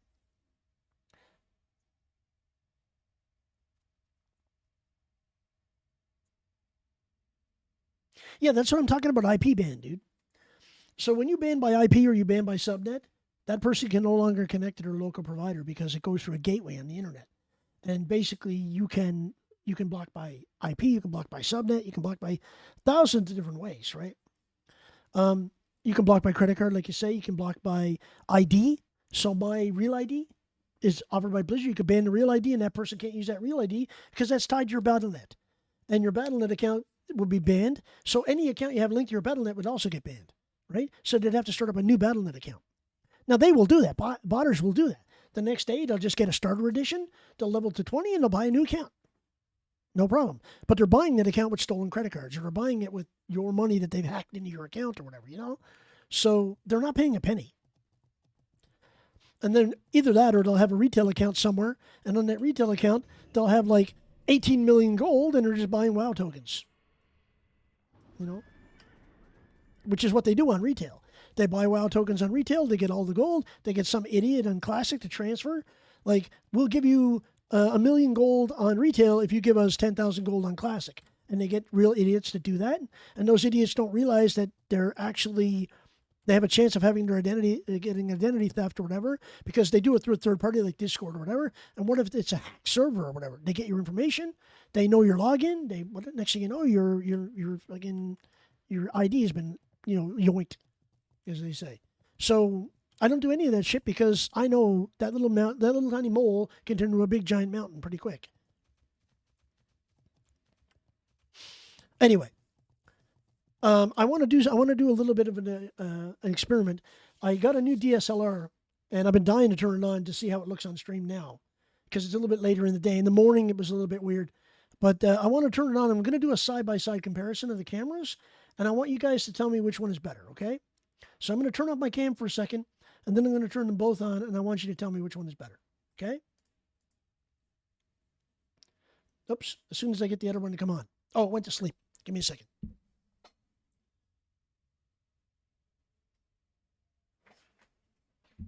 Give me a second. I got to relaunch it.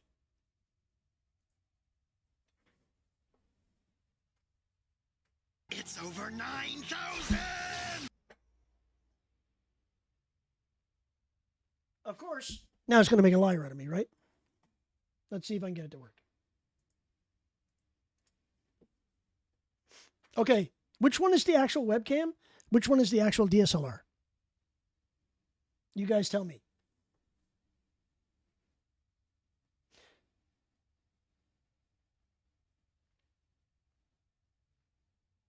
You guys, I'll leave it up to you guys to decide which one actually looks better.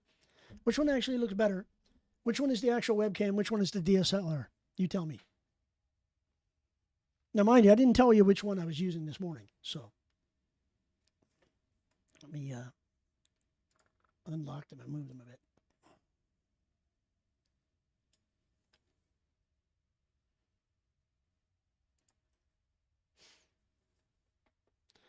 The right one looks black and white. The new one is the one with the blue hat. So which one is that? The left one or the right one? So when you're looking at my screen, the left camera or the right camera? It looks black and white. Okay. So you think the webcam is the right one? The left is better. Is that what you're saying? Am I correct in saying you guys think the left one is the DSLR and the right one is the webcam?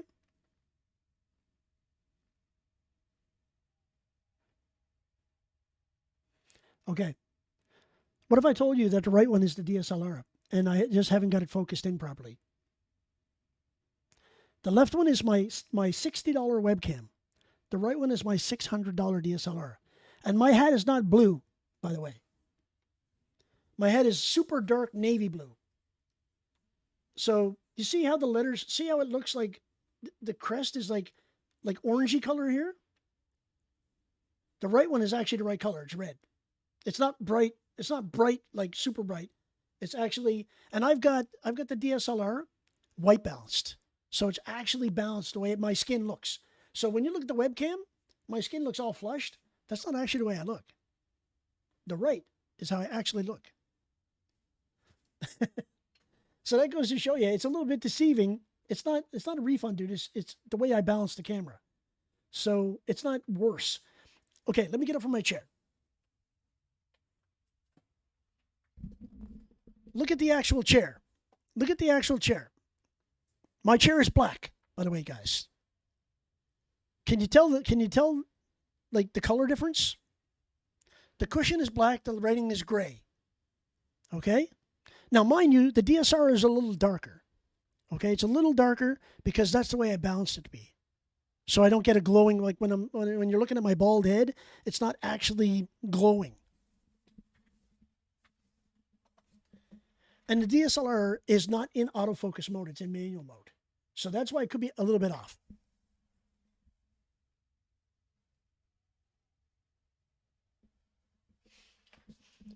So the right picture is actually the one that looks more like me than the left one. I know everybody's used to the brighter webcam and it looks like amazing because I balanced it this morning. Remember, if you look at my old VODs, I look like I was like a reddish yellow color, you know? But keep both. Well, what I'm going to do is I'm going to keep the webcam, but I'm going to keep the webcam for another view. I'm going to change it to a different location, right? So what I'm going to do is I'm going to shut off the webcam and I'm going to recenter the DSLR. And then let me just bring it up a little bit here.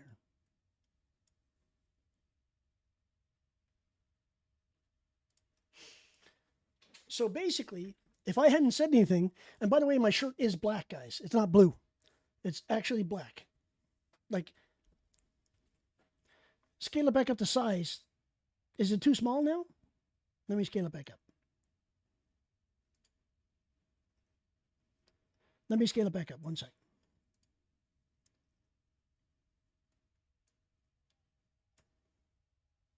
Is that good enough?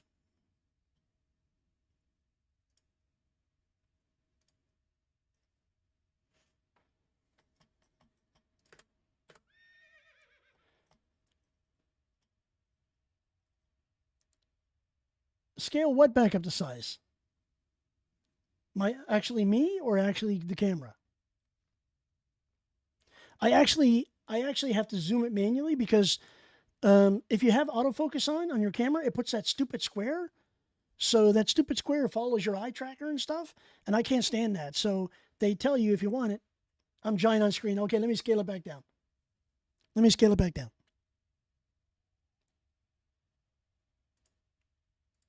I gotta actually look at my I gotta look at my TV and scale it.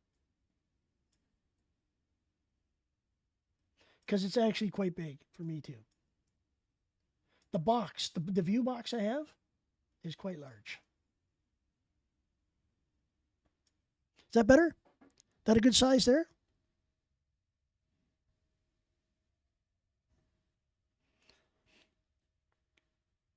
Here, let me put the other one back on again. Like, okay, so I have to scale the right camera up a little bit more, is what you're saying. Okay, give me a second here. So I have to separate them to scale them. How's that? Is that better? Or is it too big? It's too big still.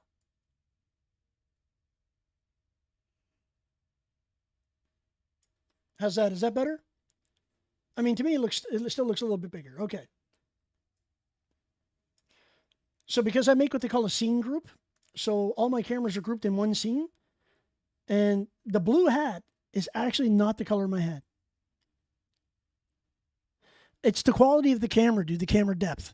So the webcam only supports so many colors, right? The DSLR supports like, I don't know, 8.1 million colors or something like that.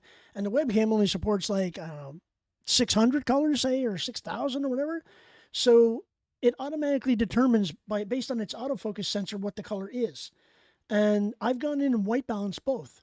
So I really have a hat that's dark, dark, dark blue, and gray. Now, mind you, the focus is off a little bit. I have to sharpen it. Just give me a second.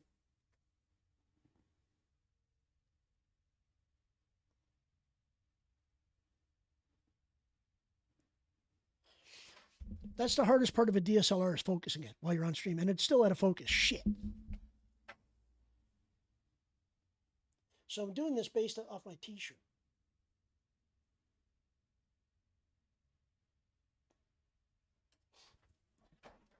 Yes, it's an AC3 shirt. So for now, this is as close as I can get. Right? But I will, like I said, I'm still working on it. It's still a work in progress. So I'm going to shut off the DSLR for now. I just wanted you guys to see it. And we'll keep using the webcam today. But when I go off stream, I will balance it properly, and then I'll get it working. And then on my next stream, I'll replace it. So I'll make sure both of them have the identical hue settings. I mean, for example, my webcam is set to like 40 hue, and my DSLR is set to like 70 because they're both different. So you have to actually try to balance them out. But I'll get them working to the correct point, and then we'll, on my next stream, we'll just run with the DSLR and we'll see how it goes, right? But, I mean, this webcam is no slouch, dude. I mean, the one that you're looking at my keyboard, that was my Logitech C930 4K. And the quality on that camera is dog shit, in my opinion. And this Nexico camera I bought, $60 on Amazon. And it's, like, better than my Logitech. Like, way better. And my Razer Kiyo, remember I had a Razer Kiyo? I actually hooked it up to my work laptop, and I use it for conferencing now because it's fucking dog shit with OBS. Shout out to Razer, your cams suck, by the way. Just to let you know. Anyway, I don't mean to say they're bad. I mean, maybe I'm bad at balancing them.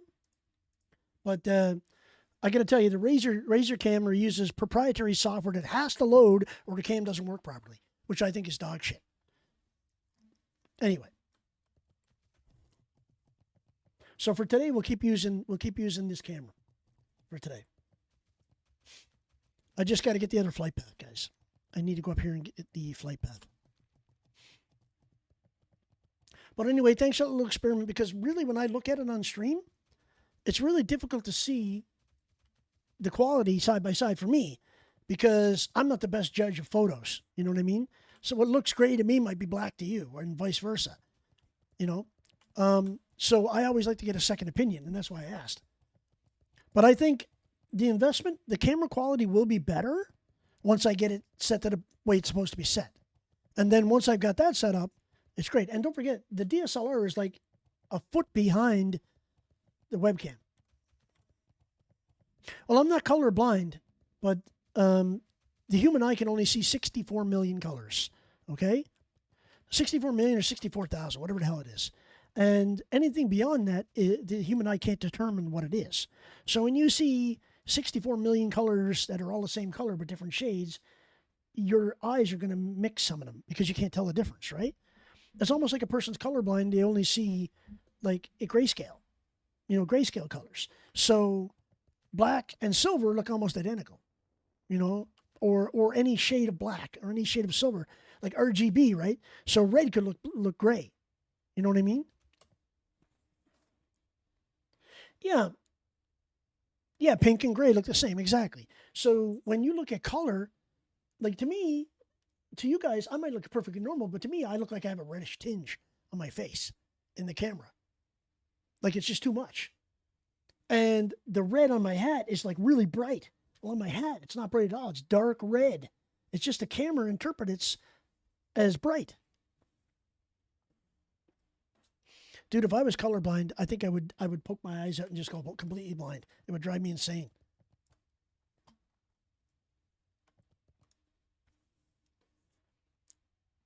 Yeah, exactly. Exactly. There are limitations, right? Dude, I don't know what to do. I mean, I want a quest, I want a dungeon, but I can't get either for some reason today. I spent almost the entire stream fucking around today and didn't get anything done. You know, I got a hard stop at 5 p.m. guys tonight. 5 p.m. is a hard stop because I have to do my research. I have to read my notes and everything to get ready for the show tonight. So it's going to take me an hour and a half to do that. Exactly. Like a stop sign, you know, is always red, right? It's not going to be purple, right? Yeah, I know, Raz Kappa. Exactly. You're right. I mean, and you know, yield signs are yellow. They just are, right? And you know, traffic lights, well, the top one is always what color, boys? The top traffic light is always what color? I'm testing your knowledge here, boys. Don't go Googling it. Just look at it. I know in Europe you guys have side-by-side traffic lights. I mean, different countries, okay? Well, go by your country standard, okay?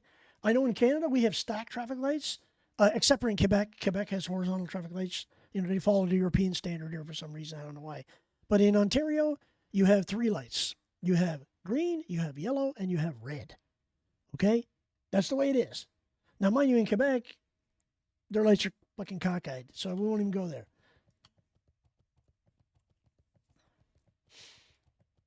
But anyway, everybody knows if you're from a city and you know in your country, if your lights are this way and you have yellow, green, red, well, amber, exactly, amber.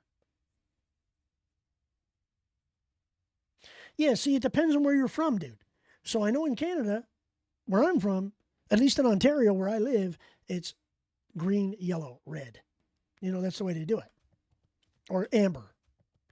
You know, I call it yellow. Everybody calls it yellow in Canada, but it's an amber light, right?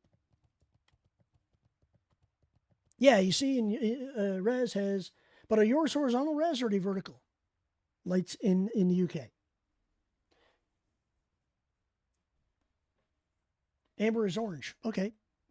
Well, then they're yellow because in Canada they're actually yellow. Yellow color.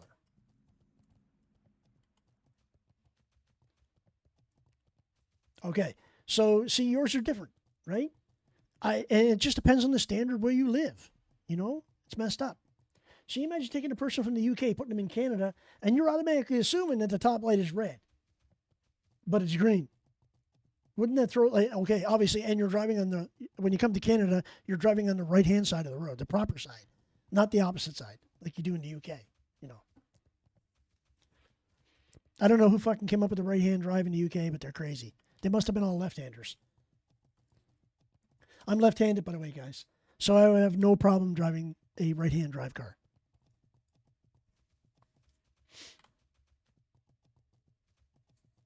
Romans. I get it.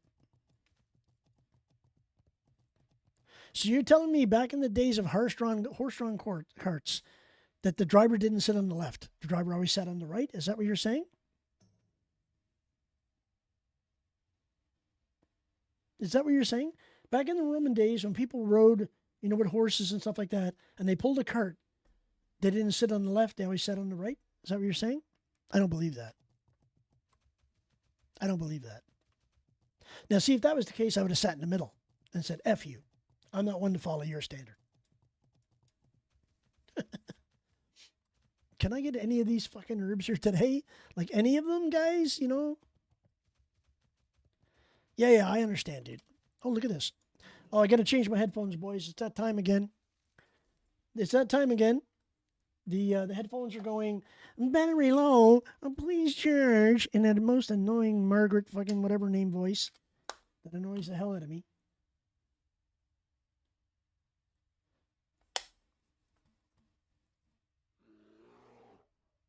Okay, that makes sense to me. You see, that makes sense.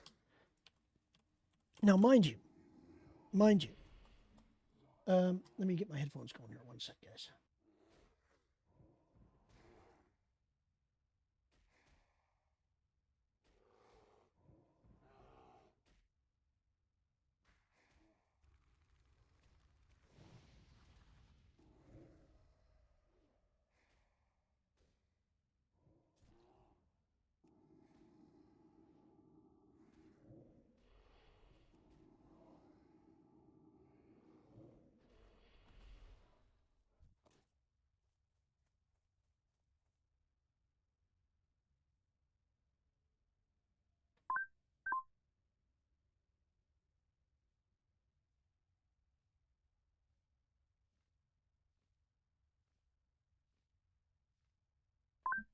Saved? Are we back?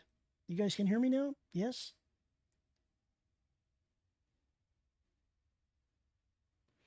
Okay, we're saved. It depends on where you go, Raz. You can look them up on the internet all you want. I know in Toronto, it's fucked up. Okay? If everybody else is the same and Toronto is different, okay, we're fucked up. That's fine. But all I can say is, I mean, I've driven, some parts of Toronto have horizontal lights. Some parts of Toronto have vertical lights. Some parts of Toronto have no lights. You know, it just depends.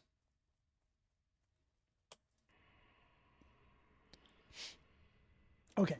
But the big problem with voice meter is when you change an input, like your sound input, it detects them automatically, but Windows is not smart enough to switch the input. So you have to go in and tell Windows it's this one. So you go into voice meter and you re-enable, and then Windows goes, oh, okay, you're using this one. Okay. So it's a limitation with Windows, dude. It's just dumb.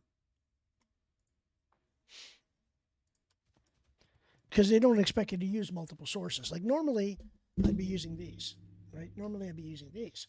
My problem is in summer, they make my ears sweat. I actually have sweat running down my neck because they get so warm. And it doesn't matter what set I use. My ears just sweat. And I get a clammy feeling, and it makes me annoyed, so I don't wear them in the summer. I rather the earbuds. Even if I got to swap them out 3 times a stream, it's not a big deal. And by the way, I was getting herbs here that I could actually herb, which is good.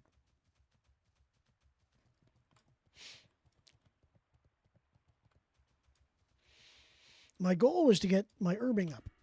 The problem is, I'm still, oh, I am. I maxed out, boys. That last herb, it maxed me out. Okay. So let's just say F this stuff because I maxed out my herbing. We're going to go train, and then we're going to get a dungeon somewhere. I'm going to try to get a dungeon somewhere. Oh, look at this. Look at this. Look at this. Look at this. 2 of them. Did you see 2 of them going along? Usually bots, guys. Shit, I left too soon. I should have canceled my Hearthstone. We could have had 2 more bots reported there, boys. Okay, we're going to go to the herbalism trainer, and we'll train up to the next level to 300. And then we're going to try to find a dungeon. And if I can't find a dungeon on my lock, I'll switch to a different tune. I'll switch to my shaman. Because my shaman guaranteed will find dungeon groups. Guaranteed.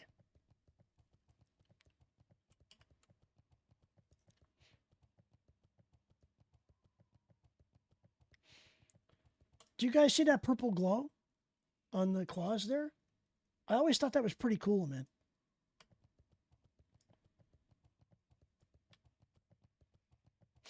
It looks amazing, dude. Nice.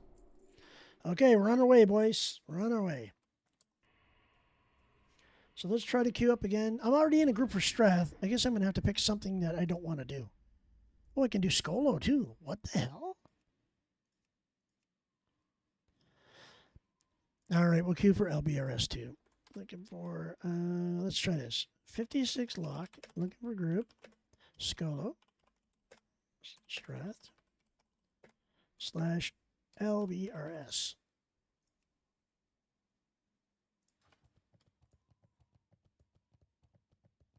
Yeah, it's called the shadow cleft. You're right, and that's why it has the shadow. But I always thought that purple glow effect was pretty cool.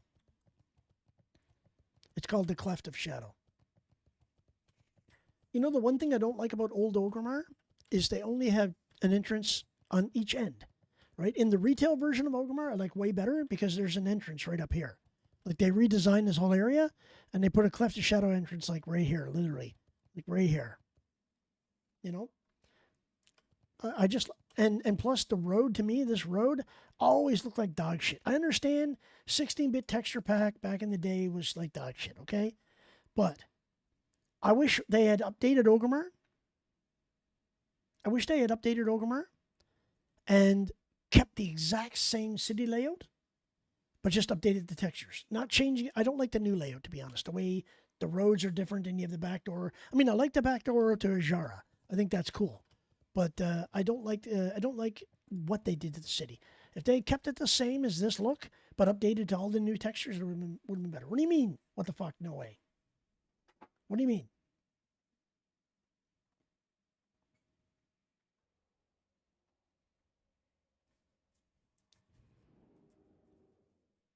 I think that's what it's called. Yeah, the Cleft of Shadow. Well, I mean, the third instance of Shadow over here just made it easier for everybody to get into it. You know, when you used to come up here and you go over here, like this is the main entrance now. This is the main entrance over here. They have another entrance over here, and then they have one on the other side over there, right? But don't forget, they added the whole new area in too, so that's why they had to do that.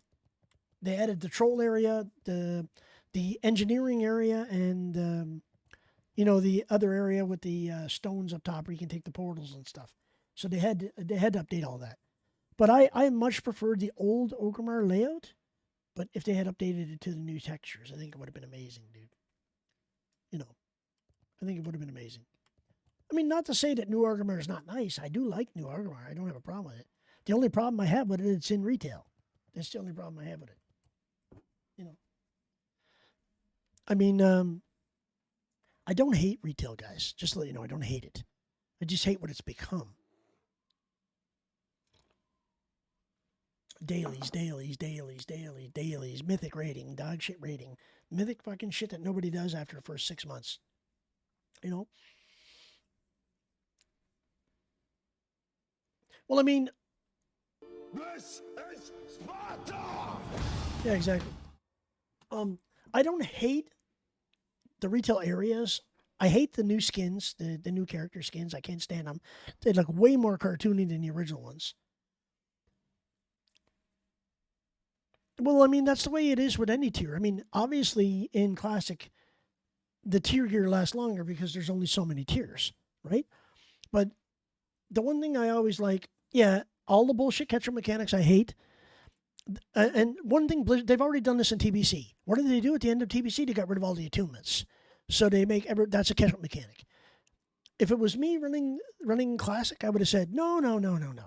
I don't care if you start 10 years later, you still got to do the attunement if you want to go to that version of the dungeon. Now, I would have kept, and I'm a big harper about old Nax, guys. You're gonna hear me talk about old Nax all the time. I still think to this day they should have kept original Nax in EPL. They should have kept it there, and they should have released new Nax, okay? But new Nax, what they should have done was made it exactly the same as old Nax, but just in a different place. That's all. However, Blizzard updated it, they nerfed the shit out of it, and it became a lot easier. Like, the level 80 version of Nax is dog shit, in my opinion. There's no challenge to it. Once you get geared for it, there's no challenge to it. You go back at level 70 and go back to level 60 Nax, and you still need a raid to do it. You still need at least 20 people, because you cannot clear it. It's not like in retail, I can go back now and solo all of Nax, because I'm level 120 or whatever it is now. I know they had the level squish, but still, you know. I mean, I love attunements. I love attunements for a reason. And the whole reason they had attunements was only the people that had the skill and the time and the knowledge and the ability and the drive to do it did it. Everybody else just said, fuck it. Now, mind you, Blizzard could fix this very easy. All they would have to do is take little Zadormi, retail Zadormi that flicks the areas back and forth between old and new, and just say, hey, if you want to do Old Nax, talk to me in EPL. And you talk to her and it goes, "Bleep," and the next thing you know, you're at Old Nax and there's no new Nax in Northrend. It's gone. So you go back and forth, right? Now, mind you, if you choose Old Nax, you can't go back to new Nax because you'll get the old tier gear again, but you can't take it with you when you go to Northrend or something like that. They have to make it so that it's there for a reason, but you can't use it, or make it so that when they bring transmogging game, you can't transmog it. Still, you can't transmog it. If you don't have the original gear, then you can't transmog it, right? Because people that get tier 3 are gods in World of Warcraft. And they don't realize it. A lot of people doing Classic now don't realize that they're going to be gods. Because the original tier 3 gear was the hardest tier to get in-game. By bar none. It was the hardest. Like, if you got a warrior that was full tier 3 back in original vanilla, like when original vanilla was around, that guy was a god. Because only 25 guilds in the world cleared Nax. That's it. 25 guilds. Pre-nerf. Okay? After nerf, then more, hey, Turkey, how you doing? Welcome in. After nerf, okay, more guilds got it and so forth. But I'm talking about the original OG Nax boys. Like Death Before Taxes and Outer Circle and, you know, all those other guilds that were around. And I'm not talking about Method, because Method didn't do it back in the day, as far as I'm aware. I'm talking about guilds that were actually world-class guilds back then. Only 25 in the world did it. That goes to show you how hard the content was. Okay? Now, mind you, today, at the beginning of TBC, do you think you still had the same version of Nax that they had back in original? Do you guys think that you still had the same version? Even though it was fucking hard. I mean, I got to admit, it was hard. I never got past 4 horsemen myself, guys. But I watched the World First Run, and I watched all these guys doing original Nax, and they're like, this fucking shit's easy. Because you know why? They were all flash. They all had food. They all had world buffs. Back in those days, you didn't have any of that shit. You know, the people that had that were Chads. Because they were the ones that knew about it. Not many people knew about killing world bosses and getting world buffs back then. Right?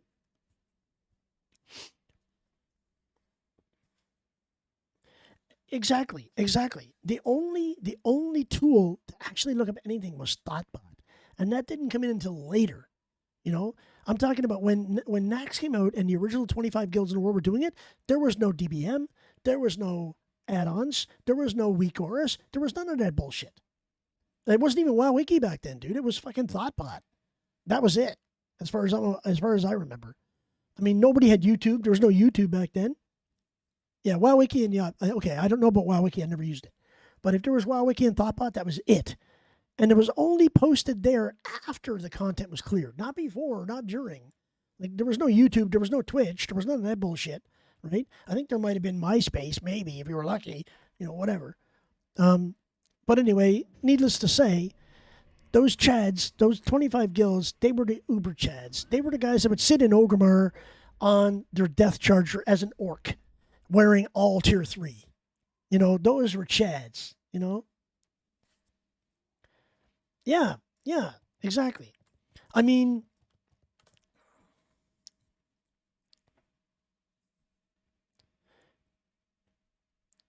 yeah, exactly. So Nax was considered insanely hard back in Manila. Only a small fraction of guilds did it. Yeah, 25 in the world, but pre-nerf. That's it.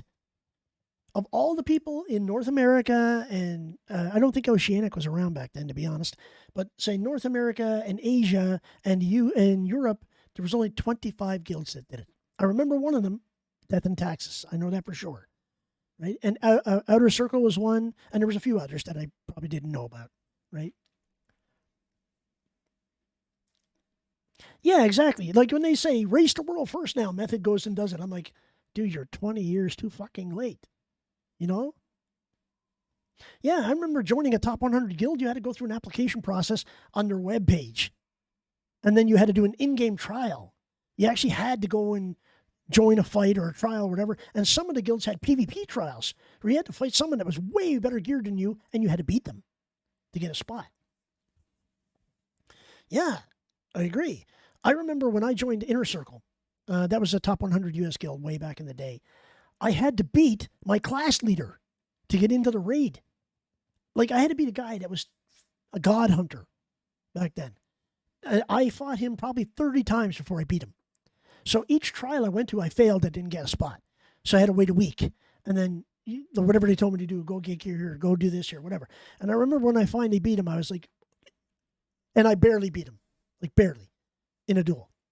Barely. And I tell you, I earned my fucking raid spot back then. I earned it because I was sweating doing that. And I remember like yesterday because I was a lot younger. And I was like, I have to go through all this dog shit just to raid. It's not fucking worth it. But back then, on a raid team that was in top 100 US, you had to earn your spot. It wasn't given to you and then you proved it by your DPS.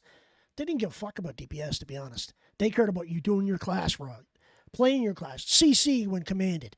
You know, if you were commanded to do a specific thing, you did it. You know, if they told you you have to go outside to raid and sit there and wait for an hour because somebody else has to come in on this boss because we got too many of your class, you had to do it and not complain about it. And I've done that. Mechanic execution, man, that's it. If you couldn't follow mechanics, and I remember many times I had to sit out. I was like, I couldn't do this mechanic. And I kept dying. And they're like, okay, out you go. I had to wait a week. And then I had to prove that I could do the mechanic. And then once I got the mechanic down, like I had to go pug it or I had to do something else. And then I had to go and try to get in another group to do a dungeon specifically that had that mechanic so I'd master that mechanic. Or I had to sit there and listen to my class leader fucking bitch me out on, what was it, Ventrilo back then? No, it wasn't even Ventrilo. It was fucking... Yeah, there was no KEKW back then either, exactly. There was no PogChamp, there was none of that shit, right? So anyway, to make a long story short, I earned my spot. And I think it was before Ventrilo, dude. I think it was TeamSpeak back then. I don't think Ventrilo existed back then. I forget because it was so many years ago, right? I think it was TeamSpeak back then. And I remember having to sit out raids, you know, for not coming. I didn't come with the proper consumes. I didn't have enough mana pots or whatever it was at the time, you know. And they like zero pity. They weren't speedrunners, but they were sweaty AF. You know, I mean, sweaty for that day. Remember, they didn't have DBM or any of that shit. And a lot of people didn't know about all the world bosses and stuff. That came later, way later, right? Like when people were going into Nax when it first launched, nobody knew about, you know, the mechanics of the bosses. There wasn't anybody to teach you. You went in and you banged your face against that boss for 8 hours until you learned, oh, this guy does this at this time. Oh, I have to mind control this mob. Oh, I have to use my shield on this guy. You know what I mean? You had to learn all that shit by hand. Now, I was lucky enough that my guild team, the senior members of our guild team had been in other raid guilds and they had already seen most of the mechanics. And, you know, but you still had to do the mechanics. You didn't have GTFO going, wee, wee, wee. You were standing in fucking Death and Decay. You know, it's like, oh, I'm dead.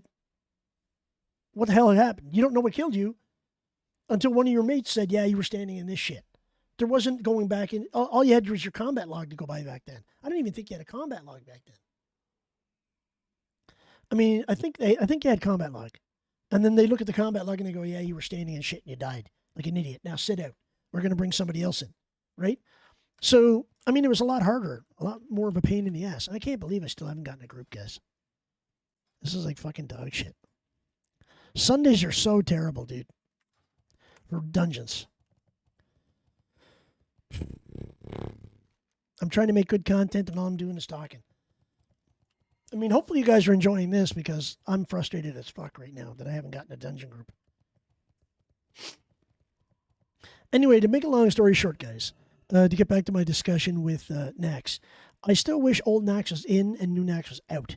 Even if Blizzard said, we're not going to put new Nax in, we're going to keep old Nax in EPL, we're going to get rid of the attunement, but you're still going to have to go and get the Argent Dawn rep. You're still going to have to be revered with Argent Dawn to get it. I'd be happy because every one of my tunes at the time were exalted. I didn't care. You know, but I think that new Nax brings around a lot of retail elements. Like, it's not a hard raid, guys. And that's Blizzard said themselves. Oh, nice. I got Warchief's blessing. Blizzard said themselves. It's not hard enough. They're going to increase the health of all the bosses. Increase the health?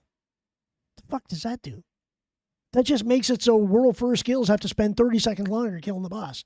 What you need to do is you need to take their skill, like the damage and the effects and all that, and increase that by 25%. And make it so if you get more, you get Hateful Strike by Patchwork, it's a one-shot. You're dead. There's none of this. He hit me for 90% of my health. Heal me. It's like dead. Like it used to be back in the day. If you were second on threat on Patchwork, you were dead. There was no surviving. It didn't matter if you were a tank or if you were an off tank or whatever. He fucking Hateful Strike you, you were dead. Next, we need a bunch of disposable melee bodies because they're going to start piling up because Patchwork's going to kill you all, right? Because that's just basically what happened. And I remember having like super geared tanks, super geared warriors, super geared druid, whatever, and they were second on threat and Hateful Strike and they were dead, instant death, right? And don't forget, druids back then didn't have 30k health. They had like maybe 12k if they were like maxed out, right? And Patchwork could hit you for 15, 20k and you were dead. Yes, I know that. I know, like everybody knows that nowadays, but I'm talking back in those days. Nobody knew that. Yes, you can do it with all range in one tank and nobody takes Hateful, so you're right. But what raid has all ranged and only one melee? Do you see anybody doing that? Other than the super sweaty guilds? No. Because nobody plays all range characters. There's always a warrior or there's always a shaman that's melee or something else, you know? And that's why they used to swap people out. Like smart guilds, if you're doing Patchwork, a smart guild would swap to all range and have one tank. I mean, nowadays, that would make sense, right? But back in those days, nobody knew anything about that. So, like, there was always warriors. I want the tier 3. I want that gear, you know, blah, blah, blah. And they were all dead. And they all had massive repair bills. And they were wiping for hours. Yeah, immediately were told to back out. Yeah. But you and I both know that melee, they don't want to sit there and not top the damage meter these days. They want to be top of the damage meter, right? And with damage comes threat. You know? And they did it that way to finish the boss. It was dead down like 20% in range. Exactly. But I'm just talking about original next. I'm talking about not the way it is now, not the way it is in retail. You know, I mean, if fucking retail is a joke, I can go in there on a boosted toon and fucking clear that in like, I don't know, 40 minutes. It's ridiculous. Yeah. That's why everybody had a range slot back then. You know, that's why everybody had a range slot because, you know, for fights like that. But all I know, dudes, is I liked the game when the game was good. And now I don't think the game is in a good place. And really, to be honest, after Wrath of the Lich King's over, I don't know what I'm going to do in World of Warcraft. You know, I'm definitely not playing retail. I can fucking guarantee that. I'm not into this whole Dragonflight bullshit. You know, they're taking a concept. Oh, we're actually going to give you flying. And they're going to actually make you work flying. Why didn't you do that in the beginning? You know, to me, that's just a joke.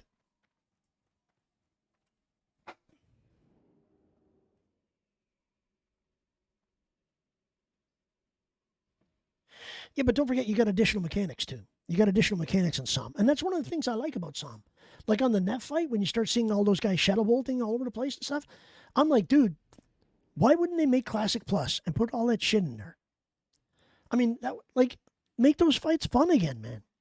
Like, I watched Barracks Raid, and they were doing Blackwing Lair, and they pulled both dragons at the same time. And they have them separated, but they're killing both dragons. I'm like, dude, that's fucking hard. You know, back in the day, you couldn't pull both dragons. They would kick your ass. You know, obviously they're so overgeared, it's not funny. I mean, like, everybody that did Blackwing there in Somme is like fucking uber geared, all flashed, all pots, all food, every buff you can fucking imagine. That's why they do it. But if you took all that shit away from them, made them good, and they were just the default class buffs, do you think they'd be doing that good? I don't think so.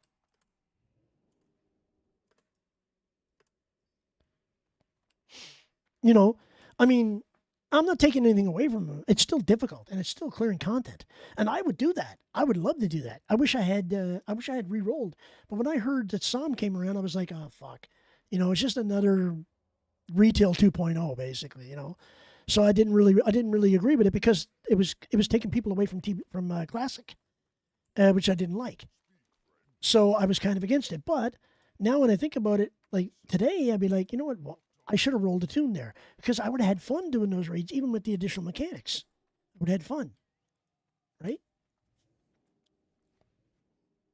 Yes, I know. Why do you have to pull two? Why? Like in the original days, they both stayed up top, and you'd have a hunter run up to the top of the stairs, shoot, jump off the ledge, and the warrior pick it up. I mean, what they should have done with Psalm, to be honest, what they should have done with Psalm is after Wrath of the Lich King wrapped up, they should have released Psalm to go back to Classic again. They should have done that. So they're both leashed together in Psalm. Okay, so they're not leashed in original, in Classic, or in original vanilla. They were never leashed. They were separate bosses. So that's kind of weird how they make it so you have to fight both. I guess it makes it more difficult, but it also, bouncing back and forth would be super hard, man. Be super hard. I mean, I would love it. And I like the additional mechanics on the Chromag fight. Chromag fight, by the way, guys, is my favorite fight in all of BWL. I love Chromag the most. Like, I love doing that on my hunter. Of course, I always had sand. I was one of those guys that always had sand, so I never got stuck out in the thing. But a lot of my guildies didn't, and they got blown up all the time. But the additional, like, ice blocks and stuff, I thought that mechanic was pretty cool. I didn't really understand why they would have ice blocks, but, it was pretty cool. But they took that mechanic from the Saffron fight. Basically, Saffron 2.0. Oh, I think I just got a group, guys.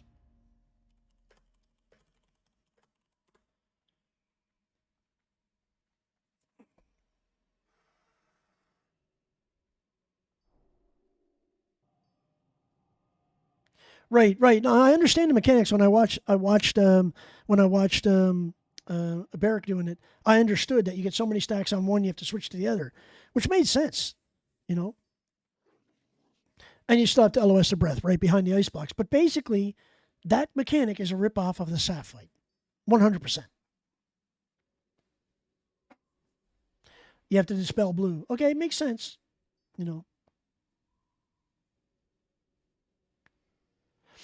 Yeah.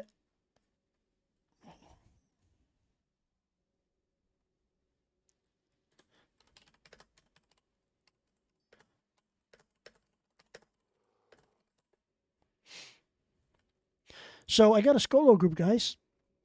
We're going to do Skolo for the rest of the stream, I guess. I have a hard stop at 5 p.m., so hopefully we're done. If we're not done by 5, I'm just going to say to them, sorry, boys, I got to go. Because I have to get my notes and stuff prepared for the podcast tonight. And guys, don't forget to tune into the podcast, 7 p.m. It's going to be on Doc_TV's channel tonight. So, pop by his channel tonight, and you'll see us doing our new podcast that remains to be named yet. It's one of those things that it remains to be named at this time. I got to go over to the other continent. God damn it, for Skolo.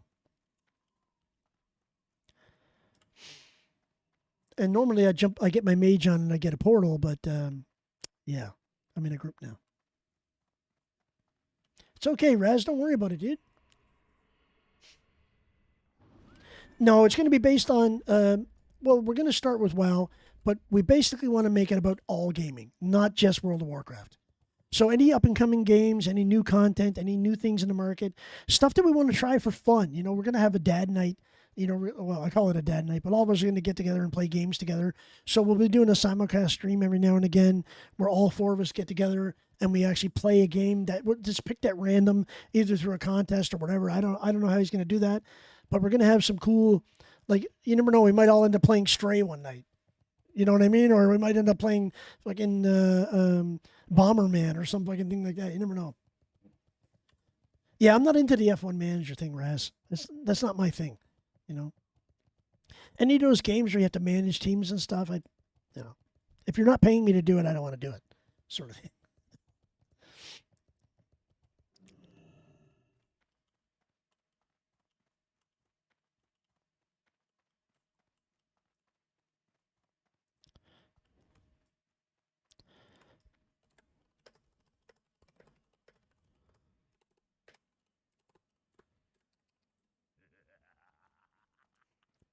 People have such small brains these days, okay? They're like, we're no Skolo group. Does anybody have the key? No one has the key. And they're like, well, I guess we can't do it. I'm like, dude, you just die and run through the door as a ghost and res inside.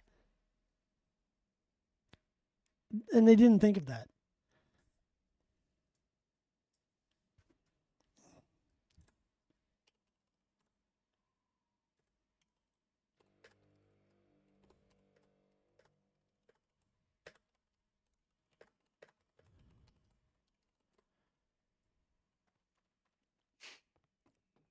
I mean, some of these guys are like first timers. Like one of them said in the group, another warlock said, any bosses locked behind key like in Scarlet? If you played WoW at all, you would not ask that question.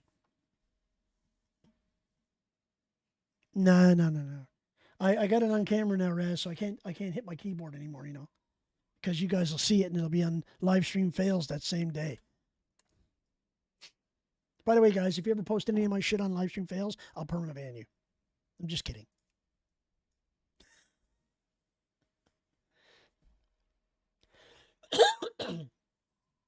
Anyway, so we got about 50 minutes left in the stream. I can't believe, guys, I started at 11 o'clock today. 11 o'clock. 11:30 actually is when I went live, but I was pissing around about 11 o'clock. Live stream wins, Kappa. Well, that would be my failure and your win, wouldn't it be it? Nice, dude. That's cool. So, like I said, guys, it's going to be a general gaming podcast. It's not basically World of Warcraft. It's World of Warcraft and more. So, if you put in the WoW podcast, it's not going to get accepted because it's not about WoW. It's about gaming, right? So, make sure you think, and then before you submit your name, you actually look it up to see if it's been taken by somebody else. I mean, we came up with a lot of ideas, and every one we looked up were taken already. And we're like, yeah, it was somebody else already took it. So,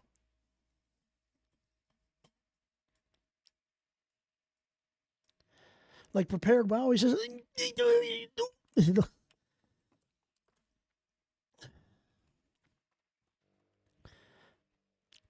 now the question is, I have the Hinterlands port play pass so I can get there. Yeah, nice. So I can get the skull. All right, sweet.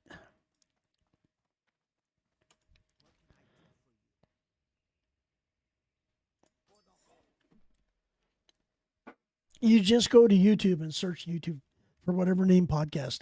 Or you can just Google it. You'll find it on Google too. Because that saves us a lot of effort. Because a lot of times we end up having to search it and then we find that it's already taken. Like some of the, like Dawkins, I remember he said something like Dad Gaming Podcast or whatever is already taken. It's like, what?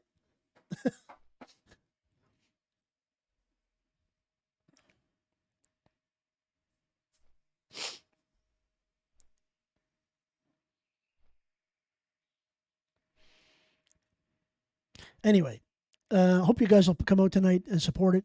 It's going to be on Doc stream because Doc and Aladar are the leaders, so to speak. Yeah, podcast. I said podcast and it was already taken. Yeah, exactly. Yep. So, we thought that, that's a great name. And then we looked it up.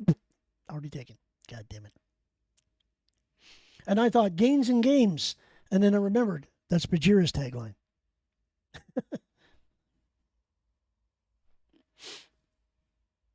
Right? So you got to be careful what you think of.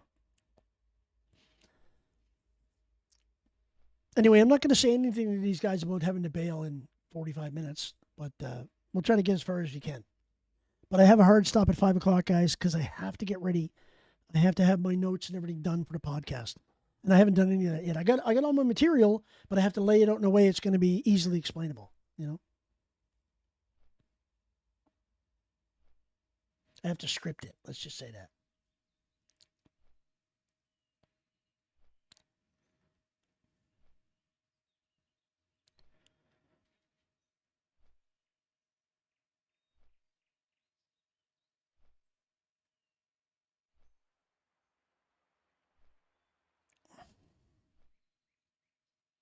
I'm lost for words, guys. I'm thinking about the podcast, and I'm fucking stressing already. I'm sweating because I'm stressing.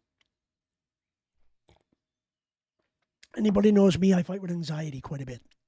I get a lot of anxiety, especially when it comes to work. Although I know I can do it, it's just one of those things like it's a phobia that I have to get by.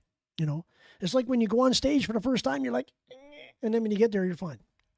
Like when I have to do presentations in front of senior management, and I have just a Zoom meeting, and there's like 20 senior vice presidents there, and I'm like looking at them going, but then I know them all in real life. I know them all. And I'm like, just treat them like you know them. I treat them like I'm streaming. And I just talk to them. And then I'm fine. But it's that initial gasp reflex you have to get by, right?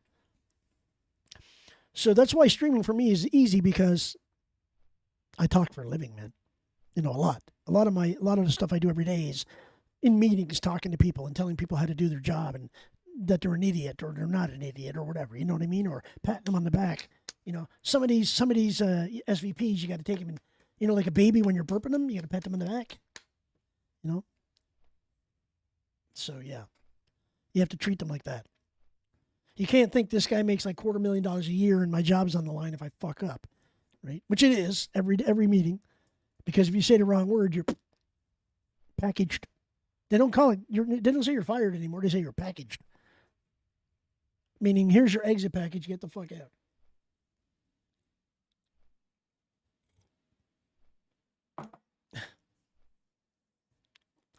Anyway. I'm hoping that everybody else. I know Aladar is going to be exhausted, dude. He's going to look like a zombie if he shows up. Like, I got a feeling he's going to be so sore and everything, he might not show up. But I hope he's there.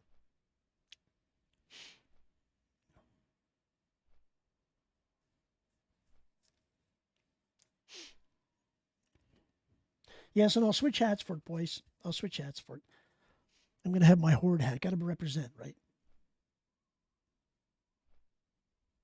Yeah, the mana cost in Wrath is like minuscule, dude, because they pretty much get away from mana. It's like Hunters. You know, Hunters, is it Wrath that he gets switched to Focus, or is it Kata? I forget.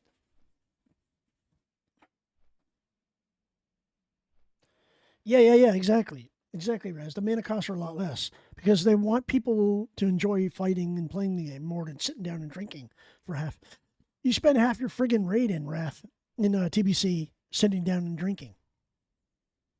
You know, it's ridiculous. The day they took Hunters and put them on energy instead of focus, instead of mana, I was fucking like, thank you, God. Thank you, God. The worst thing you have to do as a hunter is fucking drink mana pots. It's dog shit. I forget when they brought it in. I think it was Kata when they brought that in. I forget. But I remember every time I see my retail hunter, I'm like, oh my God, I don't have mana. Oh my God, I don't have mana. It still sucks though, you know.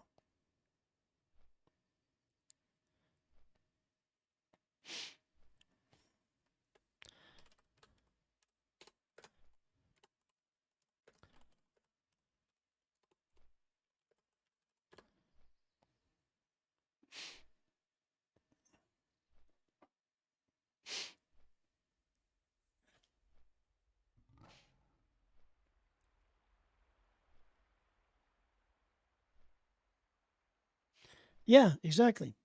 And don't forget explosive shot, dude. Explosive shot. But the old explosive shot, not this new retail dog shit one.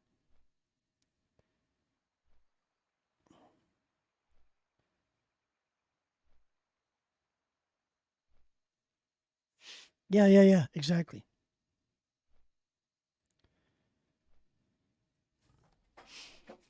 That's when the arcane shot spec becomes viable, dude. You're going to see hunters out there using arcane shot spec. They're going to be stacking arcane pots and arcane damage or whatever. You know, stuff like that. Oh, speaking of which, before I get there, I got to set up my birthday suit again. New outfit, naked. And then we got to remove all our gear. Where's that? I guess I can just uncheck it. Actually, these don't take damage. These take damage. These take damage.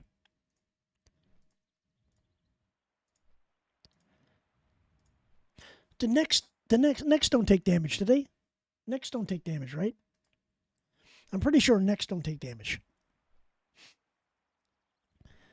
And then I gotta assign it. I gotta assign an icon. Change icon, and we gotta change it to something that's gonna look like naked. So I'm going to have to pick like a body that's like naked.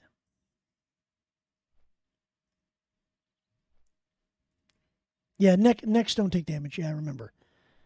Any like trinket or artifact, like trinket or stuff you wear. Neck, cloak, tabard, shirt, ring, trinket. Thank you. Your shirt take. Oh yeah, your shirt slot doesn't. Rings don't take damage either, do they? Yep, rings don't.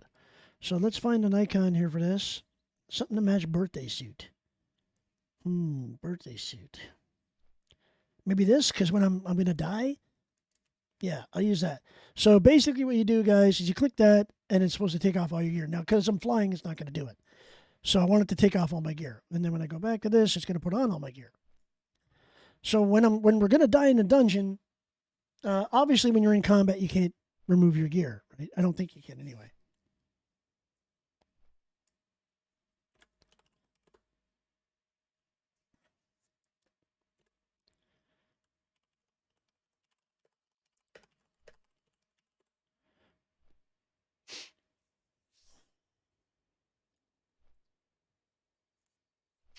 So we got 2 warlocks, and we got I don't know if he's a DPS warrior or a tank. He's 56. He's going to get stomped. I'm a 61 warlock, and then me, and then a 56 priest, and then me as 56. We're all going to get stomped, dude. This is going to be fucking fun. You guys are going to love this. We're going to get stomped in there. The first AoE pack, we're going to get stomped. As soon as I pull a thread, I'm dead. I'm taking soulstone for myself. I got 2 locks. I'm taking my own soulstone for myself. Sorry. The 61 can get drunk in a skunk. I'm like, nope, sorry, my soulstone is for me, boys. Sorry. I'm going to say, oh, I didn't hear you, man. Sorry, I didn't hear you. I'm going to cast it actually before I get to them. And that way, if I cast it before I get to them, they can't say, cast your soulstone, that's how it's on cooldown. Sorry.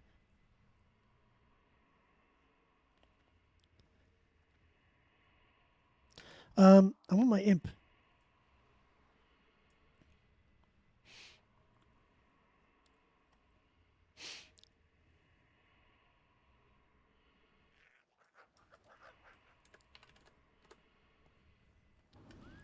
So we're waiting for a tank. That guy's not a tank. So anyway, just to test my birthday suit. So let's just get off my mount and bring this up, and then I go like this, and it's supposed to take everything off. Why aren't you taking everything off? Oh, did I script it? I didn't script it, did I? Shit.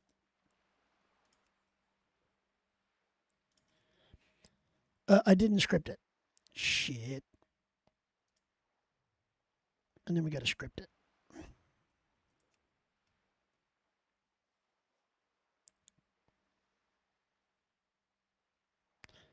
Come on. Where's birthday suit?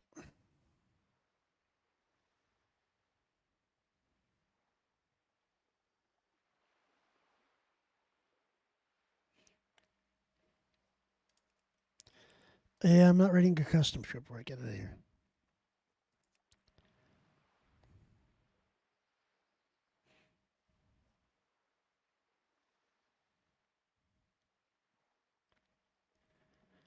Rebuild 4.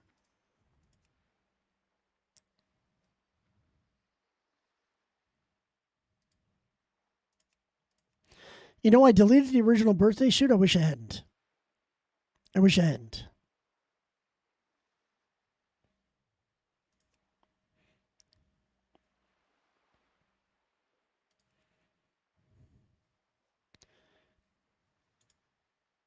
It's supposed to unequip all of this stuff, and why aren't you unequipping it?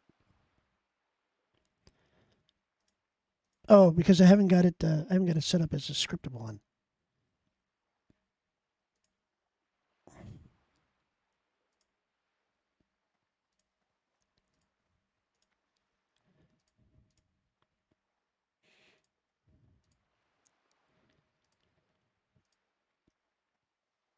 Okay, and everything else you're supposed to be able to remove.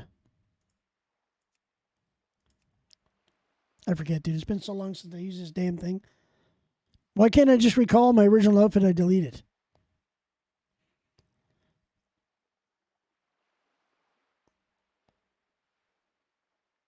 Update to current items. Oh, now I know why. Now I know why. I have to actually do this. I have to unequip it all. All the ones that I want to unequip, I have to do it manually first. So that's what you have to do first. Shit, I forgot. It's been so long since I used this. No. So you have to do this first, and then you have to save it. And then it writes the script for you. Okay, update. So now I got this set to naked. Now if I switch back to my normal outfit, it puts it on. If I switch to naked, it takes it all off except for my boots. Why not my boots? Excuse me, sir. Excuse me, sir. You're supposed to do what I said. Oh, you know why? Probably not enough room in my bank, maybe? Let's try to update it again. Update to current items. Done. And then, okay, that's birthday suit. And I go back here. It puts it all on, and I go back here. It's not taking everything off. What the hell? Why aren't you doing this?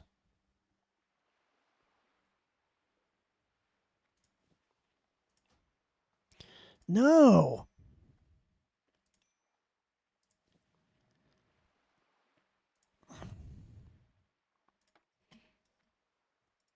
I got plenty of space in my bags. Stop being stupid. Okay, updated my naked set to this. Now what? I should be looking like this. Wow. Undead are hideous when they got no gear on. Okay. And then I should be able to click this. Yes, now it's working. Except for shoulders and boots again. What? Can you seriously tell me why that's not actually unequipping this dog shit?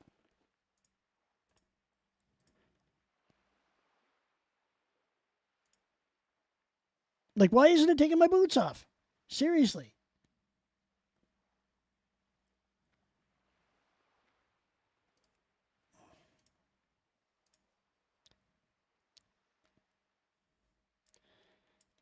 I hate programs that don't actually do what you script them to do.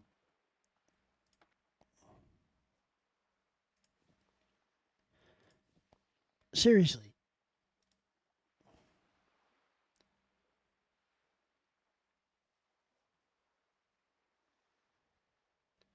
Update for current items.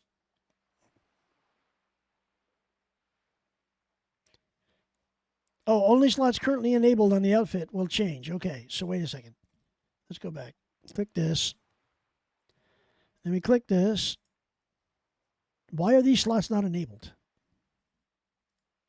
Why are these slots not enabled?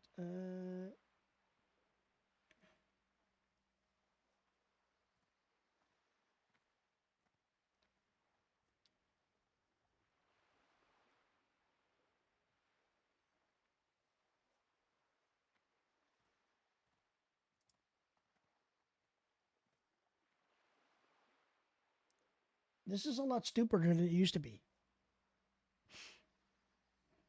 Okay, we're going to delete the whole set. We're going to delete the whole set. We're going to recreate it again because I don't know what the hell is going on here. So put on all my gear. Go here. Open outfitter. New outfit. Birthday. We're going to call it birthday. And then we're going to go create empty outfit.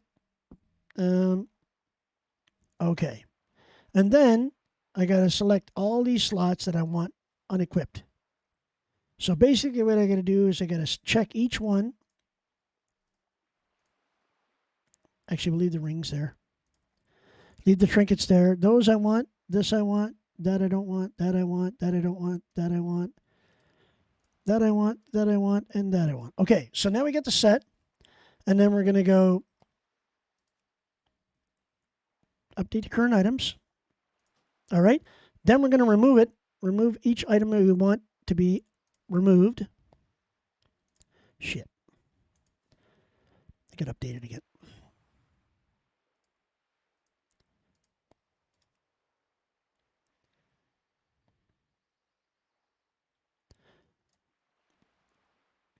So this is the part I fucking hate about this add-on. I have to manually select it all and then unselect the ones I want to keep on. So update the current items. The current items. I know, guys, like super boring. My apologies. I'm being dumb. And then I have to hide. Thanks, Rez. Rez is always there to give me a little, kick in the pants. Okay, so I'm getting it right now. Okay, now we're getting it right. We got to leave them checked, but you got to remove them and then save the set as empty. Fuck, I did it again. God damn, it's like 20 times I clicked on that stupid neck. Okay, then what you do is you update the current items. Okay, so now with all the slots checked and the other one's empty, oh, my belt I want to remove too. Shit.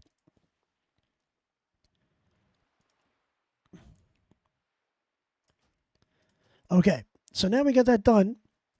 If I click my normal set and then I click my birthday suit, it works. Okay, it works. Fuck me and the scripting. You rotated myself off for launch day of Wrath. Nice, dude. If launch day is a Tuesday, I got to work anyway, so it's no big deal. I won't be there until the evening. It starts at 6 p.m., by the way. So I will be there. But I'll only be there from 6 to 11.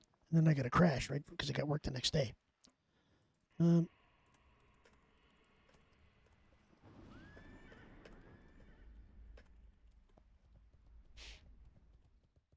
So we got 4 people in the group now, which is good.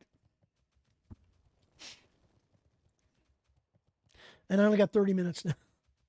You know what I'm going to do at the end of the stream, guys? I'm going to Alt F4. I'm just going to DC.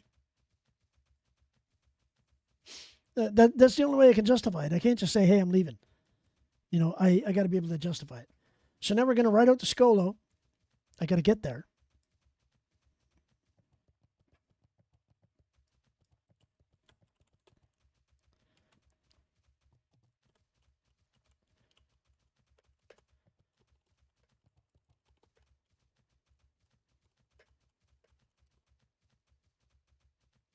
So they're asking me, how long can I stay for? And I told them, well, it's up in the air. It's up in the air. I don't know. But the DPS is a lot easier to replace than a tank. So, yeah.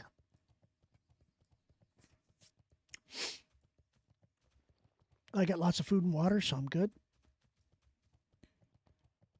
I would really love to do Scolo on my lock today, dude. Because you see what drops there, right? Dread Mist. I've got 3 pieces of Dread Mist. I've got the belt too, but the belt actually that I have is better right now. But I would love to get the entire Dread Mist set. That would be awesome.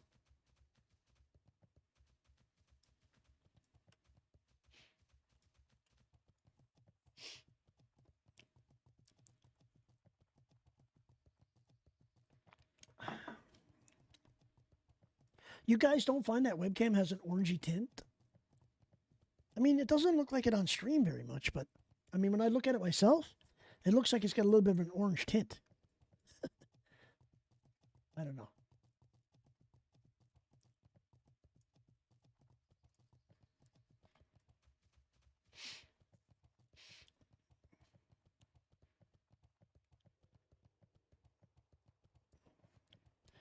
Dude, kicking ass and taking names. I really hope we can get a couple of bosses in at least. If we look at Atlas Loot, Kappa.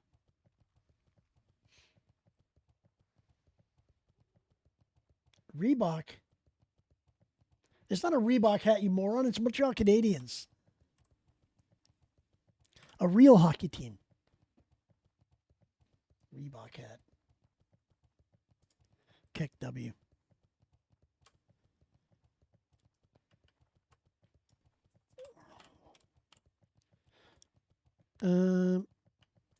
Scolo. So we got 1, 2, 3 items.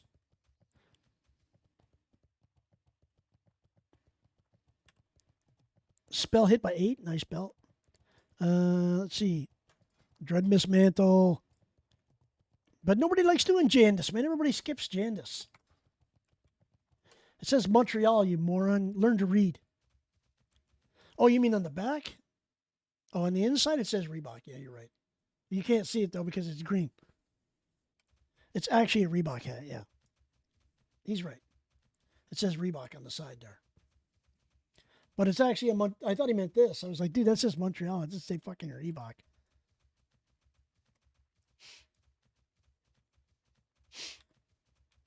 I can't help it. I can't help it. That's who the title sponsor was, dude. It's not my fault.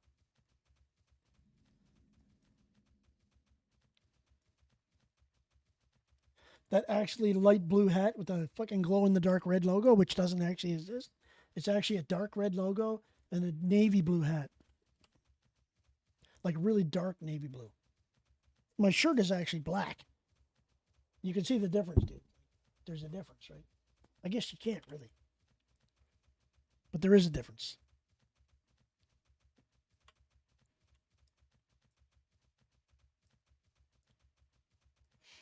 Dudes, let's hope that everything goes according to plan. AC3 shirt. Yes, sir. AC3. That's Connor. One of my favorite versions of Assassin's Creed, by the way. I mean, for the gameplay, not the game itself. The waves that missions are set up and stuff is pretty good. Oh, wait, you lied what? I'm not muted. My mic got turned down. You mean your headphones got turned down, not your mic.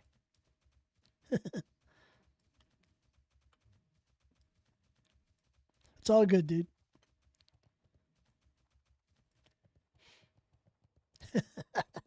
No problem, man. So I can't wait. I can't wait to be on the podcast tonight, guys. We've been planning it for a long time. You know, at least a couple of months anyway. Wife aggro, right on. I don't have that problem, dude. I don't have a wife. I have a girlfriend. And if she aggroes me, I just go down to my den in the basement and shut the door. As long as I do what I'm told before stream, she doesn't bother me while streaming. And actually, she's gone today. They went on a weekend trip. Her weekend is like a week, though, by the way. So it's like a vacation.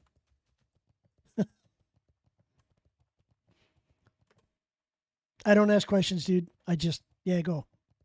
Go. Let me have some peace.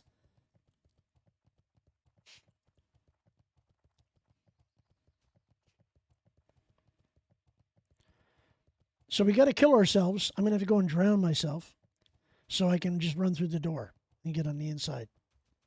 Unless one of them already opened it. Yeah, pretty much.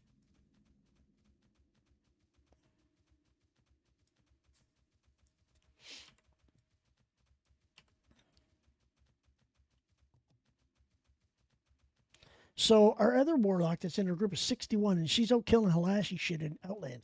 Why the hell would you come here?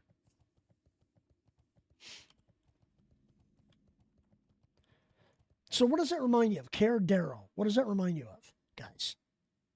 What's the first thing that pops in your head when you see the name Darrow? Yeah, true. What's the first thing that comes to mind when you see the name Darrow?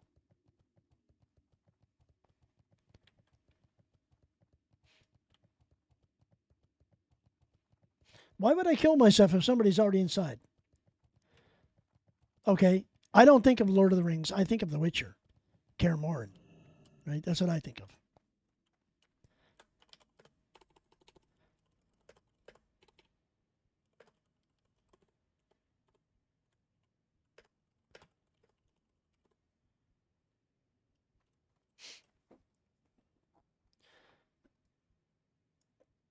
Can you say twins?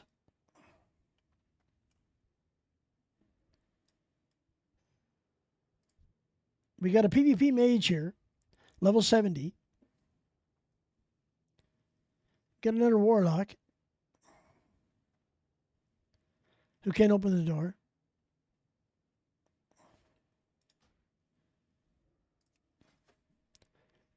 Not a bot, boys. That mage is not a bot. I can pretty much fucking guarantee that.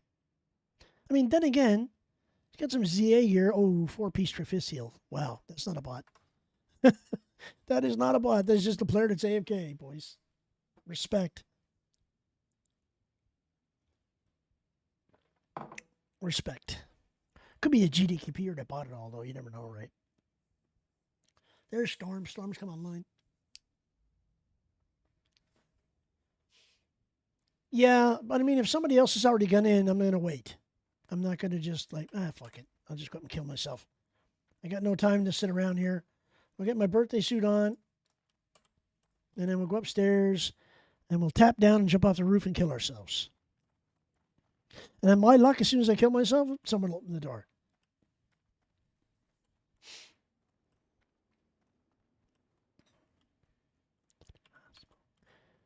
The funny thing is, every friggin' building in World of Warcraft is laying out exactly the same. All right. Got to make sure I jump off the right side, right? So I actually fall the farthest and kill myself.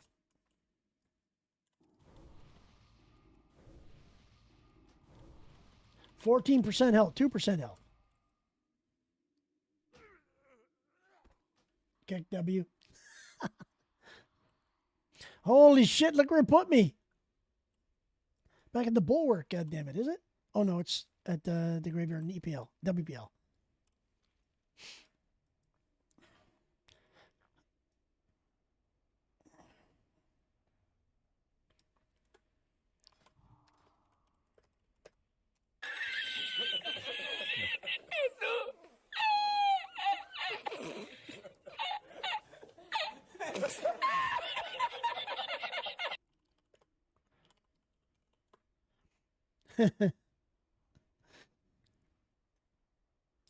Well, the best thing about it is, dude, no repairs.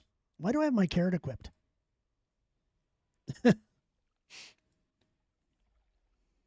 I saved the set, but I saved it with my carrot equipped like an idiot. Oh, you know what? You know what my funnest memory of this entire instance is?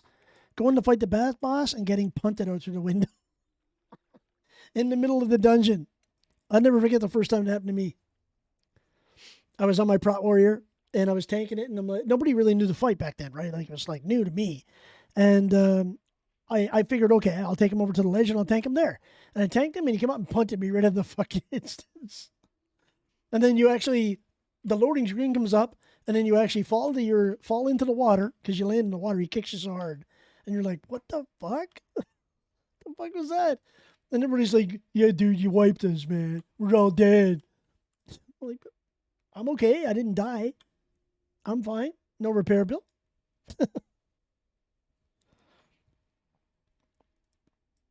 It would have been nicer if they would have had a frigging graveyard right here. You know, I mean, it's an undead castle. Why don't you have a graveyard at an undead castle? You know, seriously. Like, you know, you got lots of room for graves, boys. You could have put one like right here.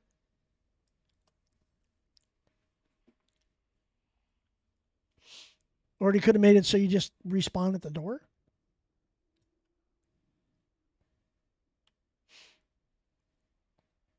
I'd like to know who this is. I mean, that's probably the last boss, you know.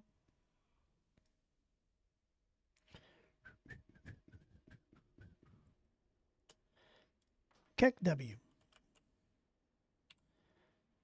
What do you mean? What do you mean I don't have a key? Who needs a key when you can just die and run through it? T-Rex is a channel point sound, dude. Oh, no. No, it's not a channel point sound. No. I don't want you abusing the shit out of that, Raz. It's bits for a reason. Nice try, though.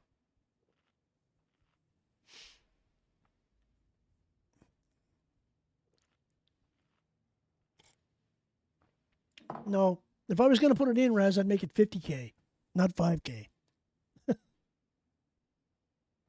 2K max. Get out of here, dude.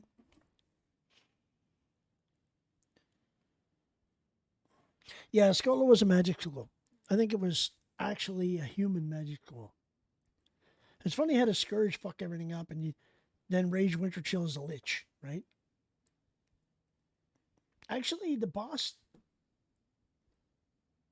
Rage Winter Chill is in Hyjal. Where did I get that name from?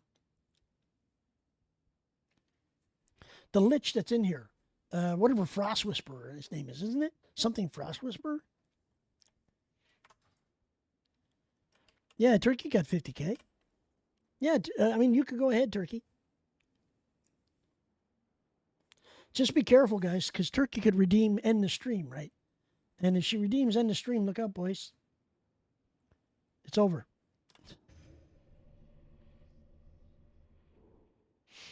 And believe it or not, that's not a punishment. That's an actual bonus. Like if someone ever redeemed my end stream, I'd be like, thanks, boys. I get the rest of the day off. And I'd like, wouldn't even do my closing. I'd just end the stream. Have a good night, boys. That's the way it would be. If you spend points in the channel, it allows you to do sounds and stuff. If you go to your Twitch client and you go down to where you'll see right below the chat box, it says, you see the little guy with the guitar, the blood off with the guitar, it says strikes. If you click on that, it actually gives you the rewards that you can spend your points on. For example, you can give me a posture check, or you can give me a stretch, or you can give me a sound alert like this. It's over 9,000! Like that. Or you can do what Raz loves to do to Keck W. That's his thing. I'm going to have to adjust the keyboard camera, I think, after the stream, because the stream is like way behind today, guys. You guys notice that? The stream is like literally a minute behind me. That's messed up.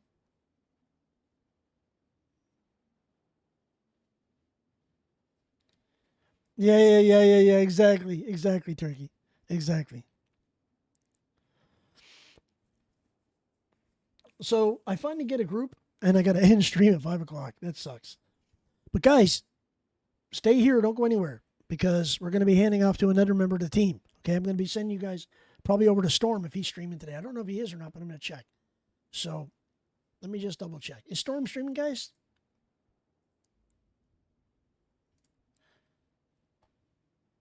He's probably going to be streaming today for sure.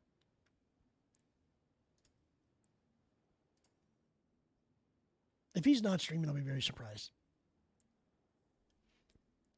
It makes me laugh. It actually doesn't do anything. The channel points are there for you guys to be involved with the stream. So if you want to spend the points, feel free to do it. The points are there for your enjoyment.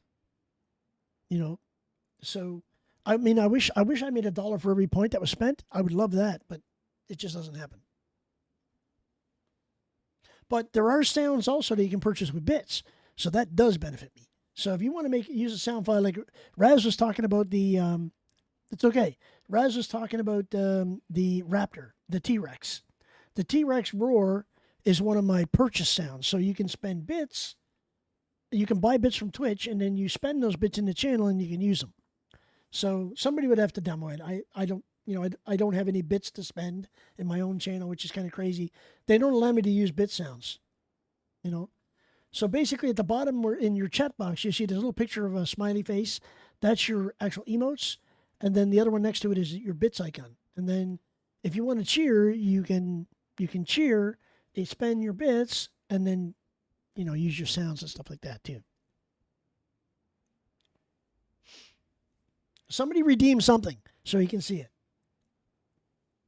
I mean, I wish I had something for 1 bit. It would be awesome. But they don't allow you to do that. Actually, let me do it. Well, I actually can't spend bits on my own channel, which kind of sucks.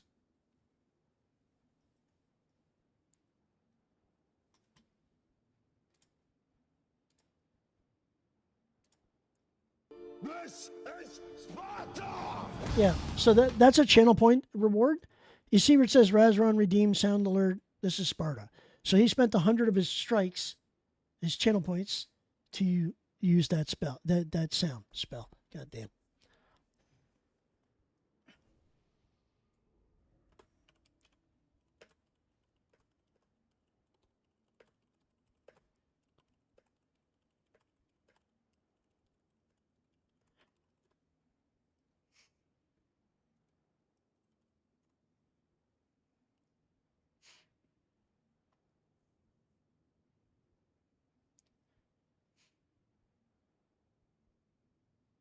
Well, what I suggest you do if you're a Twitch novice, go to twitch.com and look up their settings thingy, and it'll teach you how to navigate it and so forth.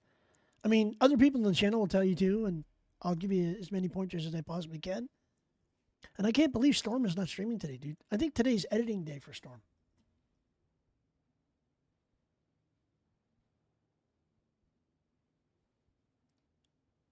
Yeah. That happens a lot. You get, like, you used to be able to get free bits from ads. Yeah, I used to do that too.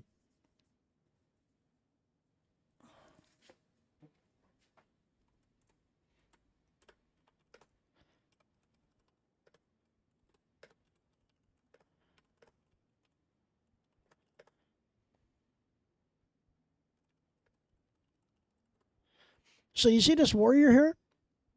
He's a level 70. Why he would call his warrior that, I have no idea.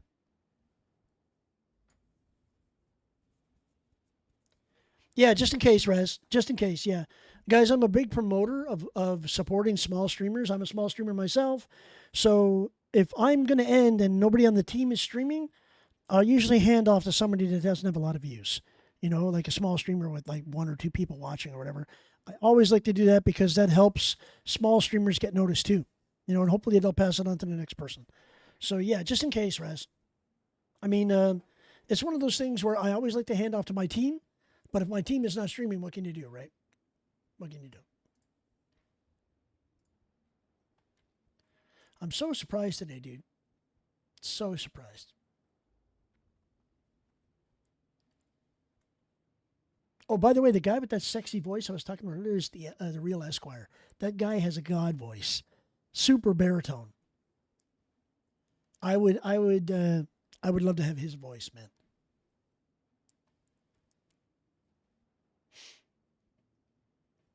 And my friend, 100 Years Boar, I used to do a lot of RP with him in Conan Exiles. That guy has a god voice too, like super deep baritone, but like booming baritone voice, right? And if you saw the guy, he weighs like 140 pounds soaking wet. But he's got such a booming voice. And here I am, 220 pounds, and I sound like a 12-year-old.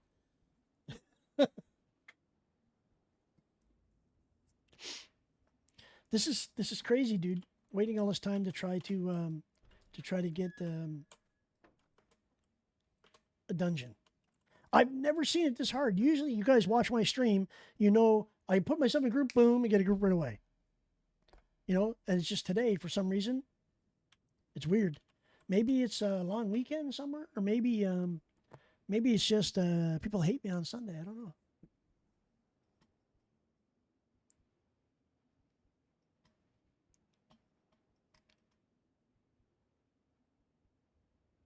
Nice.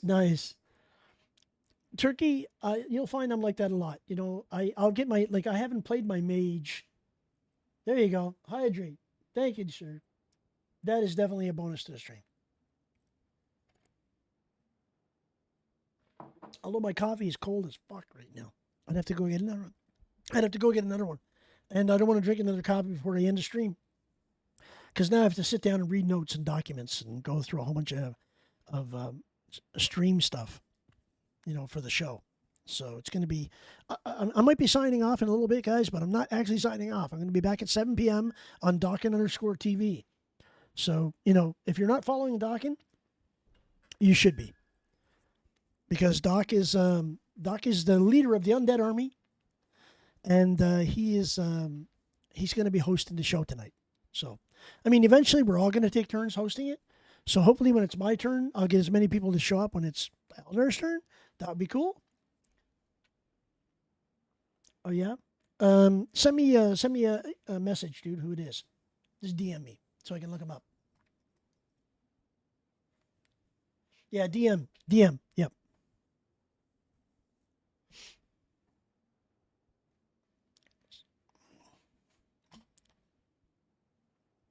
You gonna send it to me on Discord? Okay, give me a second here.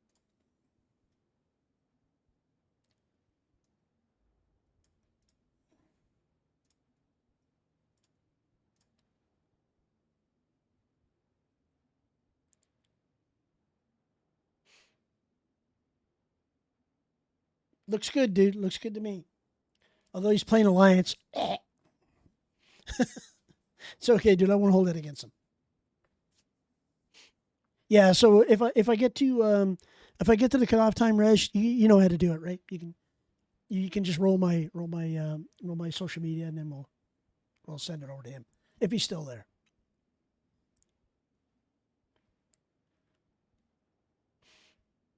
Dude, his alerts are fucking funny.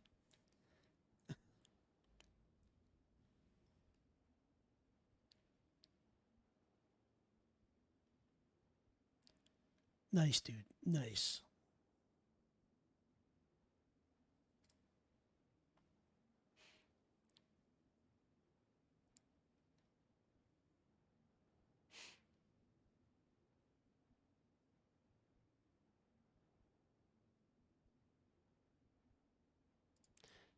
Threw him a follow too. There we go, boys. So I think we're gonna run out of time, boys. There's not many people here other than mages that are, I don't know. There's too many goddamn mages running this place. Look, geared mages, Karazhan geared mage. Yeah, this guy could definitely be, he could be a GDKP or a bot, dude. He's got 4-piece Alder, tier 4. So, I mean, he's not a bot. That's an actual player. Oh, this guy could be a bot. See, they always hide themselves. They do that. Yeah, it's a good idea, Raz. Okay, guys. But before you do it, Raz, thanks for tuning in today, guys. I'm going to wrap it up early, so I can, because 5 more minutes, I'm not going to get a group. So I think we'll wrap it up. Don't forget to follow me, guys. If you haven't hit that follow button, I really appreciate it. Don't forget to go to my YouTube channel. Just go to youtube.com, search for Flamestrike TV. You'll find me there. Follow me on YouTube and my Twitter. It's Flamestrike TV on all other social media, guys. Anything social media, you can find me. Okay, just Flamestrike TV. My next stream will be on Monday, tomorrow night, 6 p.m. EDT. So I will be seeing you then. Normally, I've been grinding all my tunes to get them to 60. Unfortunately, my Warlock, I didn't get any today, which kind of sucks. But I did get my urban herbalism to 225, which is good. So probably be running my lock again on the next stream, because I need to get him to 58 plus.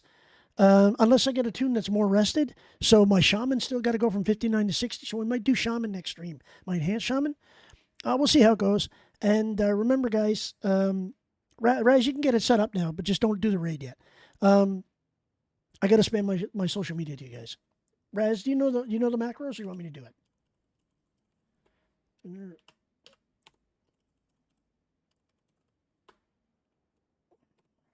I'll just spam it here, boys.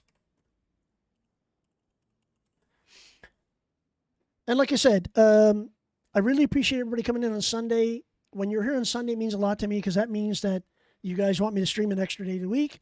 So as long as it's not an F1 weekend, I'll stream, okay, on Sunday. So you got my word on that. Be kind to each other, guys. Do something nice for your friends and family. And I know the world's in a tough spot right now, but you always got to keep your frown turned upside down, right? I'll catch you guys in the next one. And remember, Flamestrike TV, boys.